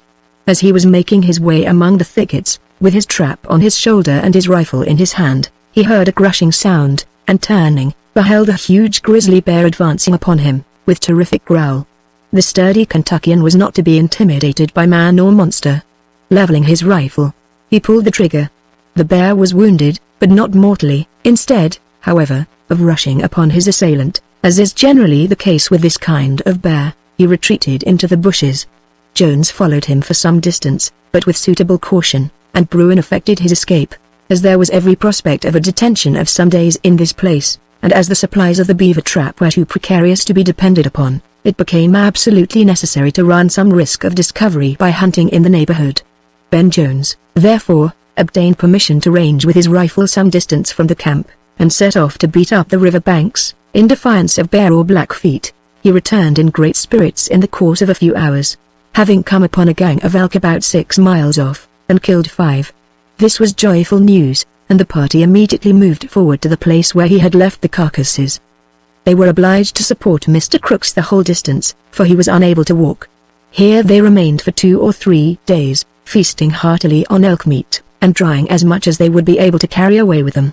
By the 5th of October, some simple prescriptions, together with an Indian sweat, had so far benefited Mr. Crooks, that he was unable to move about. They therefore set forward slowly, dividing his pack and accoutrements among them, and made a creeping day's progress of 8 miles south. Their route for the most part lay through swamps caused by the industrious labors of the beaver, for this little animal had dammed up numerous small streams, issuing from the Pilot Knob Mountains, so that the lowgrounds on their borders were completely inundated. In the course of their march they killed a grizzly bear, with fat on its flanks upwards of 3 inches in thickness. This was an acceptable addition to their stock of elk meat. The next day Mr. Crooks was sufficiently recruited in strength to be able to carry his rifle and pistols, and they made a march of 17 miles along the borders of the plain. Their journey daily became more toilsome, and their sufferings more severe, as they advanced. Keeping up the channel of the river, they traversed the rugged summit of the Pilot Knob Mountain, covered with snow 9 inches deep. For several days they continued, bending their course as much as possible to the east, over a succession of rocky heights, deep valleys, and rapid streams. Sometimes their dizzy path lay along the margin of perpendicular precipices, several hundred feet in height, where a single false step might precipitate them into the rocky bed of a torrent which roared below. Not the least part of their weary task was the fording of the numerous windings and branchings of the mountain rivers, all boisterous in their currents, and icy cold. Hunger was added to their other sufferings, and soon became the keenest. The small supply of bear and elk meat which they had been able to carry, in addition to their previous burdens, served but for a short time. In their anxiety to struggle forward, they had but little time to hunt, and scarce any game in their path. For 3 days they had nothing to eat but a small duck, and a few poor trout. They occasionally saw numbers of the antelopes, and tried every art to get within shot, but the timid animals were more than commonly wild, and after tantalizing the hungry hunters for a time, bounded away beyond all chance of pursuit. At length they were fortunate enough to kill one. It was extremely meager, and yielded but a scanty supply, but on this they subsisted for several days. On the 11th, they encamped on a small stream, near the foot of the Spanish River mountain. Here they met with traces of that wayward and solitary being, Mlellan, who was still keeping on ahead of them through these lonely mountains. He had encamped the night before on this stream. They found the embers of the fire by which he had slept, and the remains of a miserable wolf on which he had supped. It was evident he had suffered, like themselves, the pangs of hunger, though he had fared better at this encampment, for they had not a mouthful to eat.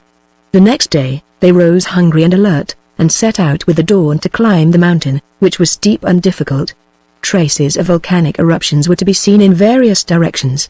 There was a species of clay also to be met with, out of which the Indians manufactured pots and jars, and dishes. It is very fine and light, of an agreeable smell, and of a brown color spotted with yellow, and dissolves readily in the mouth. Vessels manufactured of it are said to impart a pleasant smell and flavor to any liquids. These mountains abound also with mineral earths, or chalks of various colors, especially 2 kinds of ochre, one a pale, the other a bright red, like vermilion, much used by the Indians, in painting their bodies. About noon, the travelers reached the drains and brooks that formed the headwaters of the river, and later in the day, descended to where the main body, a shallow stream, about 160 yards wide, poured through its mountain valley. Here the poor famishing wanderers had expected to find buffalo in abundance, and had fed their hungry hopes during their scrambling toil, with the thoughts of roasted ribs, juicy humps, and boiled marrow bones. To their great disappointment, the river banks were deserted. A few old tracks showed where a herd of bulls had some time before passed along, but not a horn nor hump was to be seen in the sterile landscape. A few antelopes looked down upon them from the brow of a crag, but flitted away out of sight at the least approach of the hunter. In the most starving mood they kept for several miles further along the bank of the river, seeking for beaver signs. Finding some, they encamped in the vicinity, and Ben Jones immediately proceeded to set the trap. They had scarce come to a halt, when they perceived a large smoke at some distance to the southwest. The sight was hailed with joy, for they trusted it might rise from some Indian camp, where they could procure something to eat, and the dread of starvation had now overcome even the terror of the Blackfeet. Leclerc, one of the Canadians, was instantly dispatched by Mr. Stewart, to reconnoiter, and the travelers sat up till a late hour, watching and listening for his return, hoping he might bring them food. Midnight arrived, but Leclerc did not make his appearance, and they laid down once more supperless to sleep, comforting themselves with the hopes that their beaver trap might furnish them with a breakfast. At daybreak they hastened with famished eagerness to the trap. They found in it the forepaw of a beaver, the sight of which tantalized their hunger, and added to their dejection. They resumed their journey with flagging spirits, but had not gone far when they perceived Leclerc approaching at a distance. They hastened to meet him, in hopes of tidings of good cheer. He had none to give them, but news of that strange wanderer, M'Lellan. The smoke had risen from his encampment, which took fire while he was at a little distance from it fishing. Leclerc found him in forlorn condition. His fishing had been unsuccessful. During 12 days that he had been wandering alone through these savage mountains, he had found scarce anything to eat. He had been ill, wayworn, sick at heart, still he had kept forward. But now his strength and his stubbornness were exhausted. He expressed his satisfaction at hearing that Mr. Stewart and his party were near, and said he would wait at his camp for their arrival, in hopes they would give him something to eat, for without food he declared he should not be able to proceed much further. When the party reached the place, they found the poor fellow lying on a parcel of withered grass, wasted to a perfect skeleton, and so feeble that he could scarce raise his head or speak. The presence of his old comrades seemed to revive him, but they had no food to give him, for they themselves were almost starving. They urged him to rise and accompany them, but he shook his head. It was all in vain, he said, there was no prospect of their getting speedy relief, and without it he should perish by the way. He might as well, therefore, stay and die where he was. At length, after much persuasion, they got him upon his legs, his rifle and other effects were shared among them, and he was cheered and aided forward. In this way they proceeded for 17 miles, over a level plain of sand, until seeing a few antelopes in the distance, they encamped on the margin of a small stream. All that now that were capable of the exertion, turned out to hunt for a meal. Their efforts were fruitless, and after dark they returned to their camp, famished almost to desperation. As they were preparing for the third time to lay down to sleep without a mouthful to eat, Leclerc, one of the Canadians, gaunt and wild with hunger, approached Mr. Stewart with his gun in his hand. It was all in vain, he said, to attempt to proceed any further without food.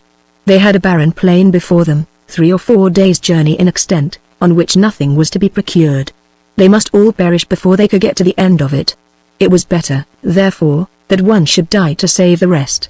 He proposed, therefore, that they should cast lots, adding, as an inducement for Mr. Stewart to assent to the proposition, that he, as leader of the party, should be exempted.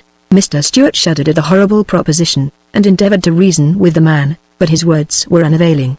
At length, snatching up his rifle, he threatened to shoot him on the spot if he persisted. The famished wretch dropped on his knees, begged pardon in the most abject terms, and promised never again to offend him with such a suggestion. Quiet being restored to the forlorn encampment, each one sought repose. Mr. Stewart, however, was so exhausted by the agitation of the past scene, acting upon his emaciated frame, that he could scarce crawl to his miserable couch, where, notwithstanding his fatigues, he passed a sleepless night, revolving upon their dreary situation, and the desperate prospect before them. Before daylight the next morning, they were up and on their way. They had nothing to detain them, no breakfast to prepare, and to linger was to perish. They proceeded, however, but slowly, for all were faint and weak. Here and there they passed the skulls and bones of buffaloes, which showed that these animals must have been hunted here during the past season. The sight of these bones served only to mock their misery.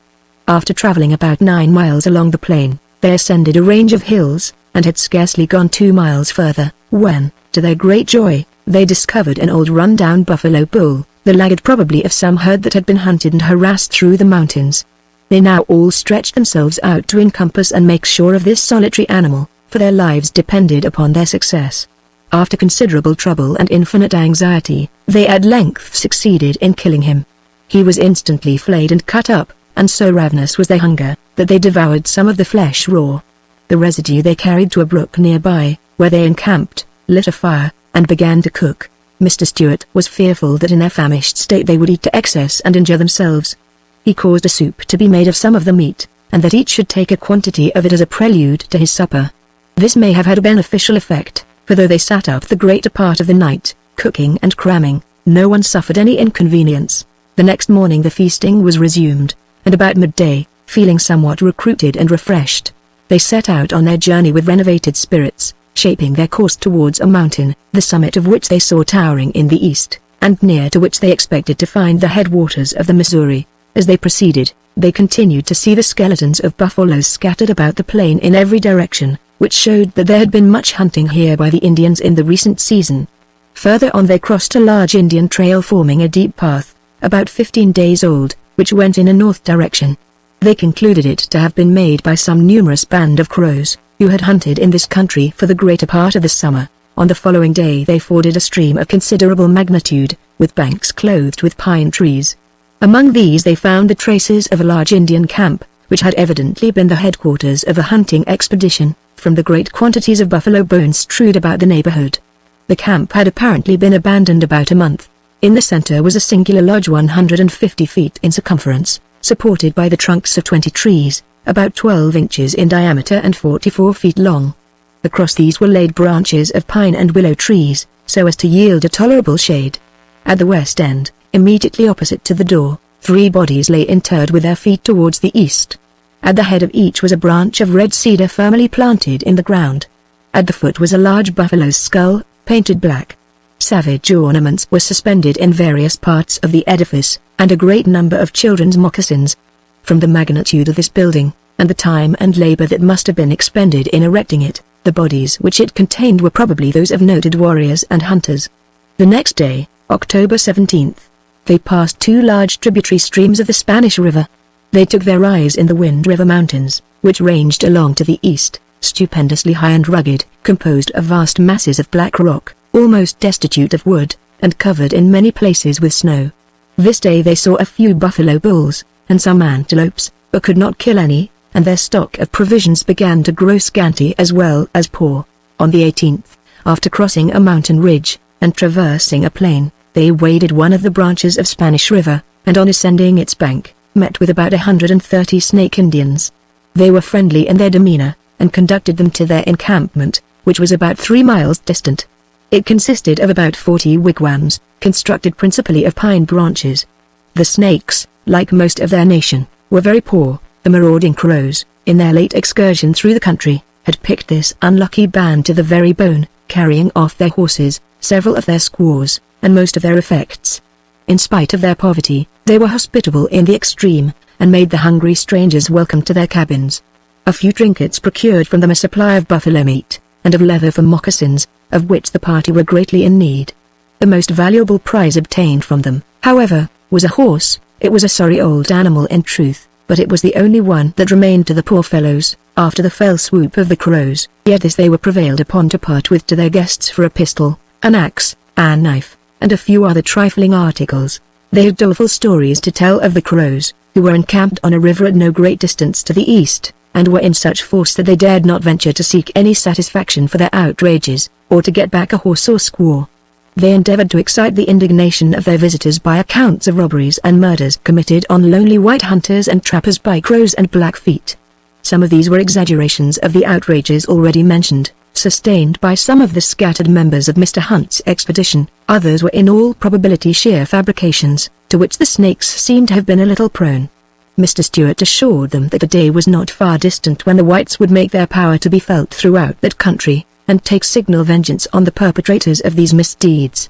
The Snakes expressed great joy at the intelligence, and offered their services to aid the righteous cause, brightening at the thoughts of taking the field with such potent allies, and doubtless anticipating their turn at stealing horses and abducting squaws.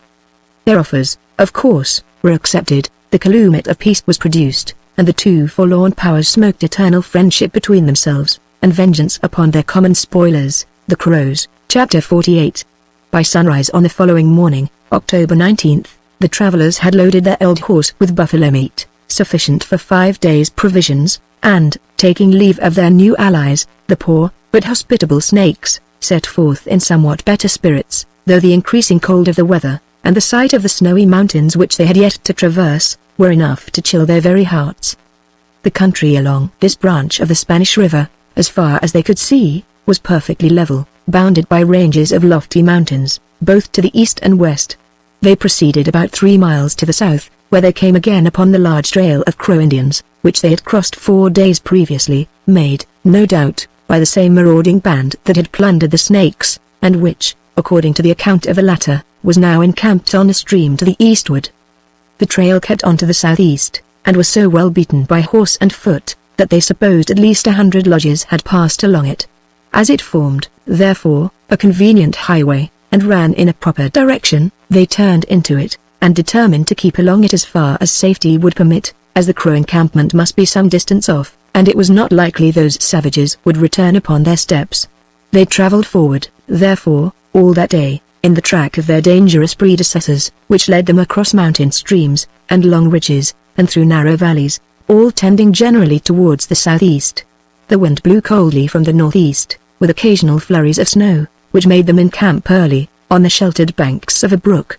The two Canadians, Valley and Leclerc, killed a young buffalo bull in the evening, which was in good condition, and afforded them a plentiful supply of fresh beef. They loaded their spits, therefore, and crammed their camp kettle with meat, and while the wind whistled, and the snow whirled around them, huddled round a rousing fire, basked in its warmth, and comforted both soul and body with a hearty and invigorating meal. No enjoyments of greater zest than these, snatched in the very midst of difficulty and danger, and it is probable the poor wayworn and weather-beaten travellers relished these creature comforts the more highly from the surrounding desolation, and the dangerous proximity of the crows.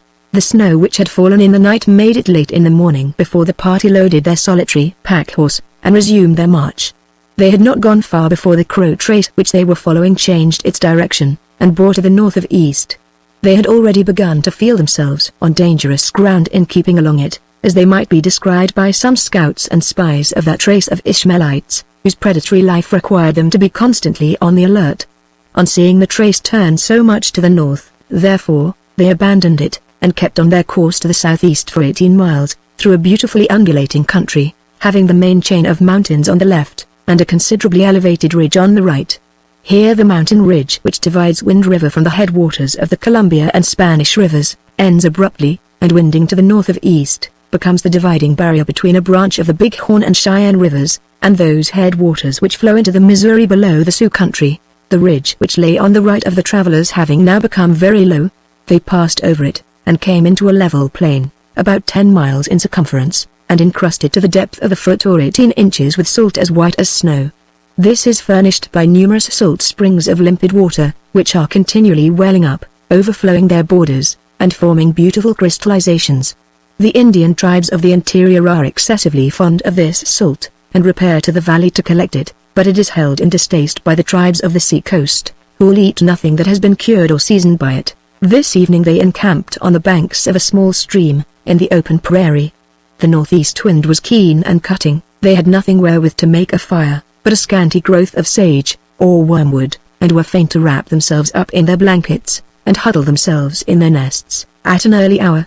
In the course of the evening, Mr. Millen, who had now regained his strength, killed a buffalo, but it was some distance from the camp, and they postponed supplying themselves from the carcass until the following morning. The next day, October 21st, the cold continued, accompanied by snow. They set forward on their bleak and toilsome way, keeping to the east-northeast, towards the lofty summit of a mountain, which it was necessary for them to cross. Before they reached its base they passed another large trail, steering a little to the right of the point of the mountain. This they presumed to have been made by another band of crows, who had probably been hunting lower down on the Spanish River. The severity of the weather compelled them to encamp at the end of 15 miles, on the skirts of the mountain, where they found sufficient dry aspen trees to supply them with fire, but they sought in vain about the neighborhood for a spring or rill of water. At daybreak they were up and on the march, scrambling up the mountainside for the distance of 8 painful miles. From the casual hints given in the traveling memoranda of Mr. Stewart, this mountain would seem to offer a rich field of speculation for the geologist. Here was a plain 3 miles in diameter, strewed with pumice stones and other volcanic relics, with a lake in the center, occupying what had probably been the crater. Here were also, in some places, deposits of marine shells, indicating that this mountain crest had at some remote period been below the waves. After pausing to repose, and to enjoy these grand but savage and awful scenes, they began to descend the eastern side of the mountain. The descent was rugged and romantic, along deep ravines and defiles, overhung with crags and cliffs, among which they beheld numbers of the osato or bighorn, skipping fearlessly from rock to rock. 2 of them they succeeded in bringing down with their rifles, as they peered fearlessly from the brow of their airy precipices. Arrived at the foot of the mountain, the travelers found a rill of water oozing out of the earth, and resembling in look and taste the water of the Missouri. Here they encamped for the night, and supped sumptuously upon their mountain mutton, which they found in good condition, and extremely well tasted. The morning was bright, and intensely cold. Early in the day they came upon a stream running to the east, between low hills of bluish earth, strongly impregnated with copperas. Mr. Stewart supposed this to be one of the headwaters of the Missouri, and determined to follow its banks. After a march of 26 miles, however, he arrived at the summit of a hill, the prospect of which induced him to alter his intention. He beheld, in every direction south of east, a vast plain, bounded only by the horizon, through which wandered the stream in question, in a south-southeast direction. It could not, therefore, be a branch of the Missouri. He now gave up all idea of taking the stream for his guide, and shaped his course towards a range of mountains in the east, about 60 miles distant, near which he hoped to find another stream. The weather was now so severe, and the hardships of traveling so great, that he resolved to halt for the winter, at the first eligible place. That night they had to encamp on the open prairie, near a scanty pool of water, and without any wood to make a fire. The northeast wind blew keenly across the naked waste, and they were faint to decamp from their inhospitable bivouac before the dawn. For 2 days they kept on in an eastward direction, against wintry blasts and occasional snowstorms. They suffered, also, from scarcity of water, having occasionally to use melted snow. This, with the want of pasturage, reduced their old pack horse sadly. They saw many tracks of buffalo, and some few bulls, which, however, got the wind of them, and scampered off. On the 26th of October, they steered east-northeast, for a wooded ravine in a mountain, at a small distance from the base of which, to their great joy, they discovered an abundant stream, running between willowed banks. Here they halted for the night, and Ben Jones having luckily trapped a beaver, and killed 2 buffalo bulls, they remained all the next day encamped, feasting and reposing, and allowing their jaded horse to rest from his labors. The little stream on which they were encamped, was one of the headwaters of the Platte River, which flows into the Missouri. It was, in fact, the northern fork, or branch of that river, though this the travelers did not discover until long afterwards. Pursuing the course of this stream for about 20 miles, they came to where it forced a passage through a range of high hills, covered with cedars, into an extensive low country, affording excellent pasture to numerous herds of buffalo. Here they killed 3 cows, which were the first they had been able to get, having hitherto had to content themselves with bull beef, which at this season of the year is very poor. The hump meat afforded them a repast fit for an epicure. Late on the afternoon of the 30th, they came to where the stream, now increased to a considerable size, poured along in a ravine between precipices of red stone, 200 feet in height. For some distance it dashed along, over huge masses of rock, with foaming violence, as if exasperated by being compressed into so narrow a channel, and at length leapt down a chasm that looked dark and frightful in the gathering twilight. For a part of the next day, the wild river, in its capricious wanderings, led them through a variety of striking scenes. At one time they were upon high plains, like platforms among the mountains, with herds of buffaloes roaming about them, at another among rude rocky defiles, broken into cliffs and precipices, where the black-tailed deer bounded off among the crags, and the bighorn basked in the sunny brow of the precipice. In the after part of the day, they came to another scene, surpassing in savage grandeur those already described. They had been traveling for some distance through a pass of the mountains, keeping parallel with the river, as it roared along, out of sight, through a deep ravine. Sometimes their devious path approached the margin of cliffs below which the river foamed, and boiled, and whirled among the masses of rock that had fallen into its channel. As they crept cautiously on, leading their solitary pack-horse along these giddy heights, they all at once came to where the river thundered down a succession of precipices, throwing up clouds of spray, and making a prodigious din and uproar. The travelers remained, for a time, gazing with mingled awe and delight, at this furious cataract, to which Mr. Stewart gave, from the color of the impending rocks, the name of the Fiery Narrows. Chapter 49. The travelers encamped for the night on the banks of the river below the cataract. The night was cold, with partial showers of rain and sleet.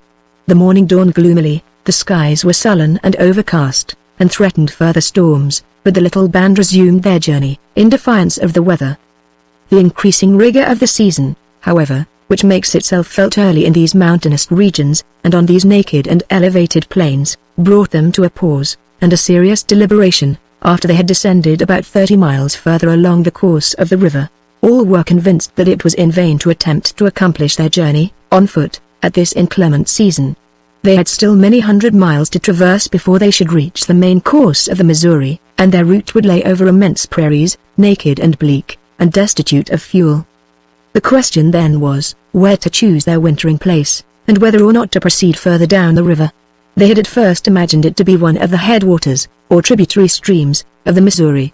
Afterwards they had believed it to be the Rapid, or Keycourt River, in which opinion they had not come nearer to the truth. They now, however, were persuaded, with equal fallacy, by its inclining somewhat to the north of east, that it was the Cheyenne. If so, by continuing down it much further they must arrive among the Indians, from whom the river takes its name. Among these they would be sure to meet some of the Sioux tribe.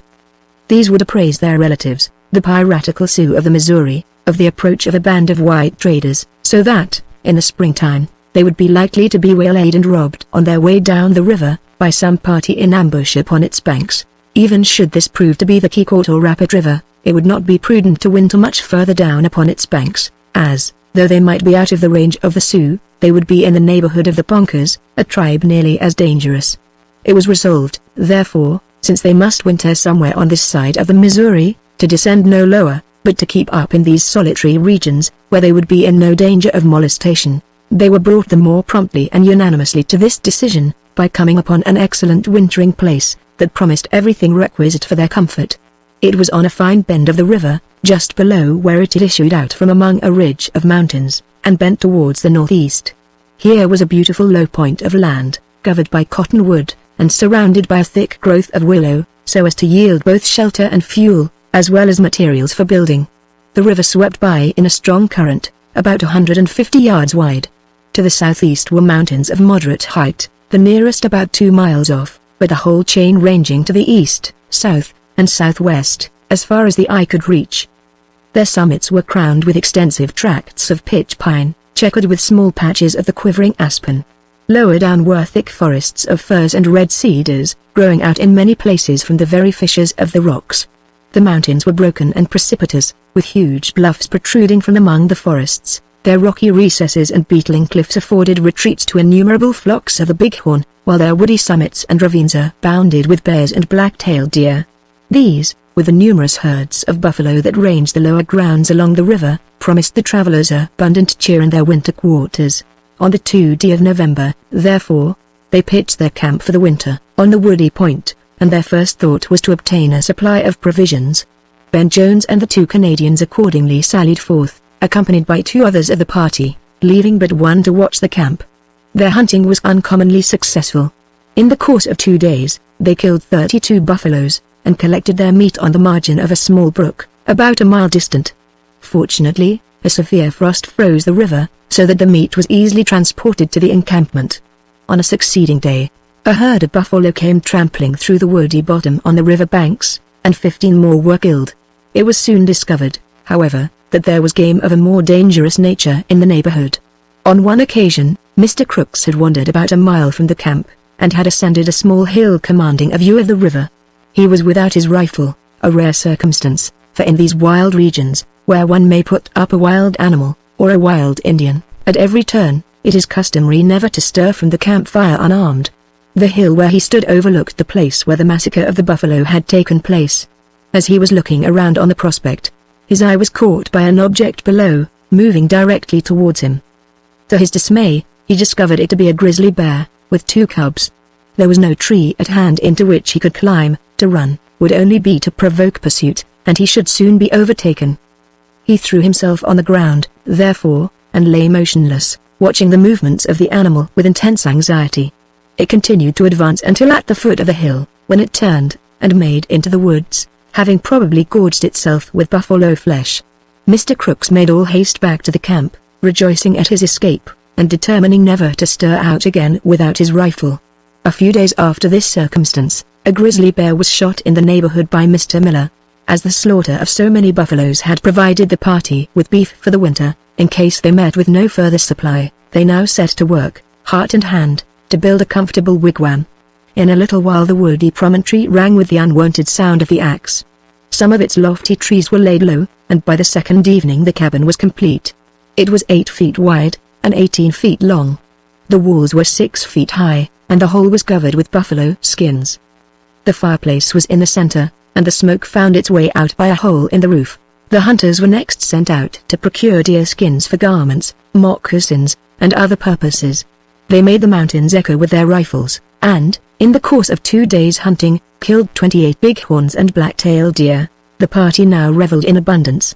After all that they had suffered from hunger, cold, fatigue and watchfulness. After all their perils from treacherous and savage men, they exulted in the snugness and security of their isolated cabin, hidden, as they thought, even from the prying eyes of Indian scouts, and stored with creature comforts, and they looked forward to a winter of peace and quietness, of roasting, and boiling, and broiling, and feasting upon venison, and mountain mutton, and bear's meat, and marrow bones, and buffalo humps, and other hunters' dainties, and of dozing and reposing round their fire, and gossiping over past dangers and adventures, and telling long hunting stories, until spring should return, when they would make canoes of buffalo skins and float themselves down the river. From such halcyon dreams, they were startled one morning, at daybreak, by a savage yell.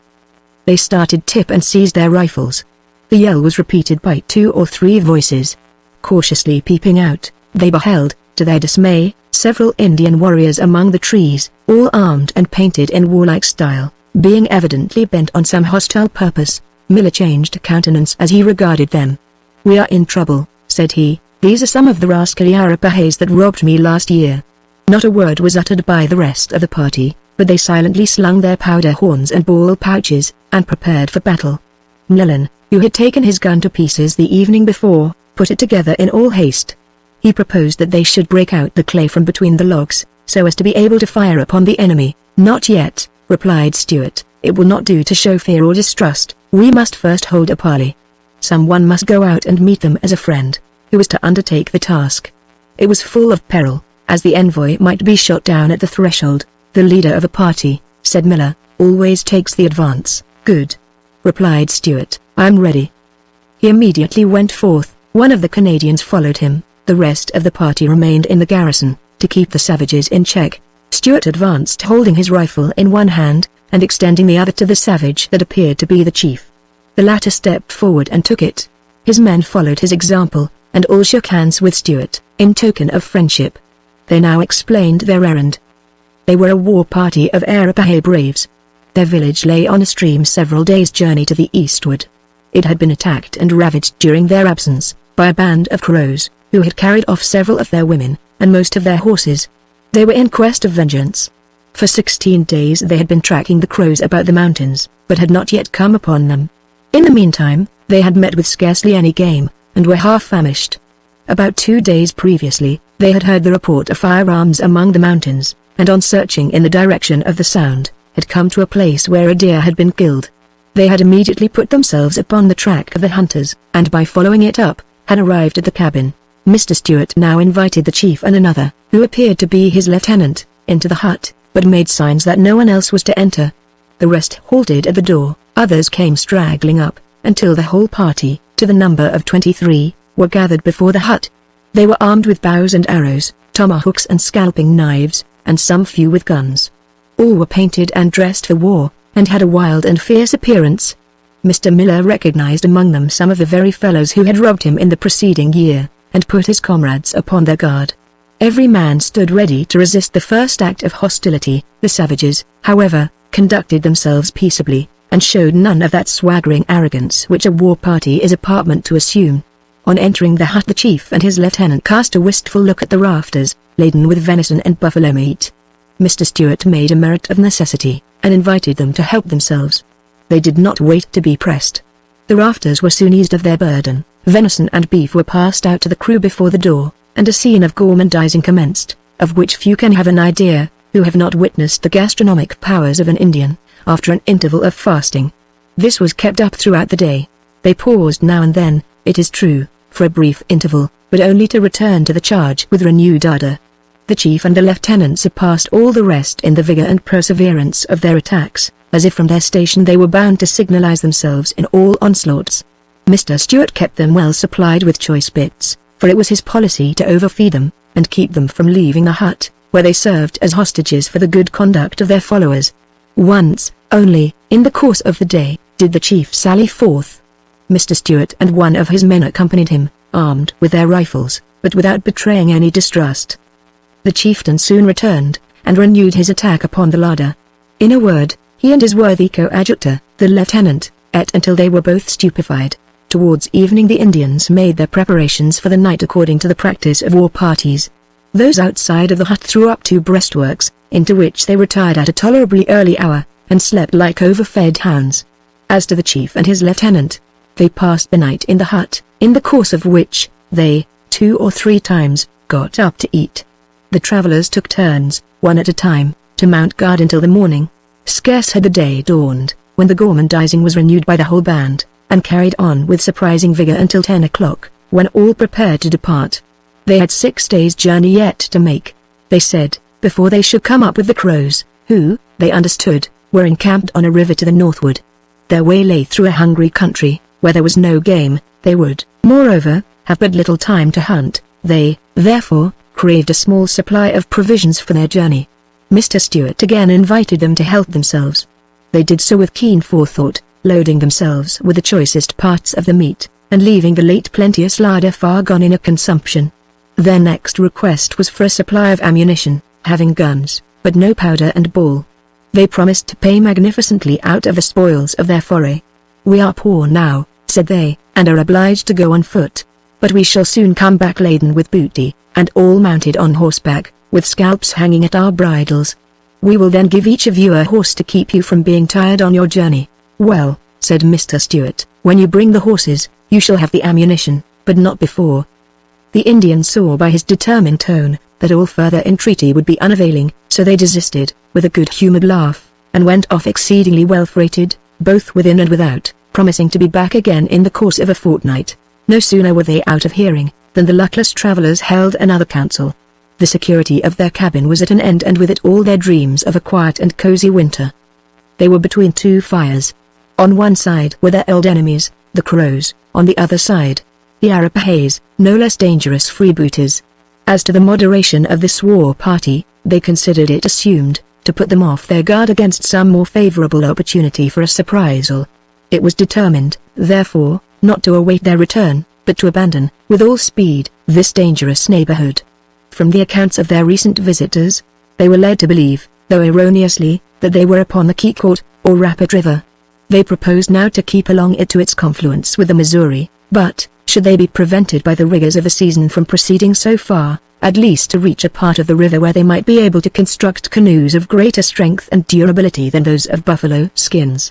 Accordingly, on the 13th of December, they bade adieu, with many a regret, to their comfortable quarters where for 5 weeks they had been indulging the sweets of repose, of plenty, and of fancied security.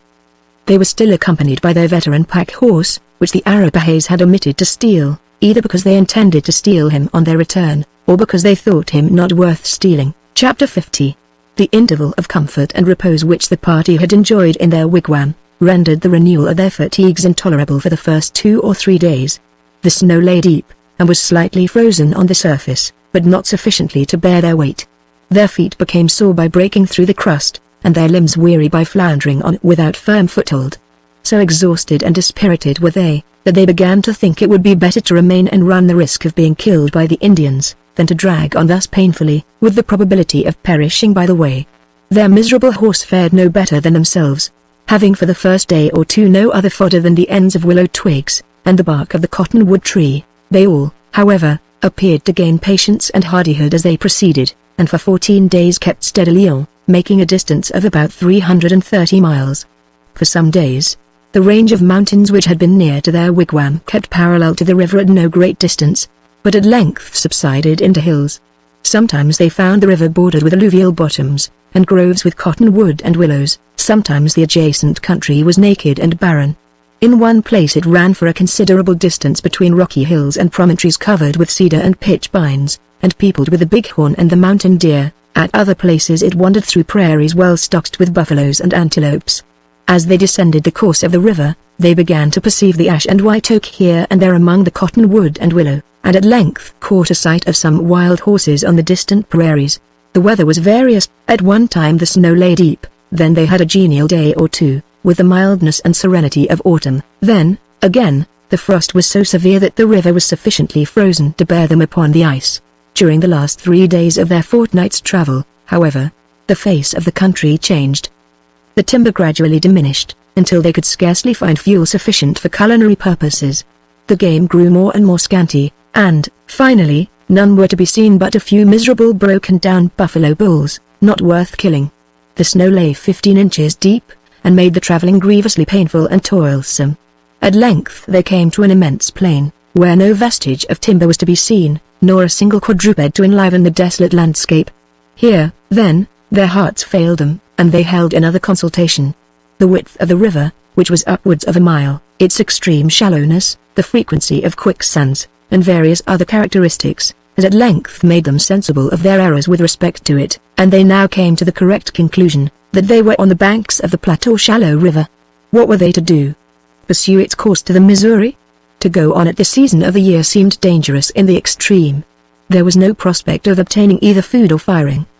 The country was destitute of trees, and though there might be driftwood along the river, it lay too deep beneath the snow for them to find it. The weather was threatening a change, and a snowstorm on these boundless wastes might prove as fatal as a whirlwind of sand on an Arabian desert. After much dreary deliberation, it was at length determined to retrace their 3 last days' journey of 77 miles, to a place which they had remarked where there was a sheltering growth of forest trees, and a country abundant in game. Here they would once more set up their winter quarters, and await the opening of the navigation to launch themselves in canoes. Accordingly, on the 27th of December, they faced about, retraced their steps, and on the 30th, regained the part of the river in question.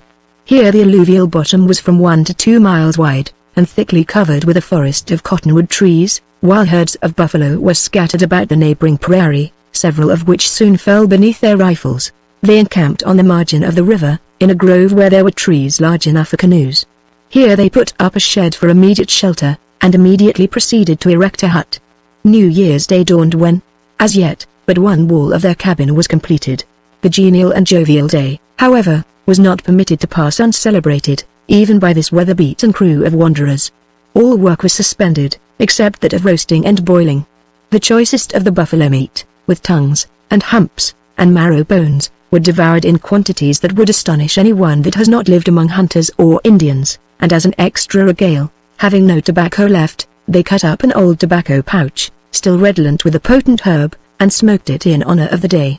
Thus for a time, in present revelry, however uncouth, they forgot all past troubles and all anxieties about the future, and their forlorn wigwam echoed to the sound of gaiety. The next day they resumed their labors, and by the 6th of the month it was complete. They soon killed abundance of buffalo, and again laid in a stock of winter provisions. The party were more fortunate in this, their second cantonment. The winter passed away without any Indian visitors, and the game continued to be plenty in the neighborhood. They felled 2 large trees, and shaped them into canoes, and, as the spring opened, and a thaw of several days' continuance melted the ice in the river, they made every preparation for embarking. On the 8th of March they launched forth in their canoes, but soon found that the river had not depth sufficient even for such slender barks. It expanded into a wide but extremely shallow stream, with many sandbars, and occasionally various channels. They got one of their canoes a few miles down it, with extreme difficulty, sometimes wading and dragging it over the shoals. At length they had to abandon the attempt, and to resume their journey on foot, aided by their faithful old pack horse, who had recruited strength during the repose of the winter. The weather delayed them for a few days, having suddenly become more rigorous than it had been at any time during the winter, but on the 20th of March they were again on their journey. In 2 days they arrived at the vast naked prairie, the wintry aspect of which had caused them, in December, to pause and turn back. It was now clothed in the early verdure of spring, and plentifully stocked with game. Still, when obliged to bivouac on its bare surface, without any shelter, and by a scanty fire of dry buffalo dung, they found the night blasts piercing cold. On one occasion, a herd of buffalo straying near their evening camp, they killed 3 of them merely for their hides, wherewith to make a shelter for the night. They continued on for upwards of 100 miles, with vast prairies extending before them as they advanced, sometimes diversified by undulating hills, but destitute of trees. In one place they saw a gang of 65 wild horses, but as to the buffaloes, they seemed absolutely to cover the country. Wild geese abounded, and they passed extensive swamps that were alive with innumerable flocks of waterfowl, among which were a few swans, but an endless variety of ducks. The river continued a winding course to the east-northeast, nearly a mile in width, but too shallow to float even an empty canoe. The country spread out into a vast level plain, bounded by the horizon alone, excepting to the north, where a line of hills seemed like a long promontory stretching into the bosom of the ocean. The dreary sameness of the prairie wastes began to grow extremely irksome. The travelers longed for the sight of a forest, or grove, or single tree, to break the level uniformity, and began to notice every object that gave reason to hope they were drawing towards the end of this weary wilderness. Thus the occurrence of a particular kind of grass was hailed as a proof that they could not be far from the bottoms of the Missouri, and they were rejoiced at putting up several prairie hens, a kind of grouse seldom found far in the interior. In picking up driftwood for fuel, also, they found on some pieces the mark of an axe, which caused much speculation as to the time when and the persons by whom the trees had been felled.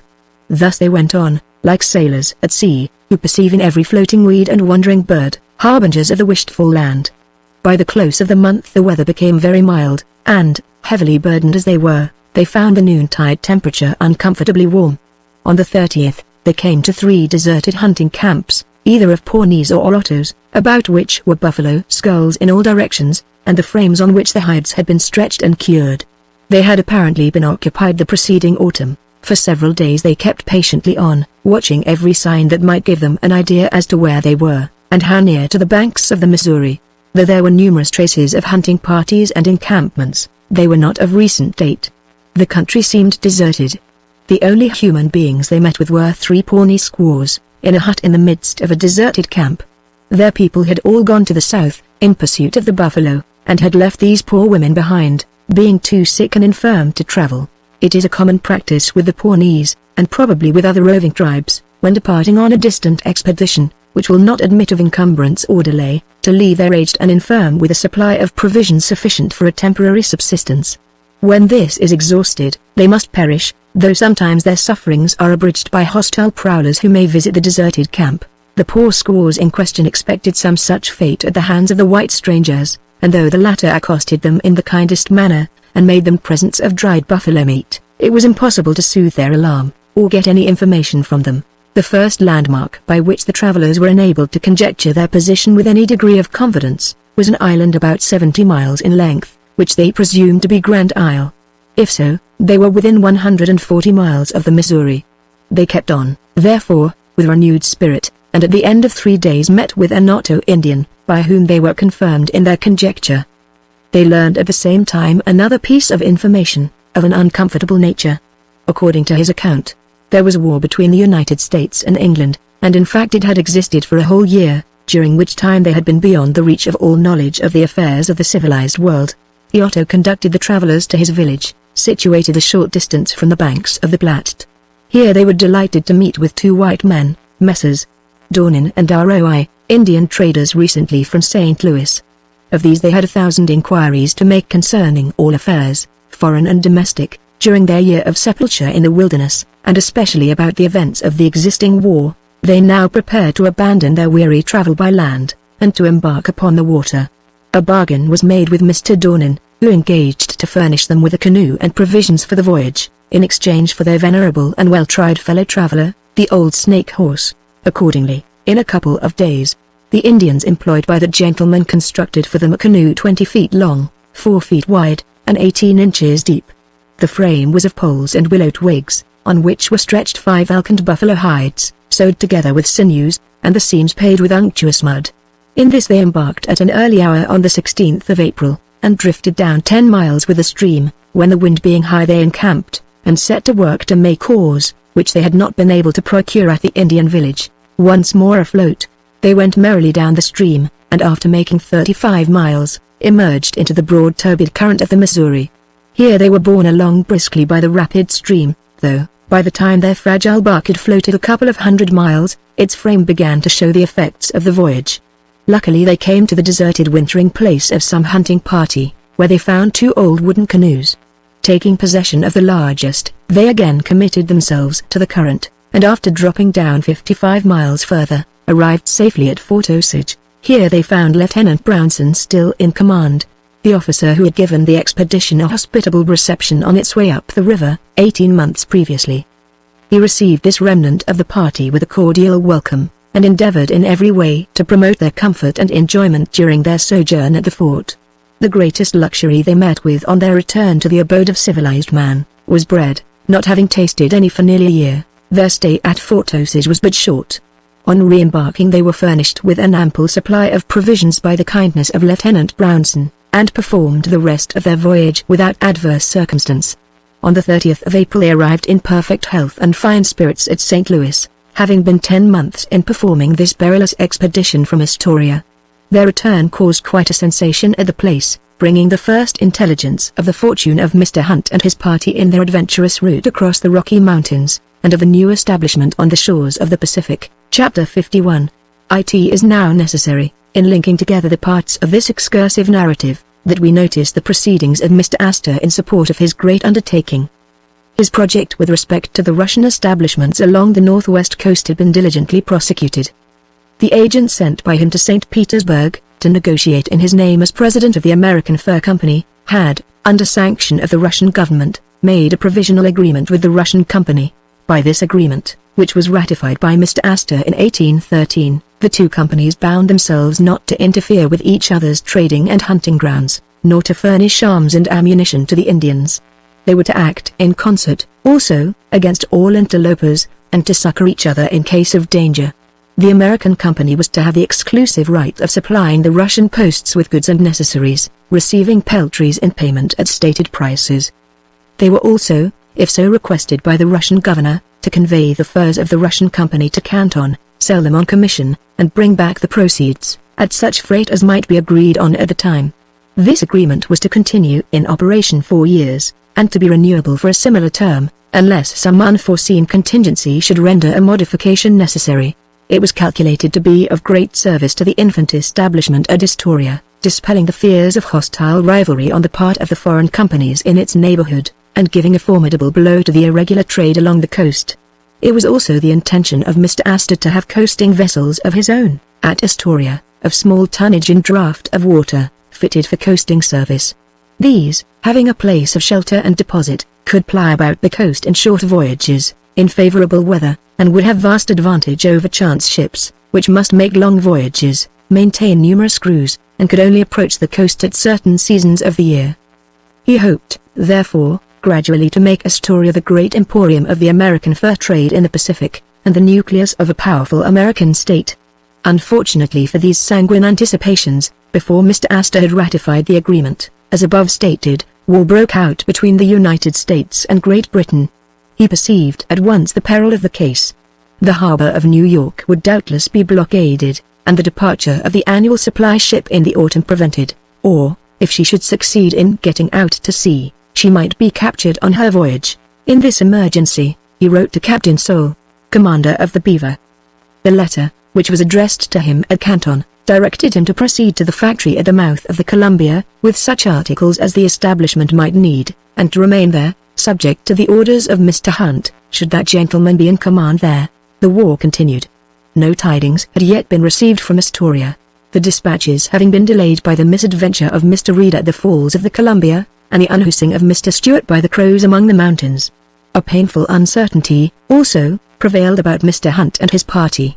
Nothing had been heard of them since their departure from the Arikara village. Lisa, who parted from them there, had predicted their destruction, and some of the traders of the Northwest Company had actually spread a rumor of their having been cut off by the Indians. It was a hard trial of the courage and means of an individual to have to fit out another costly expedition, where so much had already been expended, so much uncertainty prevailed, and where the risk of loss was so greatly enhanced, that no insurance could be effected. In spite of all these discouragements, Mr. Astor determined to send another ship to the relief of the settlement.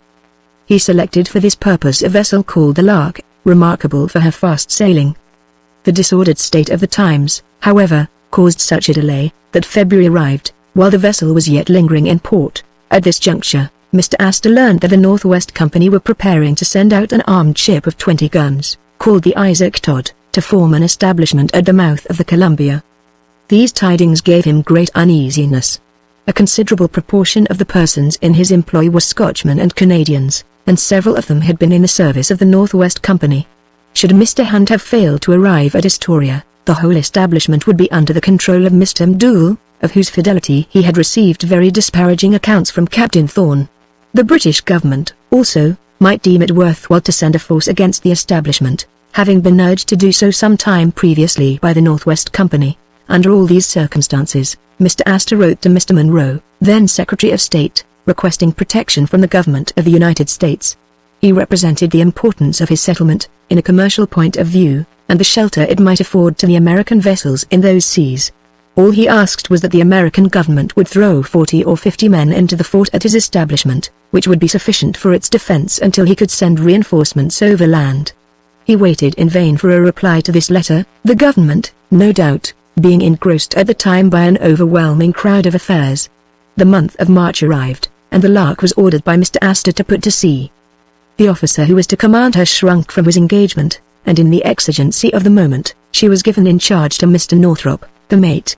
Mr. Nicholas G. Auden, a gentleman on whose talents and integrity the highest reliance could be placed, sailed as supercargo. The Lark put to sea in the beginning of March, 1813. By this opportunity, Mr. Astor wrote to Mr. Hunt, as head of the establishment at the mouth of the Columbia, for he would not allow himself to doubt of his welfare. "I always think you are well," said he, "and that I shall see you again, which heaven, I hope, will grant." He warned him to be on his guard against any attempts to surprise the post, suggesting the probability of armed hostility on the part of the Northwest Company, and expressing his indignation at the ungrateful returns made by that association for his frank and open conduct, and advantageous overtures. "Were I on the spot," said he, "and had the management of affairs, I would defy them all, but, as it is, everything depends upon you and your friends about you. Our enterprise is grand, and deserves success, and I hope in God it will meet it. If my object was merely gain of money, I should say, think whether it is best to save what we can, and abandon the place, but the very idea is like a dagger to my heart."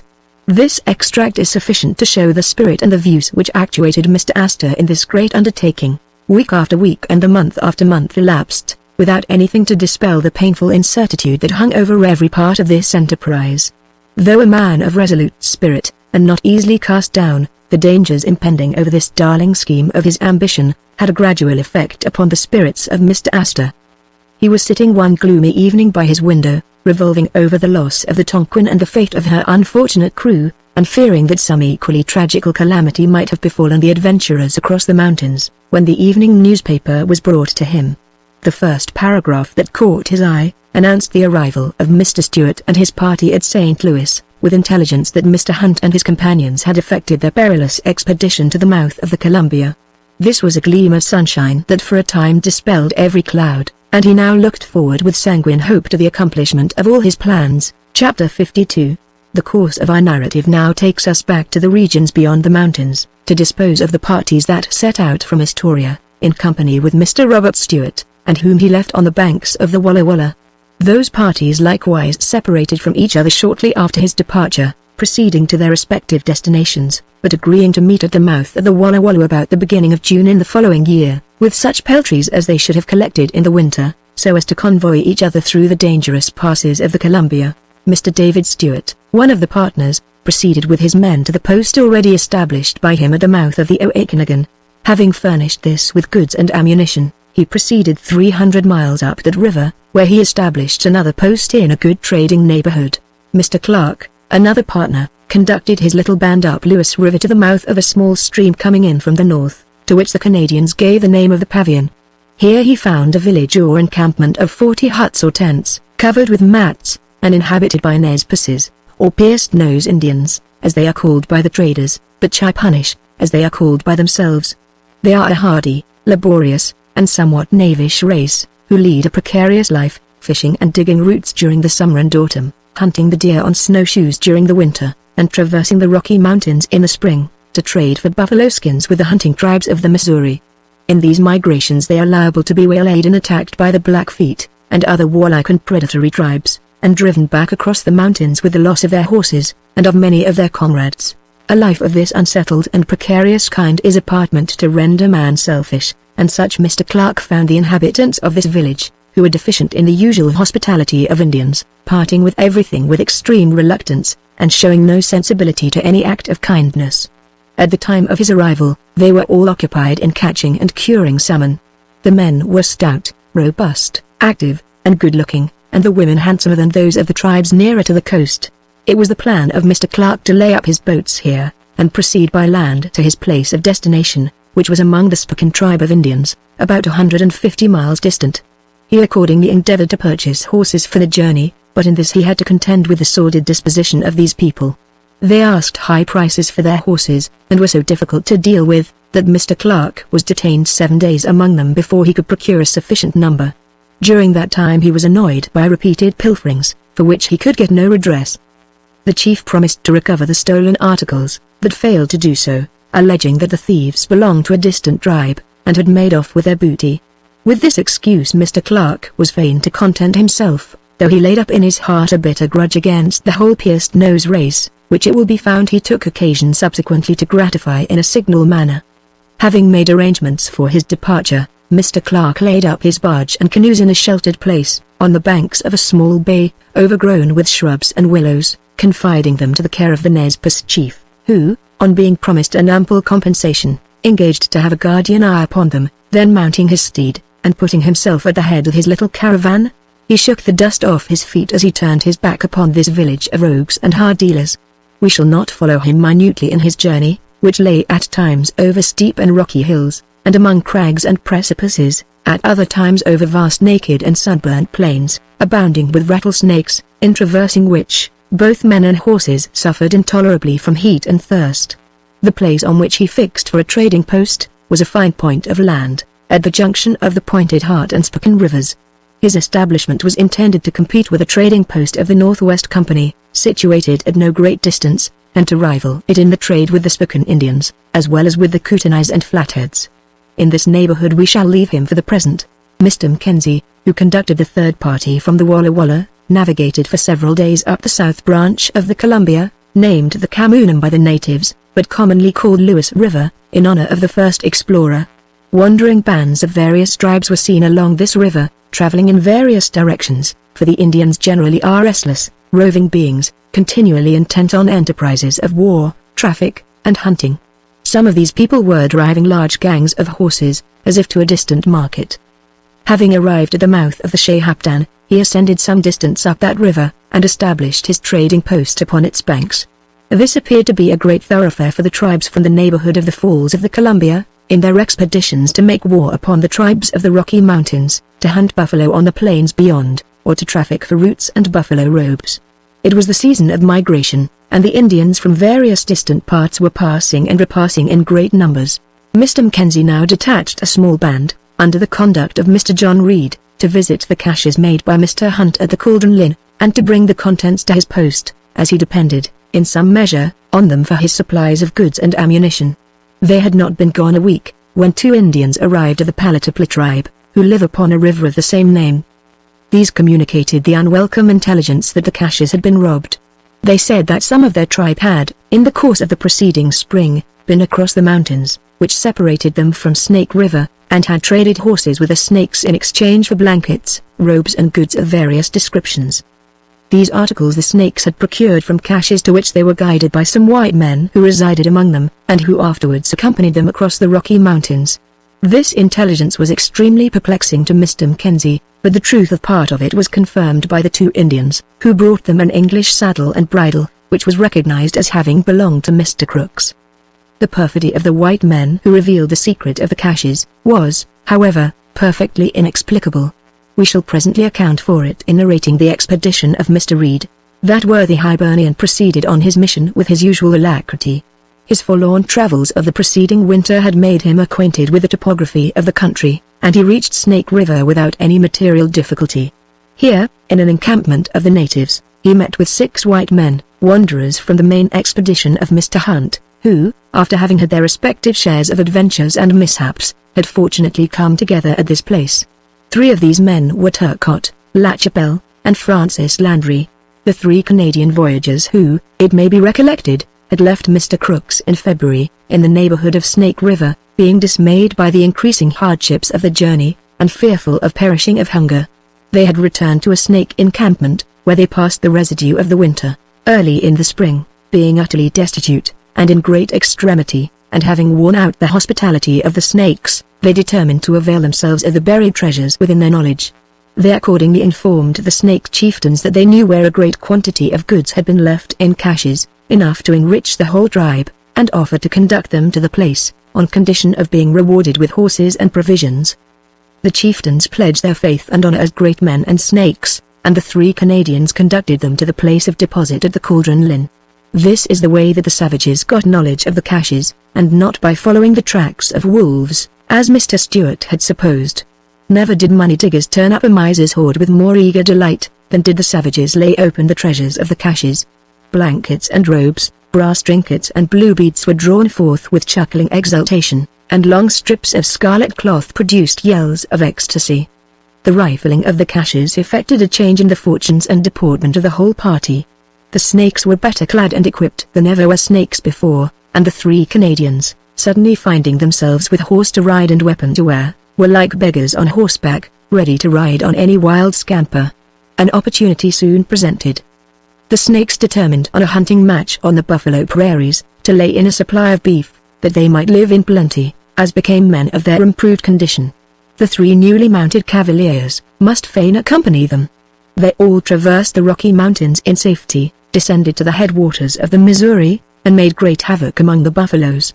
Their hunting camp was full of meat. They were gorging themselves, like true Indians, with present plenty, and drying and jerking great quantities for a winter's supply. In the midst of their revelry and good cheer, the camp was surprised by the Blackfeet.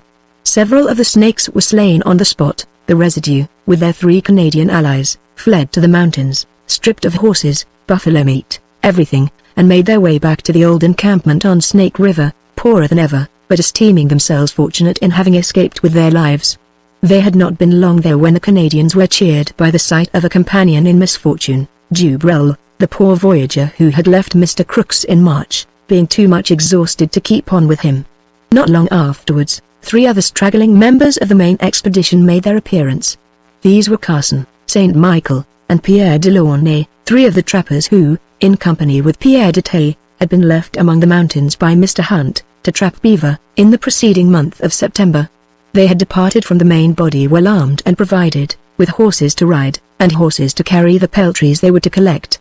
They came wandering into the snake camp as ragged and destitute as their predecessors. It appears that they had finished their trapping, and were making their way in the spring to the Missouri, when they were met and attacked by a powerful band of the all-pervading Crows. They made a desperate resistance, and killed 7 of the savages, but were overpowered by numbers. Pierre de Tay was slain, the rest were robbed of horses and effects, and obliged to turn back. When they fell in with their old companions as already mentioned, we should observe, that at the heels of Pierre Delaunay came draggling an Indian wife, whom he had picked up in his wanderings, having grown weary of celibacy among the savages. The whole 7 of this forlorn fraternity of adventurers, thus accidentally congregated on the banks of Snake River, were making arrangements once more to cross the mountains, when some Indian scouts brought word of the approach of the little band headed by John Reed. The latter, having heard the several stories of these wanderers, took them all into his party, and set out for the Cauldron Linn, to clear out 2 or 3 of the caches which had not been revealed to the Indians. At that place he met with Robinson, the Kentucky veteran, who, with his 2 comrades, Resner and Hobback, had remained there when Mr. Stewart went on. This adventurous trio had been trapping higher up the river, but Robinson had come down in a canoe, to await the expected arrival of the party, and obtain horses and equipments. He told Reed the story of the robbery of his party by the Arapahes, but it differed, in some particulars, from the account given by him to Mr. Stewart. In that, he had represented Cass as having shamefully deserted his companions in their extremity, carrying off with him a horse. In the one now given, he spoke of him as having been killed in the affray with the Arapahes. This discrepancy, of which, of course, Reed could have had no knowledge at the time, concurred with other circumstances, to occasion afterwards some mysterious speculations and dark surmises as to the real fate of Cass, but as no substantial grounds were ever adduced for them, we forbear to throw any deeper shades into the story of sufferings in the wilderness. Mr. Reed, having gathered the remainder of the goods from the caches, put himself at the head of his party, now augmented by the 7 men thus casually picked up, and the squaw of Pierre Delaunay, and made his way successfully to Mackenzie's post, on the waters of the Shahaptan. Chapter 53. After the departure of the different detachments, or brigades, as they are called by the fur traders, the Beaver prepared for her voyage along the coast, and her visit to the Russian establishment, at New Archangel, where she was to carry supplies. It had been determined in the Council of Partners at Astoria, that Mr. Hunt should embark in this vessel, for the purpose of acquainting himself with the coasting trade, and of making arrangements with the commander of the Russian post, and that he should be relanded in October, at Astoria, by the Beaver, on her way to the Sandwich Islands and Canton. the Beaver put to sea in the month of August. Her departure and that of the various brigades left the fortress of Astoria but slightly garrisoned. This was soon perceived by some of the Indian tribes, and the consequence was increased insolence of deportment, and a disposition to hostility. It was now the fishing season, when the tribes from the northern coast drew into the neighborhood of the Columbia. These were warlike and perfidious in their dispositions, and noted for their attempts to surprise trading ships. Among them were numbers of the New Wheaties, the ferocious tribe that massacred the crew of the Tonquin. Great precautions, therefore, were taken at the factory, to guard against surprise while these dangerous intruders were in the vicinity. Galleries were constructed inside of the palisades, the bastions were heightened, and sentinels were posted day and night. Fortunately, the Chinooks and other tribes resident in the vicinity manifested the most pacific disposition. Old Comcomly, who held sway over them, was a shrewd calculator. He was aware of the advantages of having the whites as neighbors and allies, and of the consequence derived to himself and his people from acting as intermediate traders between them and the distant tribes. He had, therefore, by this time, become a firm friend of the Astorians, and formed a kind of barrier between them and the hostile intruders from the north. The summer of 1812 passed away without any of the hostilities that had been apprehended. The New Wheaties, and other dangerous visitors to the neighborhood, finished their fishing and returned home, and the inmates of the factory once more felt secure from attack. It now became necessary to guard against other evils. The season of scarcity arrived, which commences in October, and lasts until the end of January. To provide for the support of the garrison, the shallop was employed to forage about the shores of the river. A number of the men, also, under the command of some of the clerks, were sent to quarter themselves on the banks of the Willamette, the Multnomah of Lewis and Clark, a fine river which disembogues itself into the Columbia, about 60 miles above Astoria. The country bordering on the river is finely diversified with prairies and hills, and forests of oak, ash, maple, and cedar. It abounded, at that time, with elk and deer, and the streams were well stocked with beaver.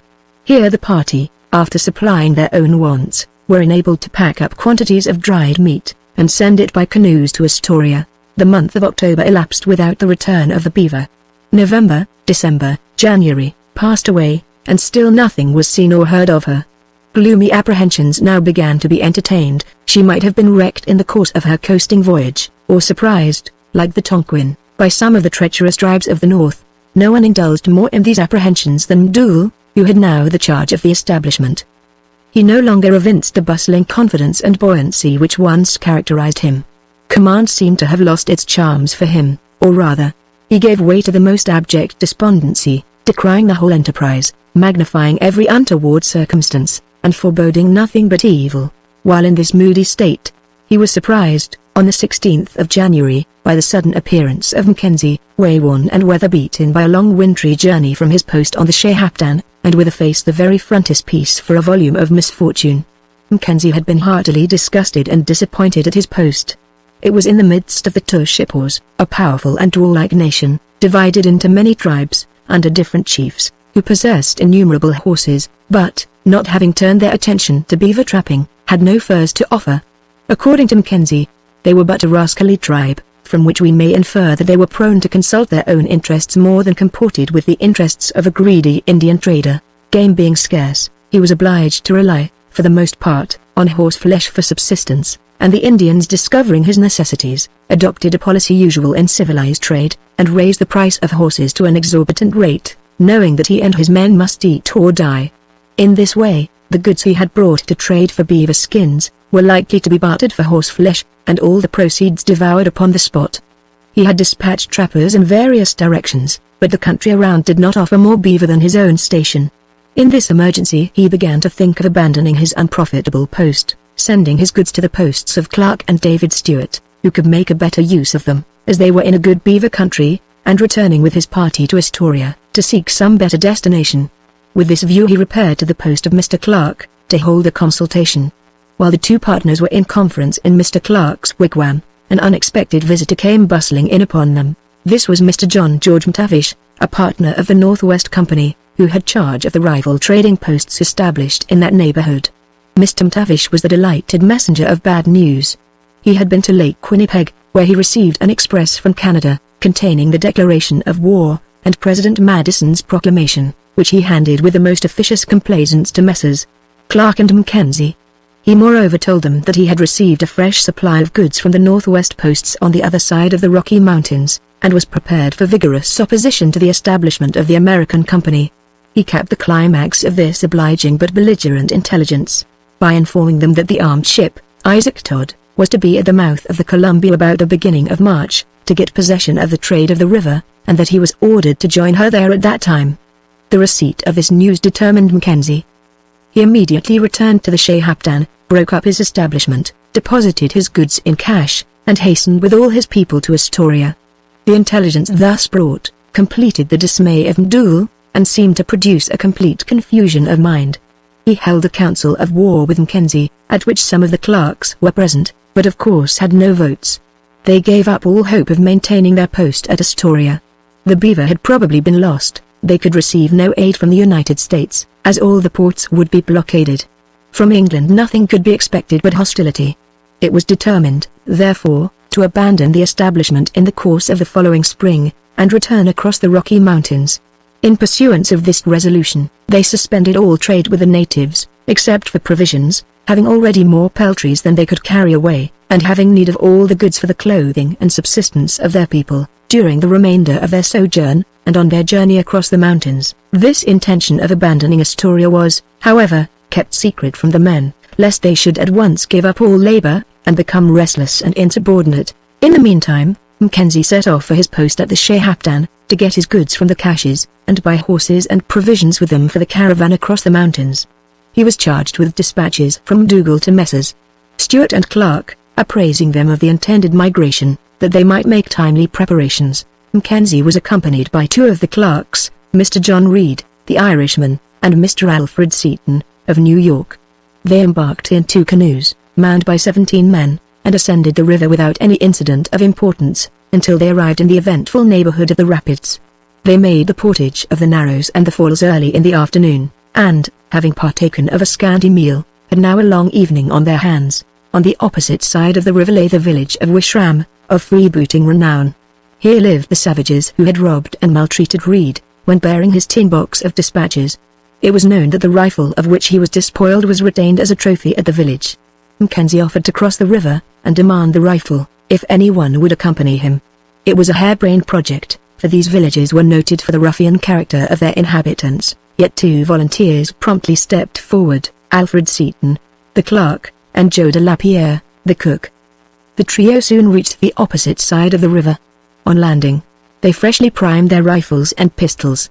A path winding for about 100 yards among rocks and crags, led to the village. No notice seemed to be taken of their approach. Not a solitary being, man, woman, or child, greeted them. The very dogs, those noisy pests of an Indian town, kept silence. On entering the village, a boy made his appearance, and pointed to a house of larger dimensions than the rest. They had to stoop to enter it. As soon as they had passed the threshold, the narrow passage behind them was filled up by a sudden rush of Indians, who had before kept out of sight. Mackenzie and his companions found themselves in a rude chamber of about 25 feet long and 20 wide. A bright fire was blazing at one end, near which sat the chief, about 60 years old. A large number of Indians, wrapped in buffalo robes, were squatted in rows, 3 deep, forming a semicircle round 3 sides of the room. A single glance around sufficed to show them the grim and dangerous assembly into which they had intruded, and that all retreat was cut off by the mass which blocked up the entrance. The chief pointed to the vacant side of the room opposite to the door, and motioned for them to take their seats. They complied. A dead pause ensued. The grim warriors around sat like statues, each muffled in his robe, with his fierce eyes bent on the intruders. The latter felt they were in a perilous predicament. "Keep your eyes on the chief while I am addressing him," said Mackenzie to his companions. "Should he give any sign to his band, shoot him, and make for the door." Mackenzie advanced, and offered the pipe of peace to the chief, but it was refused. He then made a regular speech, explaining the object of their visit, and proposing to give in exchange for the rifle 2 blankets, an axe, some beads and tobacco. When he had done, the chief rose, began to address him in a low voice, but soon became loud and violent, and ended by working himself up into a furious passion. He upbraided the white men for their sordid conduct in passing and repassing through their neighborhood, without giving them a blanket or any other article of goods, merely because they had no furs to barter in exchange, and he alluded, with menaces of vengeance, to the death of the Indian killed by the whites in the skirmish at the falls. Matters were verging to a crisis. It was evident the surrounding savages were only waiting a signal from the chief to spring upon their prey. Mackenzie and his companions had gradually risen on their feet during the speech, and had brought their rifles to a horizontal position, the barrels resting in their left hands. The muzzle of Mackenzie's piece was within 3 feet of the speaker's heart. They cocked their rifles. The click of the locks for a moment suffused the dark cheek of the savage, and there was a pause. They coolly, but promptly, advanced to the door. The Indians fell back in awe, and suffered them to pass. The sun was just setting, as they emerged from this dangerous den. They took the precaution to keep along the tops of the rocks as much as possible on their way back to the canoe, and reached their camp in safety, congratulating themselves on their escape, and feeling no desire to make a second visit to the grim warriors of Wishran. Mackenzie and his party resumed their journey the next morning. At some distance above the falls of the Columbia, they observed 2 bark canoes, filled with white men, coming down the river, to the full chant of a set of Canadian voyagers. A parley ensued.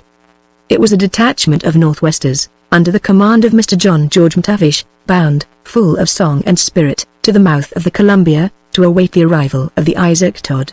Mr. Mackenzie and McTavish came to a halt, and landing, encamped for the night. The voyagers of either party hailed each other as brothers, and old comrades, and they mingled together as if united by one common interest, instead of belonging to rival companies, and trading under hostile flags. In the morning they proceeded on their different ways, in style corresponding to their different fortunes, the one toiling painfully against the stream, the other sweeping down gaily with the current. Mackenzie arrived safely at his deserted post on the Shahaptan, but found, to his chagrin, that his caches had been discovered and rifled by the Indians. Here was a dilemma, for on the stolen goods he had depended to purchase horses of the Indians. He sent out men in all directions to endeavor to discover the thieves, and dispatched Mr. Reed to the posts of Messrs. Clark and David Stewart, with the letters of Mr. McDougall. The resolution announced in these letters, to break up and depart from Astoria, was condemned by both Clark and Stewart. These 2 gentlemen had been very successful at their posts, and considered it rash and pusillanimous to abandon, on the first difficulty, an enterprise of such great cost and ample promise. They made no arrangements, therefore, for leaving the country, but acted with a view to the maintenance of their new and prosperous establishments. The regular time approached, when the partners of the interior posts were to rendezvous at the mouth of the Walla Walla, on their way to Astoria, with the peltries they had collected. Mr. Clark accordingly packed all his furs on 28 horses, and, leaving a clerk and 4 men to take charge of the post, departed on the 25th of May with the residue of his force. On the 30th, he arrived at the confluence of the Pavian and Lewis rivers, where he had left his barge and canoes, in the guardianship of the old pierced-nosed chieftain.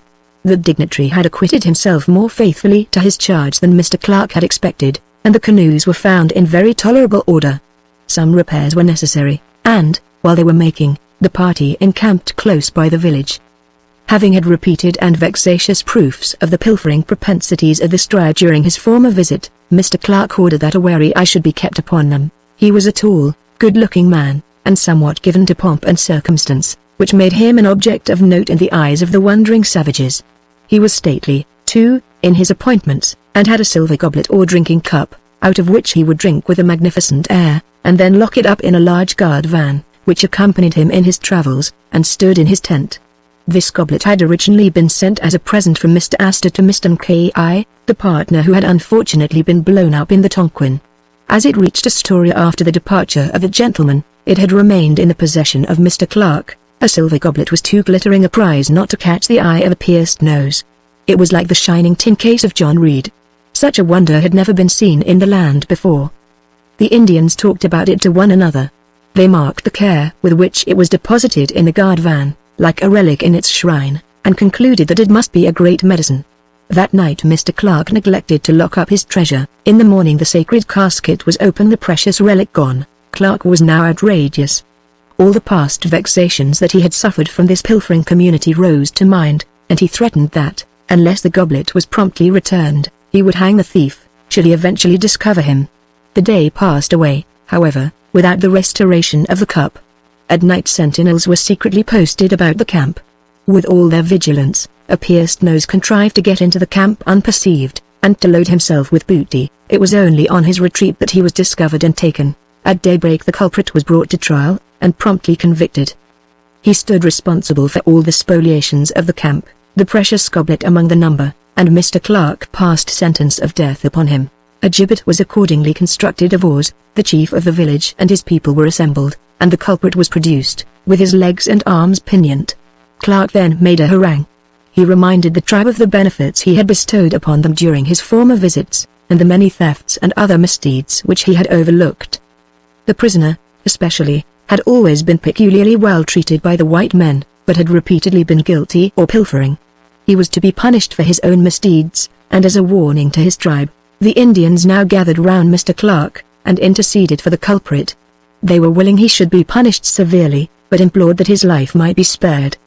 The companions, too, of Mr. Clark, considered the sentence too severe, and advised him to mitigate it, but he was inexorable. He was not naturally a stern or cruel man, but from his boyhood he had lived in the Indian country among Indian traders, and held the life of a savage extremely cheap. He was, moreover, a firm believer in the doctrine of intimidation. Farnham, a clerk, a tall green mountain boy from Vermont, who had been robbed of a pistol, acted as executioner. The signal was given, and the poor pierced nose, resisting, struggling, and screaming, in the most frightful manner, was launched into eternity. The Indians stood round gazing in silence and mute awe, but made no attempt to oppose the execution, nor testified any emotion when it was over. They locked up their feelings within their bosoms until an opportunity should arrive to gratify them with a bloody act of vengeance. To say nothing of the needless severity of this act, its impolicy was glaringly obvious. Mr. McGlennon and 3 men were to return to the post with the horses, their loads having been transferred to the canoes. They would have to pass through a tract of country infested by this tribe, who were all horsemen and hard riders, and might pursue them to take vengeance for the death of their comrade.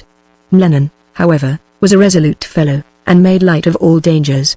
He and his 3 men were present at the execution, and set off as soon as life was extinct in the victim, but, to use the words of one of their comrades, they did not let the grass grow under the heels of their horses, as they clattered out of the pierced nose country, and were glad to find themselves in safety at the post.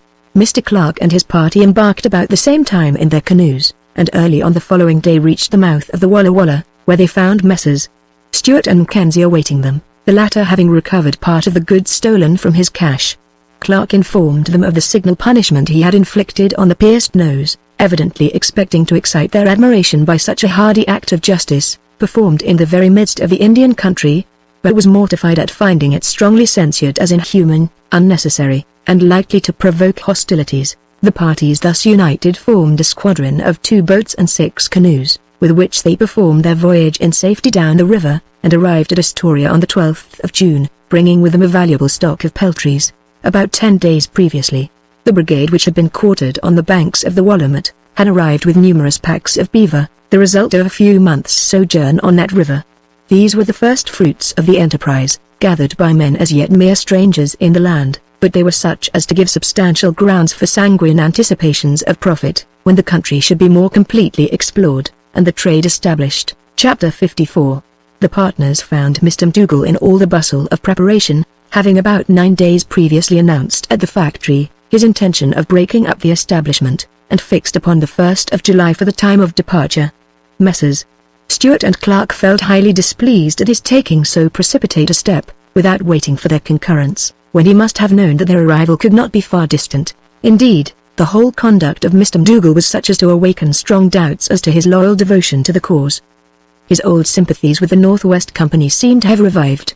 He had received McTavish and his party with uncalled for hospitality, as through they were friends and allies, instead of being a party of observation, come to reconnoiter the state of affairs at Astoria, and to await the arrival of a hostile ship.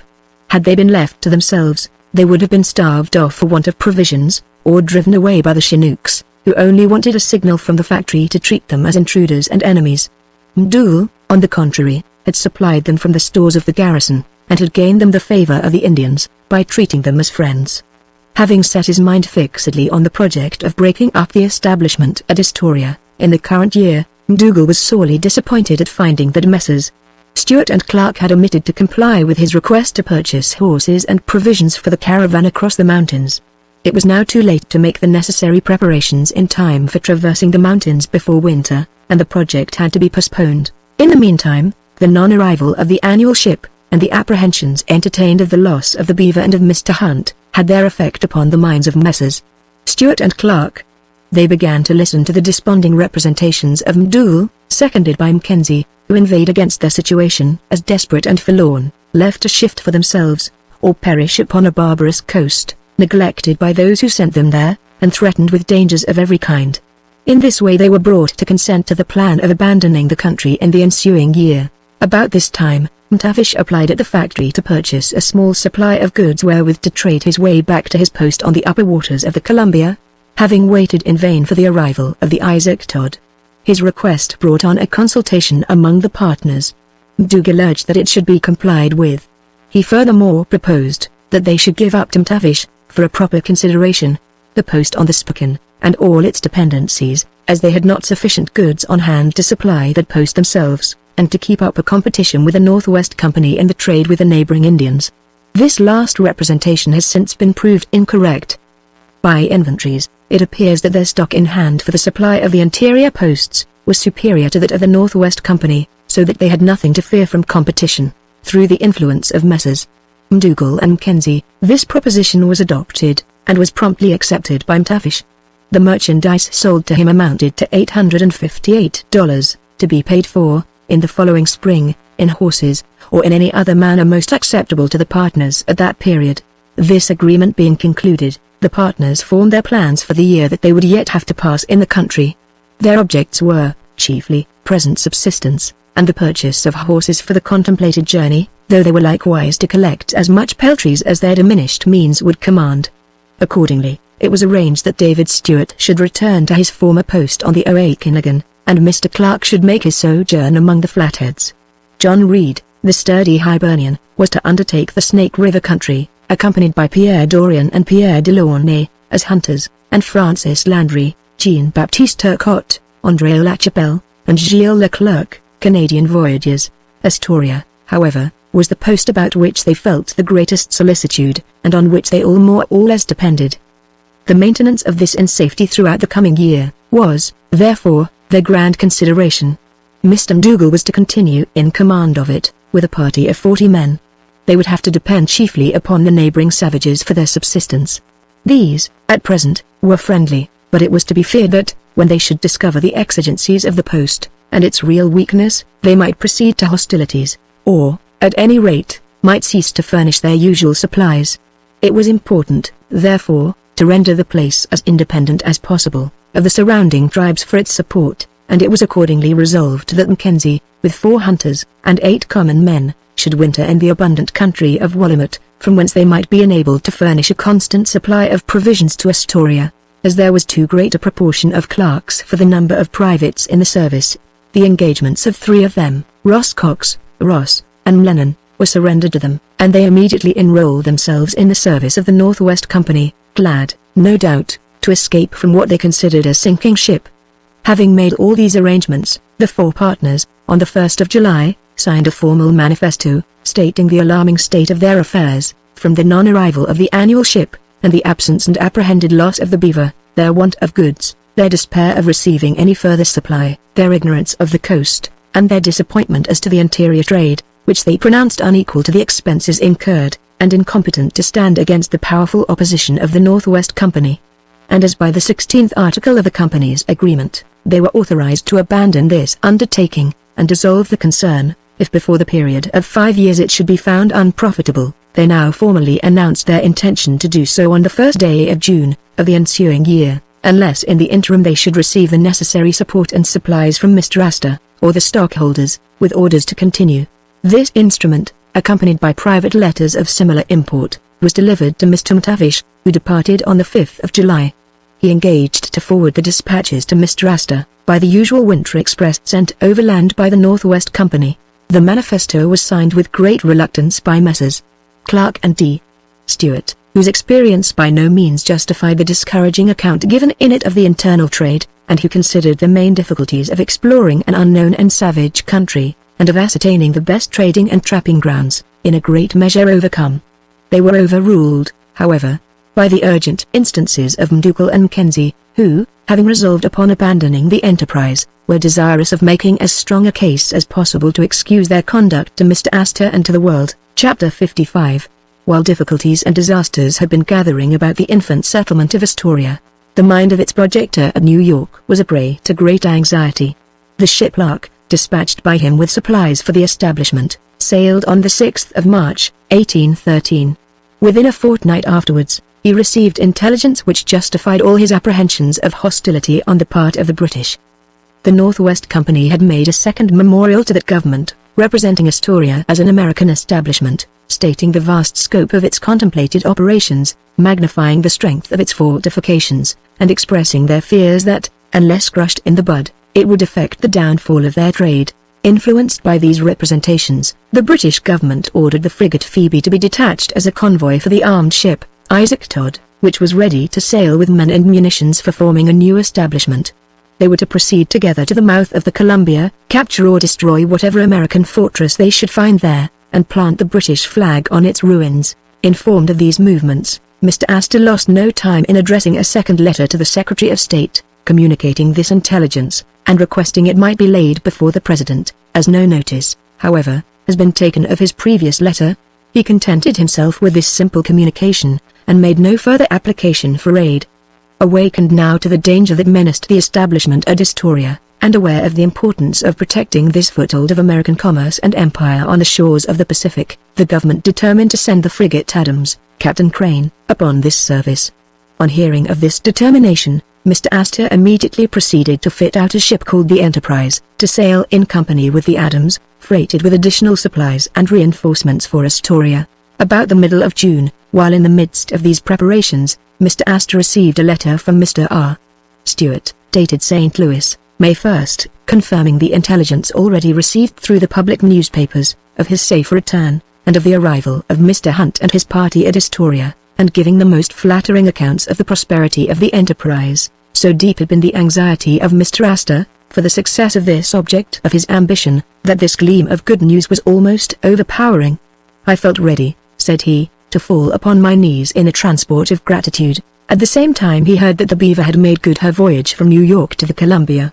This was additional ground of hope for the welfare of the little colony.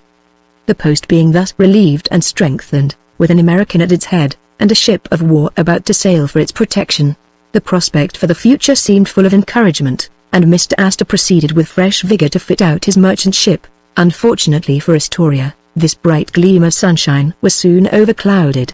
Just as the Adams had received her complement of men, and the two vessels were ready for sea, news came from Commodore Chauncey, commanding on Lake Ontario, that a reinforcement of seamen was wanted in that quarter. The demand was urgent. The crew of the Adams was immediately transferred to that service, and the ship was laid up. This was a most ill-timed and discouraging blow, but Mr. Astor would not yet allow himself to pause in his undertaking. He determined to send the Enterprise to sea alone, and let her take the chance of making her unprotected way across the ocean.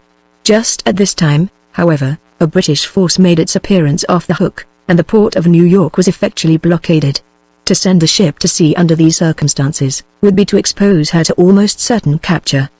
The Enterprise was, therefore, unloaded and dismantled, and Mr. Astor was obliged to comfort himself with the hope that the Lark might reach Astoria in safety and, that, aided by her supplies, and by the good management of Mr. Hunt and his associates, the little colony might be able to maintain itself until the return of peace. Chapter 56. We have hitherto had so much to relate of a gloomy and disastrous nature, that it is with a feeling of momentary relief we turn to something of a more pleasing complexion, and record the first, and indeed only nuptials in high life that took place in the infant settlement of Astoria. M'Doul, who appears to have been a man of 1,000 projects, and of great, though somewhat irregular ambition, suddenly conceived the idea of seeking the hand of one of the native princesses, a daughter of the one-eyed potentate Comcomly, who held sway over the fishing tribe of the Chinooks, and had long supplied the factory with smelts and sturgeons. Some accounts give rather a romantic origin to this affair, tracing it to the stormy night when M'Doul, in the course of an exploring expedition, was driven by stress of weather to seek shelter in the royal abode of Comcomly. Then and there he was first struck with the charms of the piscatory princess, as she exerted herself to entertain her father's guest. The Journal of Astoria, however, which was kept under his own eye, records this union as a high state alliance, and great stroke of policy. The factory had to depend, in a great measure, on the Chinooks for provisions. They were at present friendly, but it was to be feared they would prove otherwise, should they discover the weakness and the exigencies of the post, and the intention to leave the country. This alliance, therefore, would infallibly rivet Kumkumali to the interests of the Astorians, and with him the powerful tribe of the Chinooks. Be this as it may, and it is hard to fathom the real policy of governors and princes, Dougal dispatched 2 of the clerks as ambassadors extraordinary, to wait upon the one-eyed chieftain, and make overtures for the hand of his daughter. The Chinooks, though not a very refined nation, have notions of matrimonial arrangements that would not disgrace the most refined sticklers for settlements and pin money. The suitor repairs not to the bower of his mistress, but to her father's lodge, and throws down a present at his feet. His wishes are then disclosed by some discreet friend employed by him for the purpose. If the suitor and his present find favor in the eyes of the father, he breaks the matter to his daughter, and inquires into the state of her inclinations. Should her answer be favorable, the suit is accepted and the lover has to make further presents to the father, of horses, canoes, and other valuables, according to the beauty and merits of the bride, looking forward to a return in kind whenever they shall go to housekeeping. We have more than once had occasion to speak of the shrewdness of Kumkumali, but never was it exerted more adroitly than on this occasion. He was a great friend of Dougal, and pleased with the idea of having so distinguished a son-in-law, but so favorable an opportunity of benefiting his own fortune was not likely to occur a second time, and he determined to make the most of it. Accordingly, the negotiation was protracted with true diplomatic skill.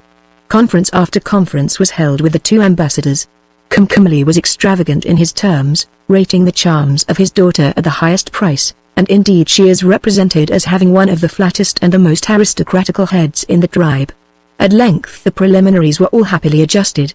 On the 20th of July, early in the afternoon, a squadron of canoes crossed over from the village of the Chinooks, bearing the royal family of Kumkumali, and all his court. That worthy sachem landed in princely state, arrayed in a bright blue blanket and red breech-clout, with an extra quantity of paint and feathers, attended by a train of half-naked warriors and nobles. A horse was in waiting to receive the princess, who was mounted behind one of the clerks, and thus conveyed, coy but compliant, to the fortress. Here she was received with devout, though decent joy, by her expecting bridegroom. Her bridal adornments, it is true, at first caused some little dismay, having painted and anointed herself for the occasion according to the Chinook toilet. By dint, however, of copious ablutions, she was freed from all adventitious tint and fragrance, and entered into the nuptial state, the cleanest princess that had ever been known, of the somewhat unctuous tribe of the Chinooks. From that time forward, Kumkumali was a daily visitor at the fort, and was admitted into the most intimate councils of his son-in-law.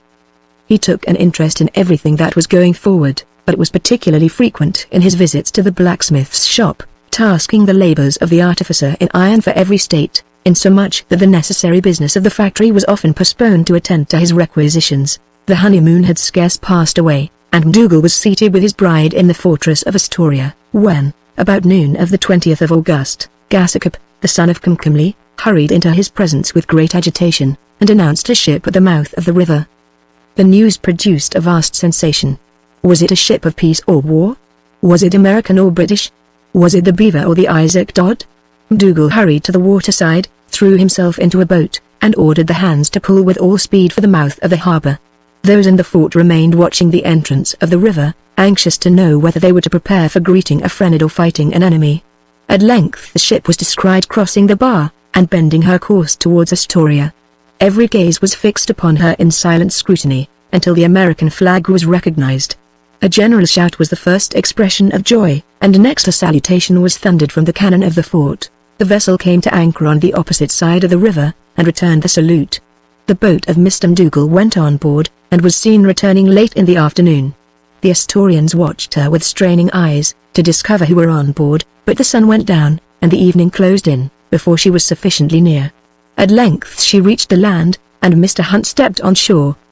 He was hailed as one risen from the dead, and his return was a signal for merriment almost equal to that which prevailed at the nuptials of Dougal. We must now explain the cause of this gentleman's long absence, which had given rise to such gloomy and dispiriting surmises. Chapter 57. It will be recollected that the destination of the Boston, when she sailed from Astoria on the 4th of August in 1812, was to proceed northwardly along the coast to Sitka, or New Archangel, there to dispose of that part of her cargo intended for the supply of the Russian establishment at that place, and then to return to Astoria, where it was expected she would arrive in October. New Archangel is situated in Norfolk Sound, lat. 57 2 n, long. 135 50 w. It was the headquarters of the different colonies of the Russian Fur Company, and the common rendezvous of the American vessels trading along the coast. The Beaver met with nothing worthy of particular mention in her voyage, and arrived at New Archangel on the 19th of August. The place at that time was the residence of Count Buranov, the governor of the different colonies, a rough, rugged, hospitable, hard-drinking old Russian, somewhat of a soldier, somewhat of a trader, above all, a boon companion of the old roistering school, with a strong cross of the bear. Mr. Hunt found this Hyperborean veteran ensconced in a fort which crested the whole of a rocky promontory. It mounted 100 guns, large and small, and was impregnable to Indian attack, unaided by artillery. Here the old governor lorded it over 60 Russians, who formed the core of the trading establishment, besides an indefinite number of Indian hunters of the Kodiak tribe, who were continually coming and going, or lounging and loitering about the fort like so many hounds round a sportsman's hunting quarters. Though a loose liver among his guests, the governor was a strict disciplinarian among his men, keeping them in perfect subjection, and having 7 on guard night and day. Besides those immediate serfs and dependents just mentioned, the old Russian potentate exerted a considerable sway over a numerous and irregular class of maritime traders, who looked to him for aid and munitions, and through whom he may be said to have, in some degree, extended his power along the whole northwest coast. These were American captains of vessels engaged in a particular department of the trade. One of these captains would come, in a manner, empty-handed to New Archangel. Here his ship would be furnished with about 50 canoes and 100 Kodiak hunters, and fitted out with provisions, and everything necessary for hunting the sea otter on the coast of California, where the Russians have another establishment. The ship would ply along the California coast from place to place, dropping parties of otter hunters in their canoes, furnishing them only with water, and leaving them to depend upon their own dexterity for a maintenance. When a sufficient cargo was collected, she would gather up her canoes and hunters, and return with them to Archangel, where the captain would render in the returns of his voyage, and receive 1/2 of the skins for his share. Over these coasting captains, as we have hinted, the veteran governor exerted some sort of sway, but it was of a peculiar and characteristic kind. It was the tyranny of the table. They were obliged to join him in his prosniks or carousals, and to drink potations bottle deep. His carousals, too, were not of the most quiet kind, nor were his potations as mild as nectar. He is continually, said Mr. Hunt, giving entertainments by way of parade, and if you do not drink raw rum, and boiling punch as strong as sulphur, he will insult you as soon as he gets drunk, which is very shortly after sitting down to table. As to any temperance captain who stood fast to his faith, and refused to give up his sobriety, he might go elsewhere for a market, for he stood no chance with the governor. Rarely, however, did any cold water caitiff of the kind darken the doors of old Buranov. The coasting captains knew too well his humor and their own interests. They joined in his revels, they drank, and sang, and whooped, and hiccuped, until they all got half seas over, and then affairs went on swimmingly. An awful warning to all flinchers occurred shortly before Mr. Hunt's arrival. A young naval officer had recently been sent out by the Emperor to take command of one of the company's vessels. The governor, as usual, had him at his prosniks, and plied him with fiery potations. The young man stood on the defensive until the old count's ire was completely kindled. He carried his point, and made the greenhorn tipsy, willy-nilly. In proportion as they grew fuddled they grew noisy, they quarrelled in their cups. The youngster paid old Buranov in his own coin by rating him soundly, in reward for which, when sober, he was taken the rounds of 4 pickets, and received 79 lashes, tailed out with Russian punctuality of punishment. Such was the old grizzled bear with whom Mr. Hunt had to do his business. How he managed to cope with his humor, whether he pledged himself in raw rum and blazing punch, and clinked the can with him as they made their bargains, does not appear upon record. We must infer, however, from his general observations on the absolute sway of this hard-drinking potentate, that he had to conform to the customs of his court, and that their business transactions presented a maudlin mixture of punch and peltry. The greatest annoyance to Mr. Hunt, however, was the delay to which he was subjected, in disposing of the cargo of the ship, and getting the requisite returns. With all the governor's devotions to the bottle, he never obfuscated his faculties sufficiently to lose sight of his interest, and is represented by Mr. Hunt as keen, not to say crafty, at a bargain, as the most arrant water drinker. A long time was expended negotiating with him, and by the time the bargain was concluded, the month of October had arrived. To add to the delay he was to be paid for his cargo in seal skins. Now it so happened that there was none of this kind of peltry at the fort of Old Buranov. It was necessary, therefore, for Mr. Hunt to proceed to a seal-catching establishment, which the Russian company had at the island of St. Paul, in the Sea of Kamchatka. He accordingly set sail on the 4th of October, after having spent 45 days at New Archangel boosting and bargaining with its roistering commander, and right glad was he to escape from the clutches of this old man of the sea. The Beaver arrived at St. Paul's on the 31st of October, by which time, according to arrangement, he ought to have been back at Astoria. The island of St. Paul is in latitude 57 Gen, longitude 170 Gor 171 W. Its shores, in certain places, and at certain seasons, are covered with seals, while others are playing about in the water. Of these, the Russians take only the small ones, from 7 to 10 months old, and carefully select the males, giving the females their freedom, that the breed may not be diminished. The islanders, however, kill the large ones for provisions, and for skins wherewith to cover their canoes. They drive them from the shore over the rocks, until within a short distance of their habitations, where they kill them. By this means, they save themselves the trouble of carrying the skins and have the flesh at hand. This is thrown in heaps, and when the season for skinning is over, they take out the entrails and make one heap of the blubber. This, with driftwood, serves for fuel, for the island is entirely destitute of trees. They make another heap of the flesh, which, with the eggs of sea fowls, preserved in oil, an occasional sea lion, a few ducks in winter, and some wild roots, compose their food. Mr. Hunt found several Russians at the island, and 100 hunters, natives of on Alaska, with their families. They lived in cabins that looked like canoes, being, for the most part formed of the jawbone of a whale, put up as rafters, across which were laid pieces of driftwood covered over with long grass, the skins of large sea animals, and earth, so as to be quite comfortable, in despite of the rigors of the climate, though we are told they had as ancient and fish-like an odor, as had the quarters of Jonah, when he lodged within the whale. In one of these odoriferous mansions, Mr. Hunt occasionally took up his abode, that he might be at hand to hasten the loading of the ship.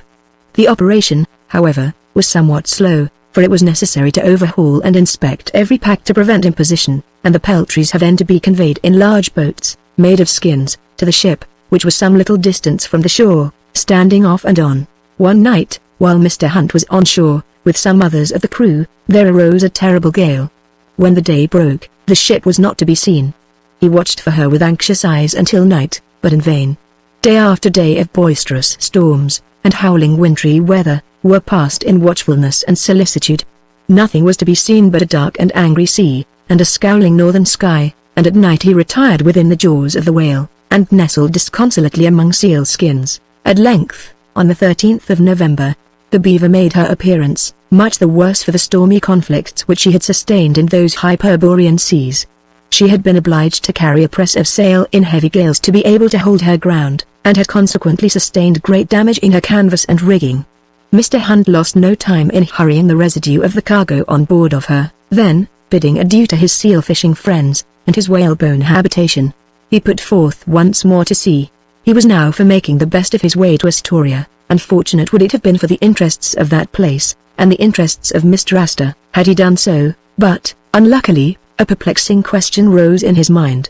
The sails and rigging of the Beaver had been much rent and shattered in the late storm. Would she be able to stand the hard gales to be expected in making Columbia River at this season? Was it prudent, also, at this boisterous time of the year to risk the valuable cargo which she now had on board, by crossing and recrossing the dangerous bar of that river? These doubts were probably suggested or enforced by Captain Soule, who, it has already been seen, was an overcautious, or rather, a timid seaman, and they may have had some weight with Mr. Hunt, but there were other considerations, which more strongly swayed his mind. The lateness of the season, and the unforeseen delays the ship had encountered at New Archangel, and by being obliged to proceed to St. Paul's, had put her so much back in her calculated time, that there was a risk of her arriving so late at Canton, as to come to a bad market, both for the sale of her peltries, and the purchase of a return cargo. He considered it to the interest of the company, therefore, that he should proceed at once to the Sandwich Islands, await the arrival of the annual vessel from New York, take passage in her to Astoria, and suffer the Beaver to continue on to Canton. On the other hand, he was urged to the other course by his engagements, by the plan of the voyage marked out for the Beaver, by Mr. Astor, by his inclination, and the possibility that the establishment might need his presence, and by the recollection that there must already be a large amount of peltries collected at Astoria, and waiting for the return of the Beaver, to convey them to market. These conflicting questions perplexed and agitated his mind and gave rise to much anxious reflection, for he was a conscientious man that seems ever to have aimed at a faithful discharge of his duties, and to have had the interests of his employers earnestly at heart. His decision in the present instance was injudicious, and proved unfortunate. It was, to bear away for the Sandwich Islands. He persuaded himself that it was a matter of necessity, and that the distressed condition of the ship left him no other alternative. But we rather suspect he was so persuaded by the representations of the timid captain. They accordingly stood for the Sandwich Islands, arrived at Woahoo, where the ship underwent the necessary repairs, and again put to sea on the 1st of January, 1813, leaving Mr. Hunt on the island. We will follow the Beaver to Canton, as her fortunes, in some measure, exemplify the evil of commanders of ships acting contrary to orders, and as they form a part of the tissue of cross purposes that marred the great commercial enterprise we have undertaken to record. The Beaver arrived safe at Canton, where Captain Soule found a letter of Mr. Astor, giving him information of the war and directing him to convey the intelligence to Astoria. He wrote a reply, dictated either by timidity or obstinacy, in which he declined complying with the orders of Mr. Astor, but said he would wait for the return of peace, and then come home. The other proceedings of Captain Soule were equally wrong-headed and unlucky. He was offered $150,000 for the fur he had taken on board at St. Paul's. The goods for which it had been procured cost but $25,000 in New York. Had he accepted this offer, and reinvested the amount in nankeens, which at that time, in consequence of the interruption to commerce by the war, were at 2/3 of their usual price, the whole would have brought $300,000 in New York. It is true, the war would have rendered it unsafe to attempt the homeward voyage, but he might have put the goods in store at Canton, until after the peace, and have sailed without risk of capture to Astoria, bringing to the partners at that place tidings of the great profits realized on the outward cargo, and the still greater to be expected from the returns. The news of such a brilliant commencement to their undertaking would have counterbalanced the gloomy tidings of the war. It would have infused new spirit into them all, and given them courage and constancy to persevere in the enterprise. Captain Soule, however, refused the offer of $150,000, and stood wavering and chaffering for higher terms. The furs began to fall in value. This only increased his irresolution. They sunk so much that he feared to sell at all. He borrowed money on Mr. Astor's account at an interest of 18%, and laid up his ship to await the return of peace. In the meanwhile, Mr. Hunt soon saw reason to repent the resolution he had adopted in altering the destination of the ship. His stay at the Sandwich Islands was prolonged far beyond expectation. He looked in vain for the annual ship in the spring. Month after month passed by, and still she did not make her appearance. He, too, proved the danger of departing from orders. Had he returned from St. Paul's to Astoria, all the anxiety and despondency about his fate, and about the whole course of the undertaking, would have been obviated. The Beaver would have received the furs collected at the factory and taken them to Canton, and great gains, instead of great losses, would have been the result. The greatest blunder, however, was that committed by Captain Soule. At length, about the 20th of June, the ship Albatross, Captain Smith, arrived from China, and brought the first tidings of the war to the Sandwich Islands. Mr. Hunt was no longer in doubt and perplexity as to the reason of the non-appearance of the annual ship. His first thoughts were for the welfare of Astoria, and, concluding that the inhabitants would probably be in want of provisions, he chartered the Albatross for $2,000, to land him, with some supplies, at the mouth of the Columbia, where he arrived, as we have seen, on the 20th of August, after a year's seafaring that might have furnished a chapter in the Wanderings of Sinbad. Chapter 58. Mr. Hunt was overwhelmed with surprise when he learnt the resolution taken by the partners to abandon Astoria. He soon found, however, that matters had gone too far, and the minds of his colleagues had become too firmly bent upon the measure, to render any opposition of avail. He was beset, too, with the same disparaging accounts of the interior trade, and of the whole concerns and prospects of the company that had been rendered to Mr. Astor. His own experience had been full of perplexities and discouragements.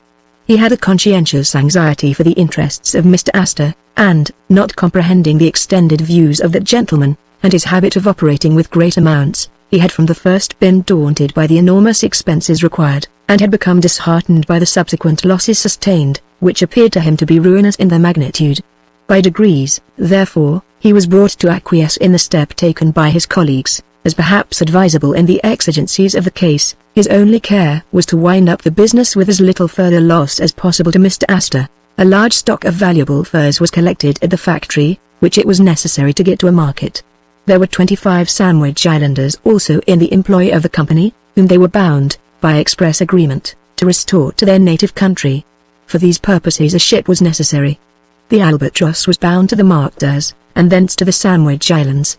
It was resolved that Mr. Hunt should sail in her in quest of a vessel, and should return, if possible, by the 1st of January, bringing with him a supply of provisions.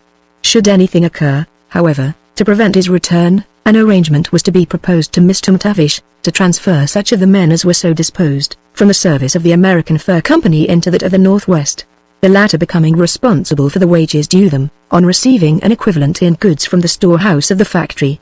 As a means of facilitating the dispatch of business, Mr. McDougall proposed, that in case Mr. Hunt should not return, the whole arrangement with Mr. McTavish should be left solely to him.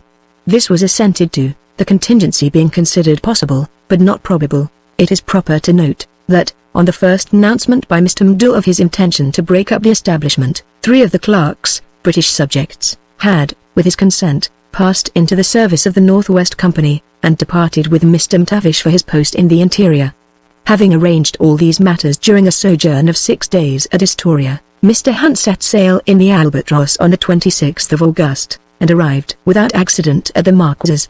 He had not been there long, when Porter arrived in the frigate Essex, bringing in a number of stout London whalers as prizes, having made a sweeping cruise in the Pacific. From Commodore Porter he received the alarming intelligence that the British frigate Phoebe, with a storeship mounted with battering pieces, calculated to attack forts, had arrived at Rio Janeiro, where she had been joined by the sloops of war Cherub and Raccoon, and that they had all sailed in company on the 6th of July for the Pacific, bound, as it was supposed, to Columbia River. Here, then, was the death warrant of unfortunate Astoria. The anxious mind of Mr. Hunt was in greater perplexity than ever. He had been eager to extricate the property of Mr. Astor from a failing concern with as little loss as possible. There was now danger that the whole would be swallowed up. How was it to be snatched from the Gulf? It was impossible to charter a ship for the purpose, now that a British squadron was on its way to the river. He applied to purchase one of the whale ships brought in by Commodore Porter. The Commodore demanded $25,000 for her. The price appeared exorbitant, and no bargain could be made. Mr. Hunt then urged the Commodore to fit out one of his prizes, and send her to Astoria, to bring off the property and part of the people, but he declined, from want of authority. He assured Mr. Hunt, however, that he would endeavor to fall in with the enemy, or should he hear of their having certainly gone to the Columbia, he would either follow or anticipate them, should his circumstances warrant such a step. In this tantalizing state of suspense, Mr. Hunt was detained at the Marquesas until November 23d, when he proceeded in the Albatross to the Sandwich Islands. He still cherished a faint hope that, notwithstanding the war, and all other discouraging circumstances, the annual ship might have been sent by Mr. Astor, and might have touched at the islands, and proceeded to the Columbia.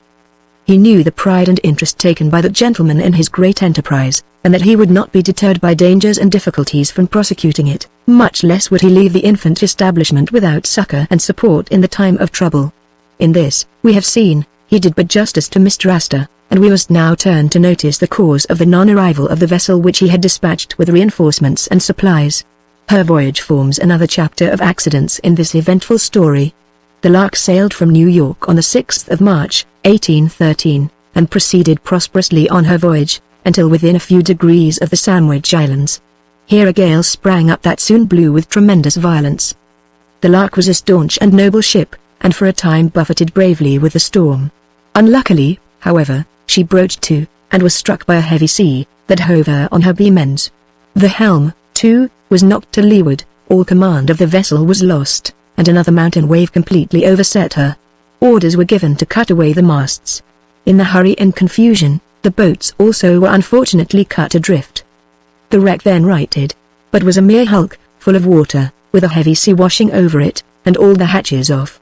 On mustering the crew, one man was missing, who was discovered below in the forecastle, drowned.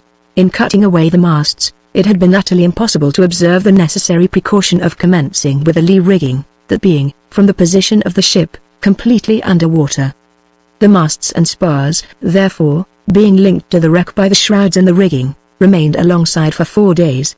During all this time the ship lay rolling in the trough of the sea, the heavy surges breaking over her, and the spars heaving and banging to and fro, bruising the half-drowned sailors that clung to the bowsprit and the stumps of the masts. The sufferings of these poor fellows were intolerable. They stood to their waists in water, in imminent peril of being washed off by every surge. In this position they dared not sleep, lest they should let go their hold and be swept away. The only dry place on the wreck was the bowsprit. Here they took turns to be tied on, for half an hour at a time, and in this way gained short snatches of sleep. On the 14th, the first mate died at his post, and was swept off by the surges. On the 17th, 2 seamen, faint and exhausted, were washed overboard. The next wave threw their bodies back upon the deck, where they remained, swashing backward and forward, ghastly objects to the almost perishing survivors. Mr. Ogden, the supercargo, who was at the bowsprit, called to the men nearest to the bodies, to fasten them to the wreck, as a last horrible resource in case of being driven to extremity by famine. On the 17th the gale gradually subsided, and the sea became calm. The sailors now crawled feebly about the wreck, and began to relieve it from the main encumbrances. The spars were cleared away, the anchors and guns heaved overboard, the spritsail yard was rigged for a jury mast, and a mizzen topsail set upon it. A sort of stage was made of a few broken spars, on which the crew were raised above the surface of the water, so as to be enabled to keep themselves dry, and to sleep comfortably. Still their sufferings from hunger and thirst were great, but there was a Sandwich Islander on board, an expert swimmer, who found his way into the cabin, and occasionally brought up a few bottles of wine and porter, and at length got into the rum, and secured a quarter cask of wine. A little raw pork was likewise procured, and dealt out with a sparing hand. The horrors of their situation were increased by the sight of numerous sharks prowling about the wreck, as if waiting for their prey. On the 24th, the cook, a black man, died, and was cast into the sea, when he was instantly seized on by these ravenous monsters. They had been several days making slow headway under their scanty sail, when, on the 25th, they came in sight of land. It was about 15 leagues distant, and they remained 2 or 3 days drifting along in sight of it. On the 28th, they descried, to their great transport, a canoe approaching, managed by natives. They came alongside, and brought a most welcome supply of potatoes. They informed them that the land they had made was one of the Sandwich Islands. The second mate and one of the seamen went on shore in the canoe for water and provisions, and to procure aid from the islanders, in towing the wreck into a harbour. Neither of the men returned, nor was any assistance sent from shore. The next day, 10 or 12 canoes came alongside, but roamed round the wreck like so many sharks, and would render no aid in towing her to land. The sea continued to break over the vessel with such violence, that it was impossible to stand at the helm without the assistance of lashings. The crew were now so worn down by famine and thirst, that the captain saw it would be impossible for them to withstand the breaking of the sea, when the ship should ground. He deemed the only chance for their lives, therefore, was to get to land in the canoes, and stand ready to receive and protect the wreck when she should drift ashore. Accordingly, they all got safe to land, but had scarcely touched the beach when they were surrounded by the natives, who stripped them almost naked. The name of this inhospitable island was Taharawa. In the course of the night, the wreck came drifting to the strand, with the surf thundering around her, and shortly afterwards bilged. On the following morning, numerous casks of provisions floated on shore. The natives staved them for the sake of the iron hoops, but would not allow the crew to help themselves to the contents, or to go on board of the wreck, as the crew were in want of everything, and as it might be a long time before any opportunity occurred for them to get away from these islands. Mr. Ogden, as soon as he could get a chance, made his way to the island of Oahe, and endeavored to make some arrangement with the king for the relief of his companions in misfortune. The illustrious Tamuama, as we have shown on a former occasion, was a shrewd bargainer, and in the present instance proved himself an experienced wrecker. His negotiations with Mdul, and the other heirs of the great American Fur Company, had but little effect on present circumstances, and he proceeded to avail himself of their misfortunes. He agreed to furnish the crew with provisions during their stay in his territories, and to return to them all their clothing that could be found, but he stipulated that the wreck should be abandoned to him as a waif cast by fortune on his shores. With these conditions Mr. Ogden was fain to comply. Upon this the great Tamuama deputed his favourite, John Young, the tarpaulin governor of Oahe, to proceed with a number of royal guards, and take possession of the wreck on behalf of the crown. This was done accordingly, and the property and crew were removed to Oahe. The royal bounty appears to have been but scanty in its dispensations. The crew fared but meagerly, though, on reading the journal of the voyage, it is singular to find them, after all the hardships they had suffered, so sensitive about petty inconveniences, as to exclaim against the king as a savage monster, for refusing them a pot to cook in, and denying Mr. Ogden the use of a knife and fork which had been saved from the wreck. Such was the unfortunate catastrophe of the Lark. Had she reached her destination in safety, affairs at Astoria might have taken a different course. A strange fatality seems to have attended all the expeditions by sea, nor were those by land much less disastrous. Captain Northrop was still at the Sandwich Islands, on December 20th, when Mr. Hunt arrived. The latter immediately purchased, for $10,000, a brig called the Peddler, and put Captain Northrop in command of her. They set sail for Astoria on the 22d January, intending to remove the property from thence as speedily as possible to the Russian settlements on the northwest coast, to prevent it from falling into the hands of the British. Such were the orders of Mr. Astor, sent out by the Lark. We will now leave Mr. Hunt on his voyage, and return to see what has taken place at Astoria during his absence. Chapter 59. On the 2d of October, about 5 weeks after Mr. Hunt had sailed in the Albatross from Astoria, Mr. Mackenzie set off with 2 canoes, and 12 men, for the posts of Messrs. Stewart and Clark, to appraise them of the new arrangements determined upon in the recent conference of the partners at the factory. He had not ascended the river 100 miles, when he met a squadron of 10 canoes, sweeping merrily down under British colors, the Canadian oarsmen, as usual, in full song. It was an armament fitted out by McTavish, who had with him Mr. J. Stewart, another partner of the Northwest Company, together with some clerks, and 68 men, 75 souls in all. They had heard of the frigate Phoebe and the Isaac Todd being on the high seas, and were on their way down to await their arrival. In one of the canoes Mr. Clark came as a passenger, the alarming intelligence having brought him down from his post on the Spokane. Mr. Mackenzie immediately determined to return with him to Astoria, and, veering about, the 2 parties encamped together for the night.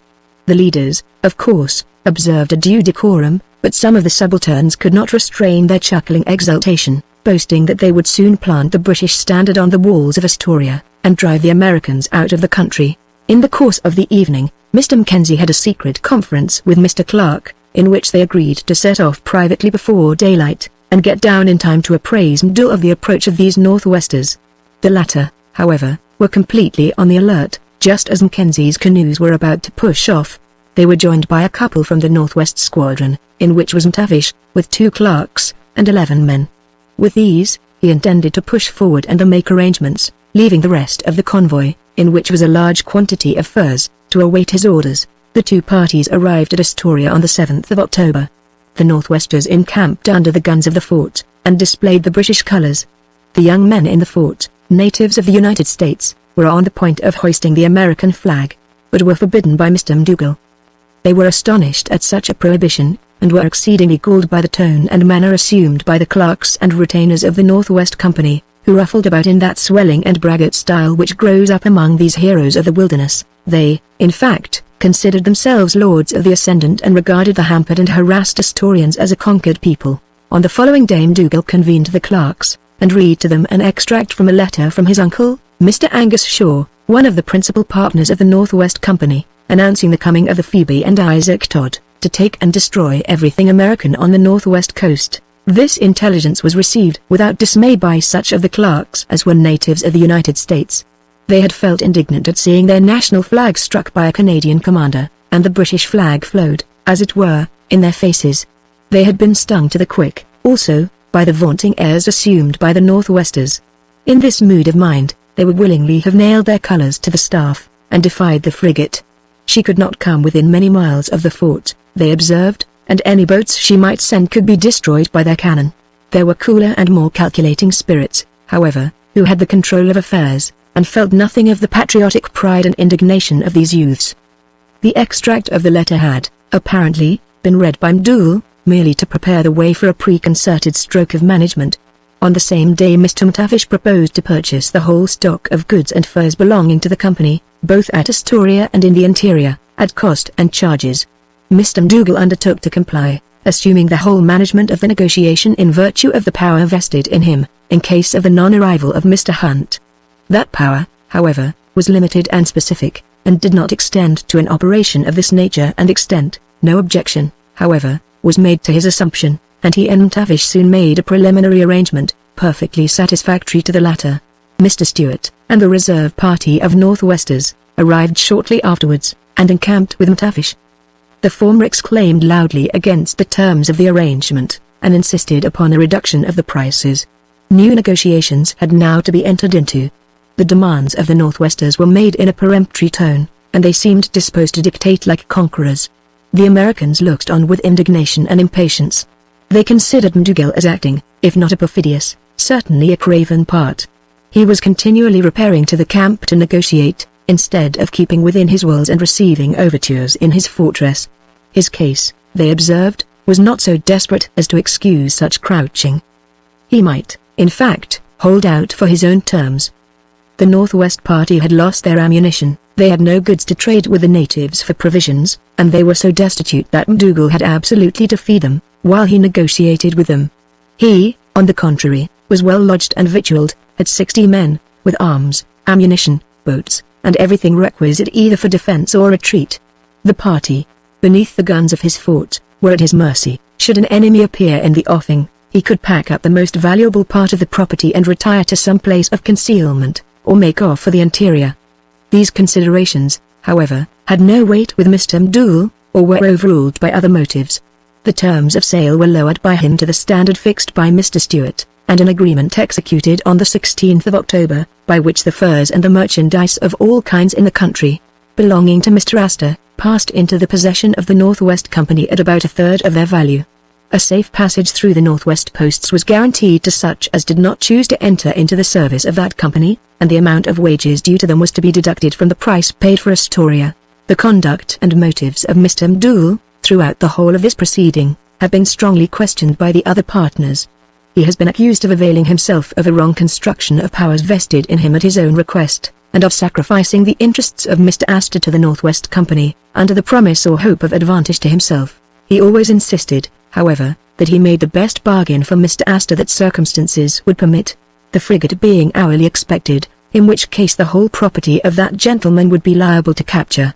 That the return of Mr. Hunt was problematical, the frigate intending to cruise along the coast for 2 years, and clear it of all American vessels.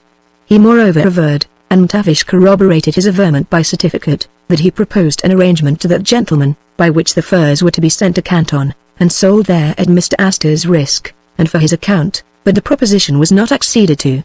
Notwithstanding all his representations, several of the persons present at the transaction, and acquainted with the whole course of the affair, and among the number Mr. Mackenzie himself, his occasional coadjutor, remained firm in the belief that he had acted a hollow part. Neither did he succeed in exculpating himself to Mr. Astor, that gentleman declaring, in a letter written some time afterwards, to Mr. Hunt, that he considered the property virtually given away.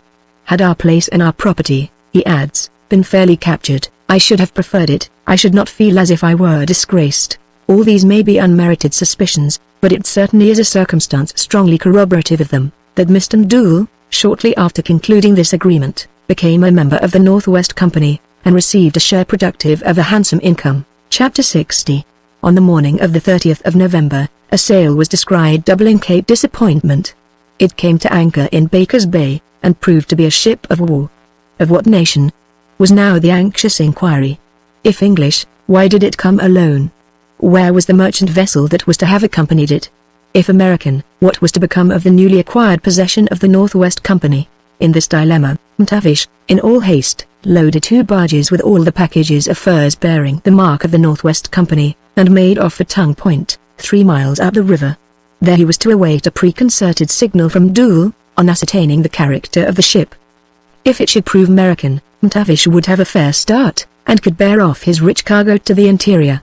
It is singular that this prompt mode of conveying valuable, but easily transportable effects beyond the reach of a hostile ship should not have suggested itself while the property belonged to Mr. Astor. In the meantime, MacDougall, who still remained nominal chief at the fort, launched a canoe, manned by men recently in the employ of the American Fur Company, and steered for the ship. On the way, he instructed his men to pass themselves for Americans or Englishmen, according to the exigencies of the case. The vessel proved to be the British sloop of war Raccoon, of 26 guns, and 120 men, commanded by Captain Black. According to the account of that officer, the frigate Phoebe, and 2 sloops of war Cherub and Raccoon, had sailed in convoy of the Isaac Todd from Rio Janeiro. On board of the Phoebe, Mr. John MacDonald, a partner of the Northwest Company, embarked as passenger, to profit by the anticipated catastrophe at Astoria. The convoy was separated by stress of weather off Cape Horn. The 3 ships of war came together again at the island of Juan Fernandez, their appointed rendezvous, but waited in vain for the Isaac Todd. In the meantime, intelligence was received of the mischief that Commodore Porter was doing among the British whale ships. Commodore Hillyer immediately set sail in quest of him with the Phoebe and the Cherub, transferring Mr. MacDonald to the Raccoon, and ordered that vessel to proceed to the Columbia. The officers of the Raccoon were in high spirits. The agents of the Northwest Company, in instigating the expedition, had talked of immense booty to be made by the fortunate captors of Astoria. Mr. MacDonald had kept up the excitement during the voyage, so that not a midshipman but revelled in dreams of ample prize money, nor a lieutenant that would have sold his chance for £1,000. Their disappointment, therefore, may easily be conceived, when they learned that their warlike attack upon Astoria had been forestalled by a snug commercial arrangement, that their anticipated booty had become British property in the regular course of traffic, and that all this had been effected by the very company which had been instrumental in getting them sent on what they now stigmatized as a fool's errand. They felt as if they had been duped and made tools of, by a set of shrewd men of traffic, who had employed them to crack the nut, while they carried off the kernel. In a word, MacDougall found himself so ungraciously received by his countrymen on board of the ship, that he was glad to cut short his visit, and return to shore. He was busy at the fort, making preparations for the reception of the captain of the Raccoon, when his one-eyed Indian father-in-law made his appearance, with a train of Chinook warriors, all painted and equipped in warlike style. Old Comcomly had beheld, with dismay, the arrival of a big war canoe displaying the British flag. The shrewd old savage had become something of a politician in the course of his daily visits at the fort. He knew of the war existing between the nations, but knew nothing of the arrangement between MacDougall and Tavish. He trembled, therefore, for the power of his white son-in-law, and the new-fledged grandeur of his daughter, and assembled his warriors in all haste. "King George," said he, "has sent his great canoe to destroy the fort, and make slaves of all the inhabitants. Shall we suffer it? The Americans are the first white men that have fixed themselves in the land. They have treated us like brothers. Their great chief has taken my daughter to be his squaw. We are, therefore, as one people." His warriors all determined to stand by the Americans to the last, and to this effect they came painted and armed for battle. Comcomly made a spirited war speech to his son-in-law. He offered to kill every one of King George's men that should attempt to land. It was an easy matter. The ship could not approach within 6 miles of the fort. The crew could only land in boats. The woods reached to the water's edge. In these, he and his warriors would conceal themselves, and shoot down the enemy as fast as they put foot on shore. MacDougall was, doubtless, probably sensible of this parental devotion on the part of his savage father-in-law, and perhaps a little rebuked by the game spirit, so opposite to his own. He assured Comcomly, however, that his solicitude for the safety of himself and the princess was superfluous, as, though the ship belonged to King George, her crew would not injure the Americans, or their Indian allies. He advised him and his warriors, therefore, to lay aside their weapons and war-shirts, wash off the paint from their faces and bodies, and appear like clean and civil savages, to receive the strangers courteously. Comcomly was sorely puzzled at this advice, which accorded so little with his Indian notions of receiving a hostile nation, and it was only after repeated and positive assurances of the amicable intentions of the strangers that he was induced to lower his fighting tone. He said something to his warriors explanatory of this singular posture of affairs, and in vindication, perhaps, of the pacific temper of his son-in-law. They all gave a shrug and an Indian grunt of acquiescence, and went off sulkily to their village, to lay aside their weapons for the present. The proper arrangements being made for the reception of Captain Black, that officer caused his ship's boats to be manned, and landed with befitting state at Astoria. From the talk that had been made by the Northwest Company of the strength of the place, and the armament they had required to assist in its reduction, he expected to find a fortress of some importance. When he beheld nothing but stockades and bastions, calculated for defense against naked savages, he felt an emotion of indignant surprise, mingled with something of the ludicrous. "Is this the fort," cried he, "about which I have heard so much talking? D.N. me, but I'd batter it down in 2 hours with a 4-pounder." When he learned, however, the amount of rich furs that had been passed into the hands of the Northwesters, he was outrageous, and insisted that an inventory should be taken of all the property purchased of the Americans, with a view to ulterior measures in England, for the recovery of the value from the Northwest Company. As he grew cool, however, he gave over all idea of preferring such a claim, and reconciled himself, as well as he could, to the idea of having been forestalled by his bargaining coadjutors. On the 12th of December, the fate of Astoria was consummated by a regular ceremonial. Captain Black, attended by his officers, entered the fort, caused the British standard to be erected, broke a bottle of wine and declared, in a loud voice, that he took possession of the establishment and of the country, in the name of His Britannic Majesty, changing the name of Astoria to that of Fort George.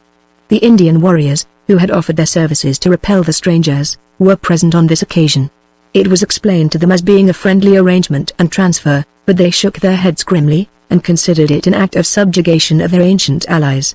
They regretted that they had complied with MacDougall's wishes, in laying aside their arms, and remarked, that, however the Americans might conceal the fact, they were undoubtedly all slaves, nor could they be persuaded of the contrary, until they beheld the raccoon depart without taking away any prisoners. As to Comcomly, he no longer prided himself upon his white son-in-law, but, whenever he was asked about him, shook his head, and replied, that his daughter had made a mistake, and, instead of getting a great warrior for a husband, had married herself to a squaw. Chapter 61. Having given the catastrophe at the fort of Astoria, it remains now but to gather up a few loose ends of this widely excursive narrative and conclude. On the 28th of February the brig Peddler anchored in Columbia River. It will be recollected that Mr. Hunt had purchased this vessel at the Sandwich Islands, to take off the furs collected at the factory, and to restore the Sandwich Islanders to their homes. When that gentleman learned, however, the precipitate and summary manner in which the property had been bargained away by MacDougall, he expressed his indignation in the strongest terms, and determined to make an effort to get back the furs. As soon as his wishes were known in this respect, MacDougall came to sound him on behalf of the Northwest Company, intimating that he had no doubt the peltries might be repurchased at an advance of 50%. This overture was not calculated to soothe the angry feelings of Mr. Hunt, and his indignation was complete when he discovered that MacDougall had become a partner of the Northwest Company, and had actually been so since the 23rd of December. He had kept his partnership a secret, however, had retained the papers of the Pacific Fur Company in his possession, and had continued to act as Mr. Astor's agent, though two of the partners of the other company, Mr. Mackenzie and Mr. Clark, were present. He had, moreover, divulged to his new associates all that he knew as to Mr. Astor's plans and affairs, and had made copies of his business letters for their perusal. Mr. Hunt now considered the whole conduct of MacDougall hollow and collusive. His only thought was, therefore, to get all the papers of the concern out of his hands, and bring the business to a close, for the interests of Mr. Astor were yet completely at stake. The drafts of the Northwest Company in his favor, for the purchase money, not having yet been obtained. With some difficulty he succeeded in getting possession of the papers. The bills or drafts were delivered without hesitation. The latter he remitted to Mr. Astor by some of his associates, who were about to cross the continent to New York. This done, he embarked on board the Peddler, on the 3rd of April, accompanied by two of the Clarks, Mr. Seaton and Mr. Halsey, and bade a final adieu to Astoria. The next day, April 4th, Messrs. Clark, Mackenzie, David Stewart, and such of the Astorians as had not entered into the service of the Northwest Company, set out to cross the Rocky Mountains. It is not our intention to take the reader another journey across those rugged barriers, but we will step forward with the travelers to a distance on their way, merely to relate their interview with the character already noted in this work. As the party were proceeding up the Columbia, near the mouth of the Walla Walla River, several Indian canoes put off from the shore to overtake them, and a voice called upon them in French and requested them to stop. They accordingly put to shore, and were joined by those in the canoes. To their surprise, they recognized in the person who had hailed them the Indian wife of Pierre Dorian, accompanied by her two children. She had a story to tell, involving the fate of several of our unfortunate adventurers. Mr. John Reed, the Hibernian, it will be remembered, had been detached during the summer to the Snake River. His party consisted of 4 Canadians, Giles Leclerc, François Landry, Jean-Baptiste Turcotte, and André Lachapelle, together with 2 hunters, Pierre Dorian and Pierre Delaunay, Dorian, as usual, being accompanied by his wife and children.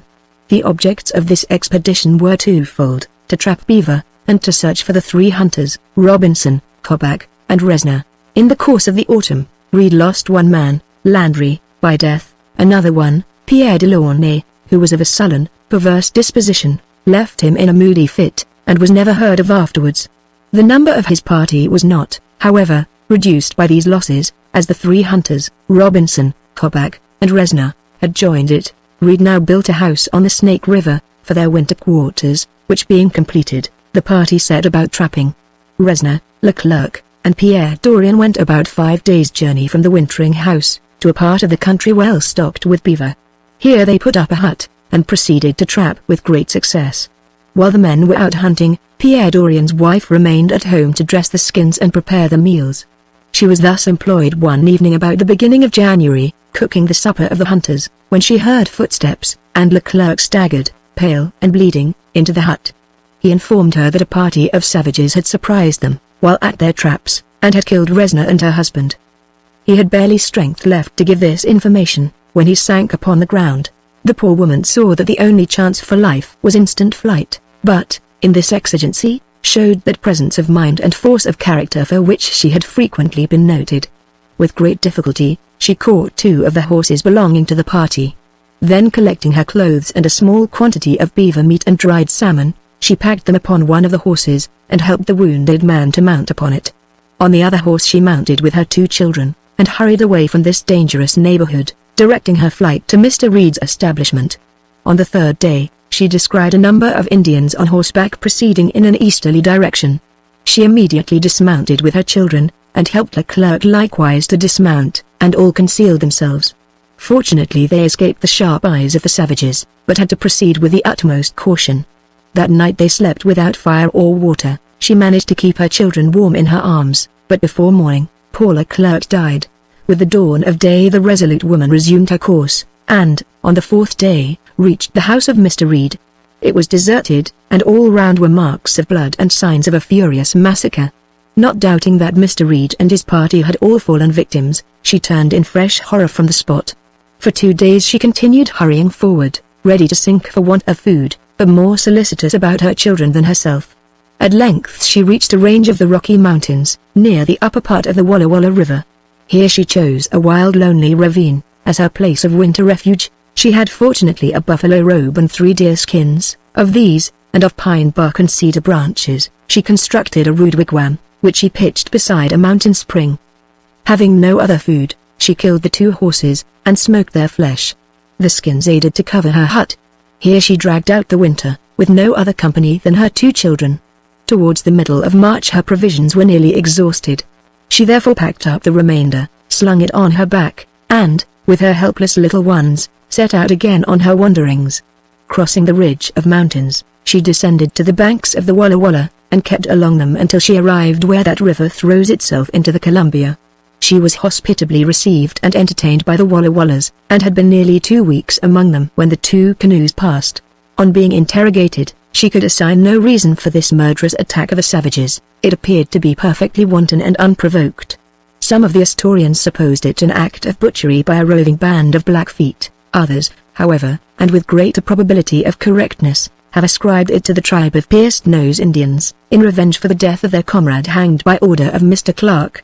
If so, it shows that these sudden and apparently wanton outbreakings of sanguinary violence on the part of the savages have often some previous, though perhaps remote, provocation. The narrative of the Indian woman closes the checkered adventures of some of the personages of this motley story, such as the honest Hibernian Reed, and Dorian the hybrid interpreter. Turcotte and Lachapelle were 2 of the men who fell off from Mr. Crooks in the course of his wintry journey, and had subsequently such disastrous times among the Indians.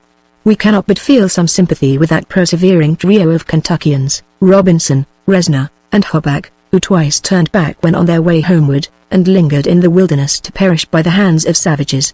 The return parties from Astoria, both by sea and land, experienced on the way as many adventures, vicissitudes, and mishaps, as the far-famed heroes of the Odyssey. They reached their destination at different times, bearing tidings to Mr. Astor of the unfortunate termination of his enterprise. That gentleman, however, was not disposed, even yet, to give the matter up as lost. On the contrary, his spirit was roused by what he considered ungenerous and unmerited conduct on the part of the Northwest Company. "After their treatment of me," said he, in a letter to Mr. Hunt, "I have no idea of remaining quiet and idle." He determined, therefore, as soon as circumstances would permit, to resume his enterprise. At the return of peace, Astoria, with the adjacent country, reverted to the United States by the Treaty of Ghent, on the principle of status antebellum, and Captain Biddle was dispatched in the sloop of war, Ontario, to take formal possession. In the winter of 1815, a law was passed by Congress prohibiting all traffic of British traders within the territories of the United States. The favorable moment seemed now to Mr. Astor to have arrived for the revival of his favorite enterprise, but new difficulties had grown up to impede it. The Northwest Company were now in complete occupation of the Columbia River and its chief tributary streams, holding the posts which he had established, and carrying on a trade throughout the neighboring region, in defiance of the prohibitory law of Congress, which, in effect, was a dead letter beyond the mountains. To dispossess them would be an undertaking of almost a belligerent nature, for their agents and retainers were well armed, and skilled in the use of weapons, as is usual with Indian traders. The ferocious and bloody contests which had taken place between the rival trading parties of the Northwest and Hudson's Bay Companies had shown what might be expected from commercial feuds in the lawless depths of the wilderness. Mr. Astor did not think it advisable, therefore, to attempt the matter without the protection of the American flag, under which his people might rally in case of need. He accordingly made an informal overture to the President of the United States, Mr. Madison, through Mr. Gallatin, offering to renew his enterprise, and to re-establish Astoria, provided it would be protected by the American flag, and made a military post, stating that the whole force required would not exceed the lieutenant's command. The application, approved and recommended by Mr. Gallatin, one of the most enlightened statesmen of our country, was favorably received, but no step was taken in consequence. The President not being disposed, in all probability, to commit himself by any direct countenance or overt act. Discouraged by this supineness on the part of the government, Mr. Astor did not think fit to renew his overtures in a more formal manner, and the favorable moment for the reoccupation of Astoria was suffered to pass unimproved. The British trading establishments were thus enabled, without molestation, to strike deep their roots, and extend their ramifications, in despite of the prohibition of Congress, until they had spread themselves over the rich field of enterprise opened by Mr. Astor. The British government soon began to perceive the importance of this region, and to desire to include it within their territorial domains. A question has consequently risen as to the right to the soil, and has become one of the most perplexing now open between the United States and Great Britain. In the first treaty relative to it, under date of October 20, 1818, the question was left unsettled, and it was agreed that the country on the northwest coast of America, westward of the Rocky Mountains, claimed by either nation, should be open to the inhabitants of both for 10 years, for the purpose of trade, with the equal right of navigating all its rivers. When these 10 years had expired, a subsequent treaty, in 1828, extended the arrangement to 10 additional years. So the matter stands at present. On casting back our eyes over the series of events we have recorded, we see no reason to attribute the failure of this great commercial undertaking to any fault in the scheme, or omission in the execution of it, on the part of the projector. It was a magnificent enterprise, well concerted and carried on, without regard to difficulties or expense. A succession of adverse circumstances and cross-purposes, however, beset it almost from the outset, some of them, in fact, arising from neglect of the orders and instructions of Mr. Astor. The first crippling blow was the loss of the Tonquin, which clearly would not have happened, had Mr. Astor's earnest injunctions with regard to the natives been attended to. Had this ship performed her voyage prosperously, and revisited Astoria in due time, the trade of the establishment would have taken its preconcerted course, and the spirits of all concerned been kept up by a confident prospect of success. Her dismal catastrophe struck a chill into every heart, and prepared the way for subsequent despondency. Another cause of embarrassment and loss was the departure from the plan of Mr. Astor, as to the voyage of the Beaver, subsequent to her visiting Astoria. The variation from this plan produced a series of cross-purposes, disastrous to the establishment, and detained Mr. Hunt absent from his post, when his presence there was of vital importance to the enterprise. So essential is it for an agent, in any great and complicated undertaking, to execute faithfully, and to the letter, the part marked out for him by the mastermind which has concerted the whole. The breaking out of the war between the United States and Great Britain multiplied the hazards and embarrassments of the enterprise. The disappointment as to convoy rendered it difficult to keep up reinforcements and supplies, and the loss of the Lark added to the tissue of misadventures. That Mr. Astor battled resolutely against every difficulty, and pursued his course in defiance of every loss, has been sufficiently shown. Had he been seconded by suitable agents, and properly protected by government, the ultimate failure of his plan might yet have been averted. It was his great misfortune that his agents were not imbued with his own spirit. Some had not capacity sufficient to comprehend the real nature and extent of his scheme, others were alien in feeling and interest, and had been brought up in the service of a rival company. Whatever sympathies they might originally have had with him, were impaired, if not destroyed, by the war. They looked upon his cause as desperate, and only considered how they might make interest to regain a situation under their former employers. The absence of Mr. Hunt, the only real representative of Mr. Astor, at the time of the capitulation with the Northwest Company, completed the series of cross purposes. Had that gentleman been present, the transfer, in all probability, would not have taken place. It is painful, at all times, to see a grand and beneficial stroke of genius fall of its aim, but we regret the failure of this enterprise in a national point of view, for, had it been crowned with success, it would have redounded greatly to the advantage and extension of our commerce. The profits drawn from the country in question by the British Fur Company, though of ample amount, form no criterion by which to judge of the advantages that would have arisen had it been entirely in the hands of the citizens of the United States. That company, as has been shown, is limited in the nature and scope of its operations, and can make but little use of the maritime facilities held out by an emporium and a harbor on that coast. In our hands, besides the roving bands of trappers and traders, the country would have been explored and settled by industrious husbandmen, and the fertile valleys bordering its rivers, and shut up among its mountains, would have been made to pour forth their agricultural treasures to contribute to the general wealth. In respect to commerce, we should have had a line of trading posts from the Mississippi and the Missouri across the Rocky Mountains, forming a high road from the great regions of the West to the shores of the Pacific. We should have had a fortified post and port at the mouth of the Columbia, commanding the trade of that river and its tributaries, and of a wide extent of country and sea coast, carrying on an active and profitable commerce with the Sandwich Islands, and a direct and frequent communication with China. In a word, Astoria might have realized the anticipations of Mr. Astor, so well understood and appreciated by Mr. Jefferson, in gradually becoming a commercial empire beyond the mountains, peopled by free and independent Americans, and linked with us by ties of blood and interest. We repeat, therefore, our sincere regret that our government should have neglected the overture of Mr. Astor, and suffered the moment to pass by, when full possession of this region might have been taken quietly, as a matter of course, and a military post established, without dispute, at Astoria. Our statesmen have become sensible, when too late, of the importance of this measure. Bills have repeatedly been brought into Congress for the purpose, but without success, and our rightful possessions on that coast, as well as our trade on the Pacific, have no rallying point protected by the national flag, and by a military force. In the meantime, the second period of 10 years is fast elapsing.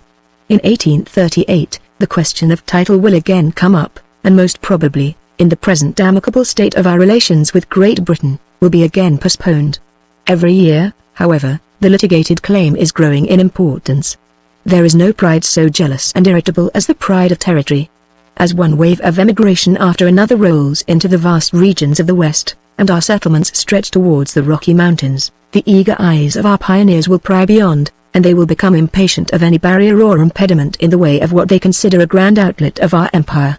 Should any circumstance, therefore, unfortunately occur to disturb the present harmony of the two nations, this ill-adjusted question, which now lies dormant, may suddenly start up into one of belligerent import, and Astoria become the watchword in a contest for dominion on the shores of the Pacific. Since the above was written, the question of dominion over the vast territory beyond the Rocky Mountains, which for a time threatened to disturb the peaceful relations with our transatlantic kindred, has been finally settled in a spirit of mutual concession, and the venerable projector whose early enterprise forms the subject of this work had the satisfaction of knowing, ere his eyes closed upon the world, that the flag of his country again waved over Astoria.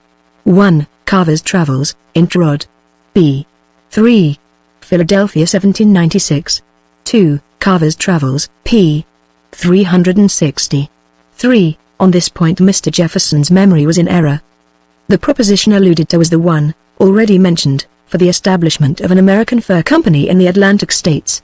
The great enterprise beyond the mountains, that was to sweep the shores of the Pacific, originated in the mind of Mr. Astor, and was proposed by him to the government. 4. It appears, from the accounts or subsequent voyages, that Tamiami afterwards succeeded in his wish of purchasing a large ship. In this he sent a cargo of sandalwood to Canton. Having discovered that the foreign merchants trading with him made large profits on this wood, shipped by them from the islands to the Chinese markets. The ship was manned by natives, but the officers were Englishmen. She accomplished her voyage, and returned in safety to the islands, with the Hawaiian flag floating gloriously in the breeze. The king hastened on board, expecting to find his sandalwood converted into crepes and damasks, and other rich stuffs of China, but found, to his astonishment, by the legerdemain of traffic, his cargo had all disappeared, and, in place of it, remained a bill of charges amounting to $3,000. It was some time before he could be made to comprehend certain of the most important items of the bill, such as pilotage, anchorage, and custom house fees, but when he discovered that maritime states in other countries derived large revenues in this manner, to the great cost of the merchant, "Well," cried he, "then I will have harbor fees also." He established them accordingly. Pilotage $1 a foot on the draft of each vessel. Anchorage from $60 to $70. In this way he greatly increased the royal revenue, and turned his China speculation to account. 5. Lewis and Clark, Volume 2. p. 32, 6. Bradbury, Travels in America, p. 17. 7. Bradbury, p. 110. 8. The distance from St. Louis to Astoria, by the route traveled by Hunt and Mackenzie, was upwards of 3,500 miles, though in a direct line it does not exceed 1,800.